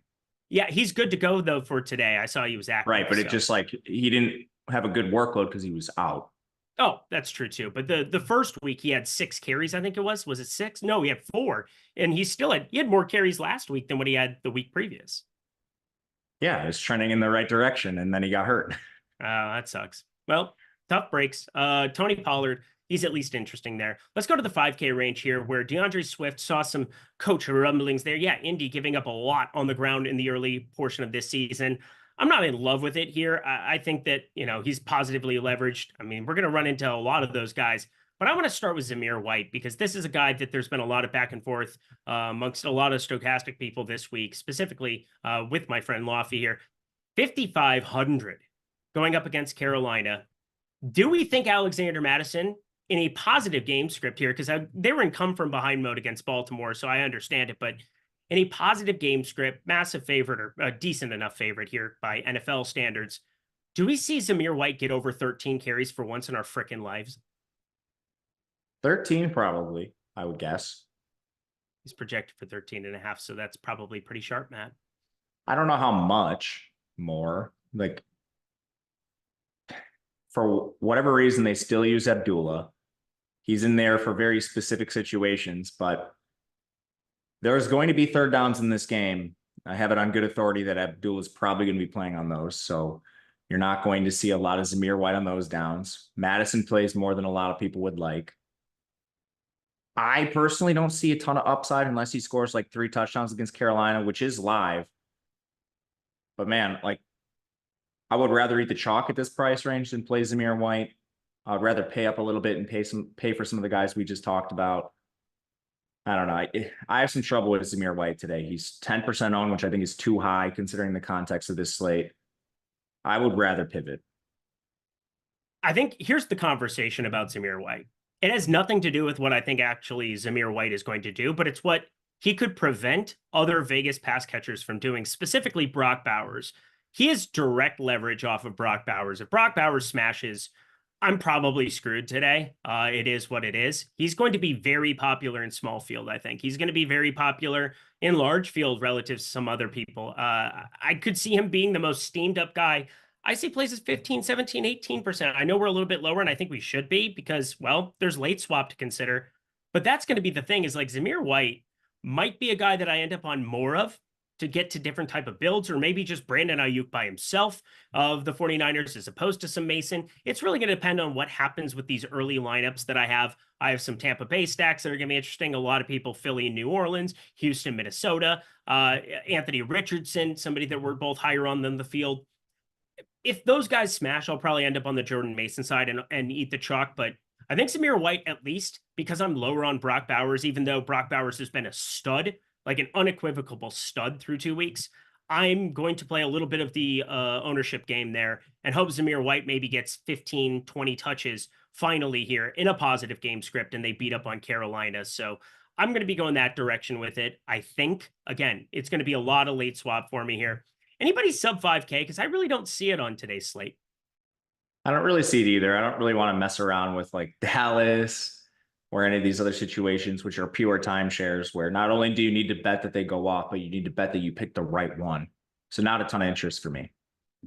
All right. We've talked Bet 365. Before we get to wide receiver, I want to talk a little Tails with the people. Tails is our marketplace, our insider marketplace. That is where myself, Lofty, Makajeski, and then so many amazing insiders. It's so exciting to have DK DFS, my guy Danny, hanging out in his Discord. But you can sign up and get all of the notifications off of the OS app in an instant by signing up for Tails now. What is Tails? It's basically just a spot to go get all of our plays on a day in, day out basis. I'm still betting MLB till the bitter, bitter end. I am still going to be betting the NFL every single slate from now until the end of time. NBA is coming here in a short month. We've got the WNBA playoffs starting today for some inexplicable reason.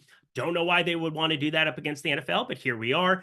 And I know Alex Baker, Awesemo himself, has been hanging out there, firing up his WNBA bets. If you guys want to sign up right now and get opportunities to do so, there are so many offers that are going on. Follow OS Tails over on X. Also, utilize Makajeski's knowledge in the college football, college basketball starting up here shortly too, realm. I'm telling you, this is going to pay for itself in a short amount of time. There are deals going on amongst insiders right now. I have something going with my guy, Eitan Chander, 2-for-1. Promo code 2-for-1 gets you both of us for the singular price of the $19.99 for a weekly, $49.95 for a monthly subscription.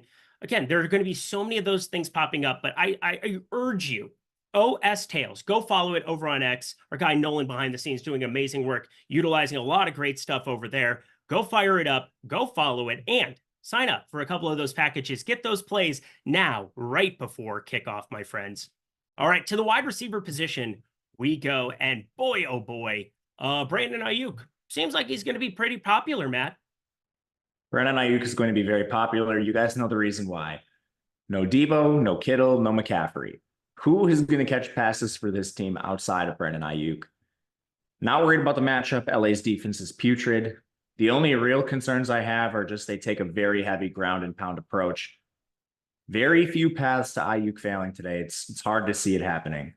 I think he's coming in a little under-owned, and I'm going to be above the field on Ayuk. I think so too. I don't even know how the Rams double him. Like, I don't even know what they do. Tre'Davious White is not Tre'Davious White of old. I mean, Tre'Davious White has gotten worse in just about every single season that he has been in the NFL. He was a stud at LSU. He was a first rounder as a result. I don't think it matters. Like, Shanahan uses so much motion. Mm-hmm. There's almost no way that you could stick a guy on Ayuk and have him just pure shadow. I mean, Ayuk is just so good at separation. He's not a big guy. Like, it's so weird watching him on TV because I'm always just like, Brandon Ayuk, he looks massive. He's 6 foot. I'm 2 inches taller than Brandon Ayuk is. We're about the same weight, although I think he probably has better muscle mass than me at this point in time. But, you know, I digress. Brandon Ayuk is an absolute villain when it comes to route running. He is so damn good, Makajeski, and there's a reason that they got him paid. There's a reason that he is going to be the highest owned wide receiver here. I'm north of the field, 42% of him. I'm just fine with that. How are you handling it, though, in Jordan Mason lineups? Because, again, the Sims tool has also taught me, don't think too much about it, but in some of these hand builds, it's a little bit strange to just have Mason Ayuk, knowing that you're holding the hands with 55% owned Jordan Mason in small field, 35% owned Brandon Ayuk in small field. Are you playing them together in some lineups in small field? Some of them, but you hinted at the way I've kind of navigated that. It's just like tacking on more Purdy than other people, which helps, but then you probably have to be a little bit cute somewhere else to try to figure that out. But one of my answers has been just play more Purdy. All right. Everybody smash that like button too. I'd love to get to 1.5K likes. Matt and I are so appreciative that you guys are choosing to spend your Sundays. And hey, I didn't bring all my equipment to Scotland to sit idle by and watch DFS being played. I am playing every single day alongside you guys. And I'm just so thrilled to be able to do this for a living. So I appreciate you guys for hanging out with us. If you appreciate it too, hit that like button for us as we continue down the wide receiver realm. And a lot of these are going to be dependent on some of the quarterbacks that we talked about, but the expensive wide receivers, CeeDee Lamb, Justin Jefferson, Tyreek Hill, Amon-Ra St. Brown. Hill has Thompson throwing him the football. I'll still have a little bit of Tyreek Hill, but I have 3%. I mean, I'm not, it's just so hard. 8,400 for him in this offense as it's constructed. Feels like it's going to be more of an A-chance spot, but Lamb, Jefferson, St. Brown, all of them pulling right around 10% ownership. Who's your favorite to spend up for? Right now it's Jefferson, and it's more a product of just playing a lot of that game. I'm not really that worried about the injury. I'm honestly not worried about Darnold anymore. So I think, yeah, you could probably try to take him away. We've never seen anyone succeed with that. But honestly, at the end of the day, I don't really think there's a lot of holes to be poked in any of the studs. It's just the game environment there is one that I'm targeting more than the rest. So that's how I get to Jefferson. Are you playing some Aaron Jones? We didn't even talk about our boy Aaron Jones. Okay. I'm over the field. You knew it already. We didn't even need to talk about it. The audience probably already knows. They're like, who cares? These guys are overweight on Aaron Jones every single week, and they keep losing money. If you ever got news that Matt and I were in a throuple, just assume Aaron Jones is the third person.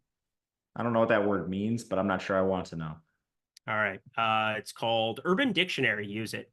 That's why I didn't want you to explain it. And I don't. All right. Rest of the wide receiver position. I'm with you. I think Justin Jefferson is my favorite up here, but just ever so slightly above CeeDee Lamb.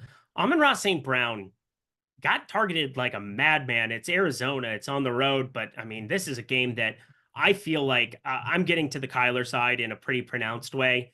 And I'm running it back with Jameson Williams. We'll talk about him here in a second because I don't know. The guy has 20 targets through 2 weeks. He had more targets in week 2. Even though the box score didn't go off the hizzy, Jameson Williams is like a dude sub 6K. I have way more of him than the field. That should not surprise a lot of people who know my Jameson Williams fetish. It's almost my Aaron Jones fetish too, but this mid 7K range, Nico Collins, Mike Evans, who just continues to get it done year in, year out. They're really kind of the only guys to be rostering here. I think for me, it goes pretty clearly. Nico 1, Mike Evans 2, Marvin Harrison 3. Part of that is just because of Trey McBride being the guy I'm taking with Kyler for a ride in this matchup once for all. And I just need Marvin Harrison to not do what he did last week. If he ends up 3 or 4%, I'm probably going to be kicking myself. But Nico Collins, I'm assuming you have lots, no? A lot of Nico Collins. There's just not that many guys that are healthy in this range. It's like a very small one. Unless you're taking like a massive stand, like Nico's probably your most owned player in this range, and I'm not really sure it's close. I'm at nearly 20%, no more than 5 of anyone else here. There's only 4 guys in the range that are actually going to play. All right, we got some more super chats here now too before we get to the sub 7K range where we're going to spend a lot of time. Jacob Dunn, $2. Best wide receiver / running back under 6K DK. Best anytime touchdown bet. The best anytime touchdown bet was Devon Achane at plus 135 yesterday. He is now minus 110, so that's off the board. How about Rashid Shaheed? I know I'm not going to be playing like an egregious amount of him relative to the field maybe, but he's my highest owned on the New Orleans side, wide receiver side, between him and Olave pulling more ownership for some reason right now. But he is sub 6K, and his anytime touchdown plus 185. Derek Carr apparently is just going to take these deep shots every single game. I think if you played him the next 2 weeks, you're probably getting one of those deep shots yet again in this new Kubiak Jr. offense. I know he's not a junior, but whatever. I think that's probably my answer. Or no, Jameson Williams is probably my answer. 5,800 for him. God, I have a ton of him in that Arizona game. Who is your answer, Matt?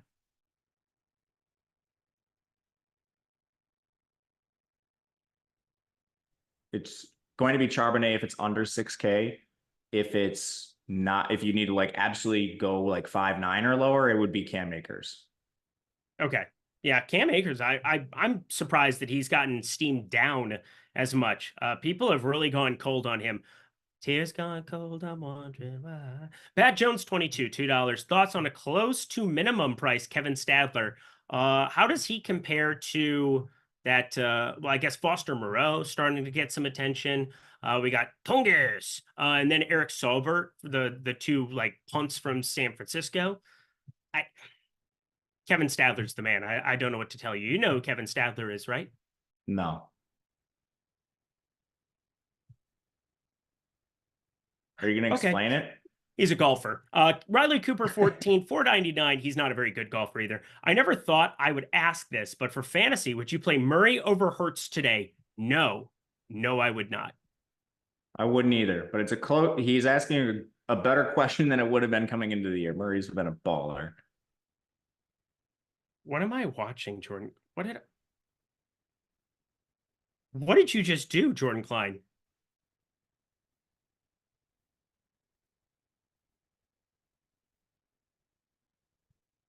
Jordan Klein's trying to throw me off my game. I'm sorry, I wasn't really familiar with your game. Let's talk some punts here because this is going to be more fun than dealing with Jordan Klein or, my day-to-day. Sub 7K, I guess we should probably start there. Chris Godwin, Malik Neighbors. Malik Neighbors, how does a 60+% target share sound to you, Matt? Sounds great. I'm worried that they just dedicate extra coverage to him because he's the only good player on their offense. Yep, I think that will probably happen. I'm lower on him this week. I hope he doesn't torch me, although I have so much in best ball, it won't matter. I'll probably make money on him somehow, some way anyway. DK Metcalf, I'm lower on that number as well. I just do think, San Francisco, or it's not San Francisco, Seattle, I was lower on Charbonnet last week. I will be around the field, maybe just a tiny bit under on Charbonnet here, but I think it's going to go playing through him, Jackson Smith and Jigba, Tyler Lockett. There's enough guys there that I don't think he's going to be the guy that shows up for me in this range. I'm just wondering about Diggs. Nobody's playing Diggs back in Minnesota against his former team with the offense that could be out there chucking. What am I missing? Why is Stephon Diggs completely unowned today? Because he's not as good of a price-adjusted play, but I agree with you, and I think the ownership has gone too far. This should be a little narrower between the three receivers. I am actively boosting Diggs. I'm actively boosting Diggs too. I have north of 12% of him. I just don't see how he isn't a phenomenal tournament play. If everybody wants to play Nico and everybody wants to get to Tank Dell to save money, this is the thing that I thought we were going to run into at some point this season, and it's showing up in week 3. I love Stephon Diggs, even though I don't think he's nearly as good as the other two at this stage of his career. I think we're going to see Stephon Diggs be a guy who has a couple of massive ceiling games at super low ownership, a la Marvin Harrison week 2. So that's hopefully what ends up coming to fruition here. Sub 6K. This is pretty fun here too. We've got a number of different ways to go about it. Shahid brought him up earlier. I'm Jameson Williams. Rip me. Good times. Glad we had it. Anything that you love here in the 6K, or sorry, in the 5K range? I'm with you on a lot of these players. I'm trying to be very careful with the Saints. I'm trying to bring down Shahid a little bit. They're just carrying a ton of ownership here. I'm actually in the middle of a rerun, so I'm not sure where I'm going to land on some of these guys.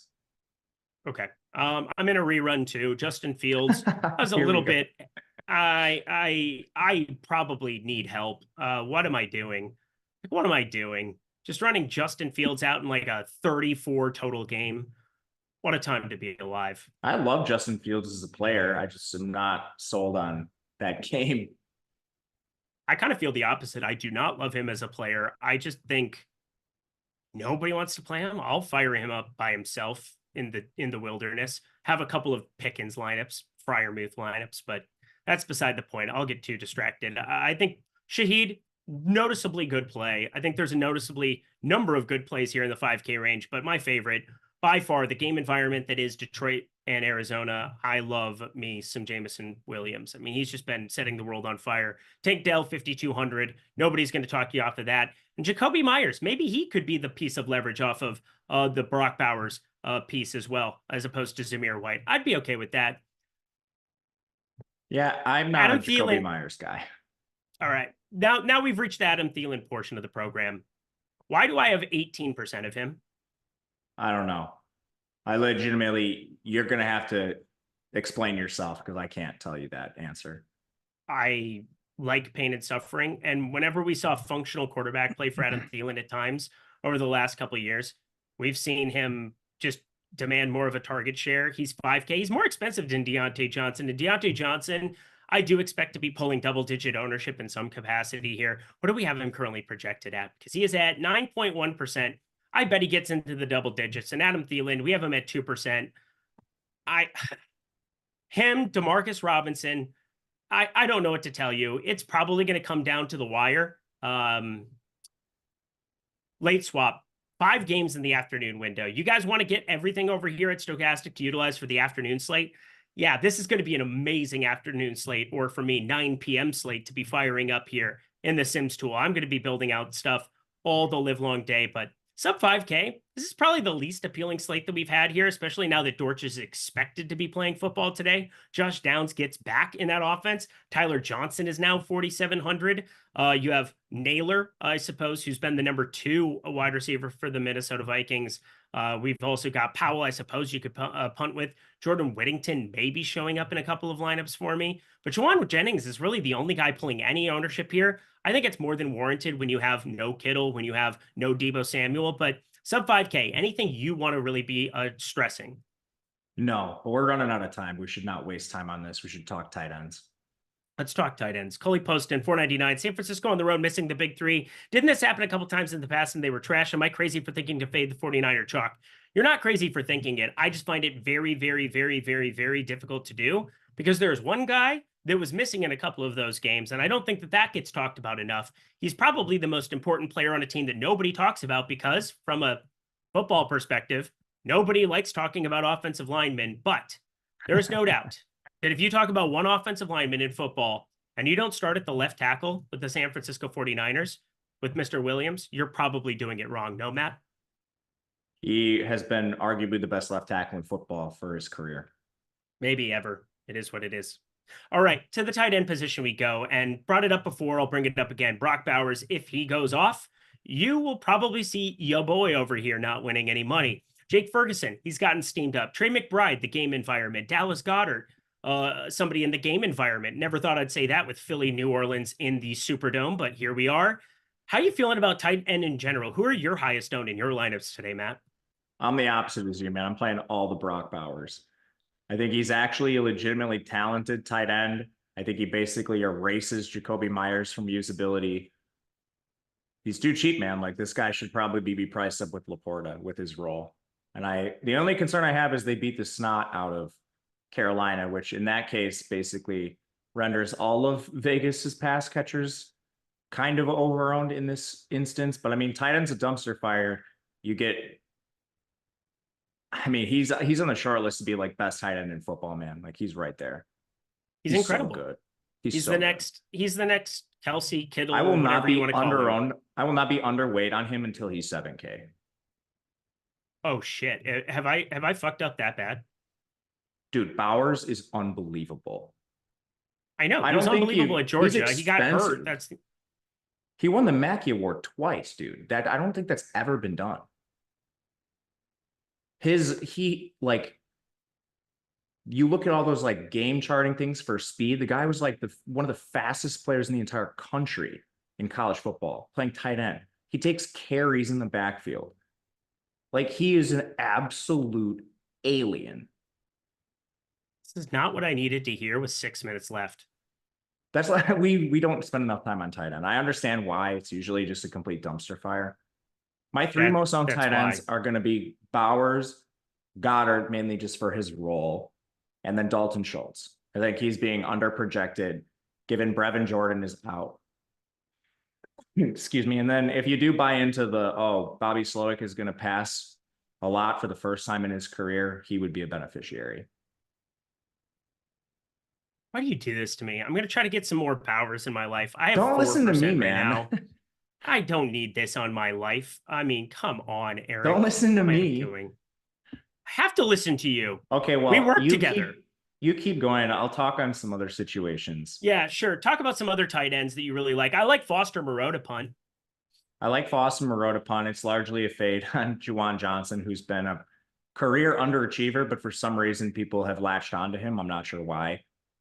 And Moreau is just like straight up outplaying him. He's at a much cheaper price point too. I don't have a lot of interest in these like really dusty punt tight ends other than sprinkling them. Like even Moreau, I don't have a real position on. He's in 7% of my lineups. A lot of people are clicking Eric Saubert. I have a lot of reservations with him. He's essentially been used as a run blocker for this team, which, isn't that dissimilar to what Kittle does sometimes. So you could certainly throw a dart there, but I would rather pay up from like the 2.5K tight ends and find yourself in the 3-ish range. You mentioned Parkinson's buy low. He's a guy I certainly have interest in for the Rams. They're down so many pass catches. He plays every single snap. Jonnu had a really interesting role in Miami. They're down so many receivers that he's basically playing wide receiver. He had a lot of like gimmicky stuff that was designed for him. I don't know if Seattle's just going to load the box on Miami or not, but I think he's somewhat interesting as a guy I boosted. Other than that, you have a lot of guys that are playing snaps, but not doing anything like Fant. Dulcich is playing the pass catching role. The other really interesting thing to do is paying up for like Andrews and Laporta, the guys that have really disappointed. I would rather get to Bowers, Goddard, and Schultz than play those guys, but they're at least interesting if you're running, and McBride, if you're running like stacks of those games, which I am. Did I give you enough time? You did an unbelievable job. I think I got it fixed. I'm going to get to 13% Brock Bowers, and you know what? That is a lot more than I had a second ago. So we're gonna roll this out. I feel responsible for this. And I don't know if I'm gonna feel good or bad about this. It's a win-win. Let's jump to defense because again, I'm stacking a lot of pass catchers with it. I think some interesting punts if you're looking at it. Dulcich, Greg Dulcich, not somebody that I had on my radar, but he's the run back in a lot of my Tampa Bay stuff, strictly from the Sims tool, throwing that out there. And I do think that it makes sense. If the tight end position fails, like, I don't know, we see almost all the time outside of an Isaiah Likely island game. He's an island boy. We definitely have an opportunity to get to other pieces. So let's go to the defensive side of things. Oh boy, I'm paying up for defense today, and that's never a good feeling. I have tons of the Buccaneers. I think everybody does. Highest owned defense. Pick them up in year long everywhere. Going up against Denver, the short 8-0 Bo Nix. 4 picks, no touchdowns so far this year. Quack, quack. Hopefully he improves for the sake of my in-laws. But here we are. Tennessee, Cleveland, Chicago, and the Colts for cheap. I'm forcing it a little bit. The Bears specifically, they're 2,600. Who are your favorite defenses? 3 favorite defenses, maybe 3 highest owned defenses to round out our show. My 3 highest owned are the Buccaneers, Titans, and Broncos. But I actually agree with you on the Bears. This is obviously in non-Anthony Richardson lineups, but they have a pretty good defense overall. That game is really fast paced. So that's a lot of opportunities for 2 young QBs. I like kind of playing it both ways where you get opportunities for them to fail, but then you have the like shootout. I think it's a very volatile game that could play like 10 points on either side of the total. So I have a lot of interest in that game in general, but some of it is reliant on like defensive scoring when the Bears are in lineups. Oh, crap. I don't really like the Titans as much, even though they're pretty owned. Just, yep. I don't think you have a lot of opportunities for turnovers with the way the Packers are going to play. No, you probably don't. The Packers are going to run the football in absolute metric ton with Josh Jacobs, who is the one guy I actually hope pops from that game, and I hope everybody else fails into the hellscape from which they came. I agree with you. Other interests, Browns playing the Giants, they're expensive. I think you could get kind of cute and play the Vikings against Houston. It's not going to be owned, and you're directly leveraging off a lot of stuff there. On the other side, you have the Colts. I think they're interesting. Saints and Philly, I have interest in both of those defense. Hurts has been live to turn the ball over at times. And then if you play Philly, you're also getting massive leverage off all of the Saints chalk. And there is a massive amount of Saints chalk. So that was something I tried to actively do too. Friends, man, we landed the plane. I know it got a little rocky there in the last 10 minutes. Had to get to tight end, got to the defense, but we covered it all. We got to everybody's super chats, I believe, as well. Go team. Thank you, Jordan Klein, for all of your help here today. Thank you to the Glen Eagles internet, which is by far the best internet I've ever had in traveling in my entire life.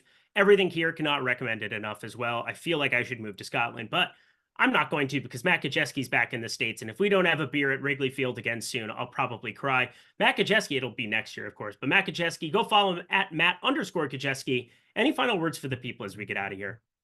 Thank you for spending your Sunday morning with us. We greatly appreciate it. It's a blast getting to talk the slate with you guys every single week. And good luck. Pay attention to late swap today. There's a ton of chalk in the afternoon window. 5 games in the afternoon window. Check out the Sims tool, utilize it, process it. Also, obviously get yourself some exposure to all of those games and maneuver it around. Do not set it and forget it by going to the bar, kicking it, doing whatever else. I know that that's a fun thing to do and probably something I'm going to go do for a little bit. But as it stands right now, tons of news still waiting in the wings. Greg Dortch, that's the one question mark that I think, it sounds like he's 90% to play, but if he doesn't, look at Michael Wilson, probably one of the better tournament plays on the entire slate if that's the case. Thank you to everybody for tuning in. Hit the like button. I'm Eric Lindquist. Go follow me at Eric Lindquist. We'll catch you next Sunday.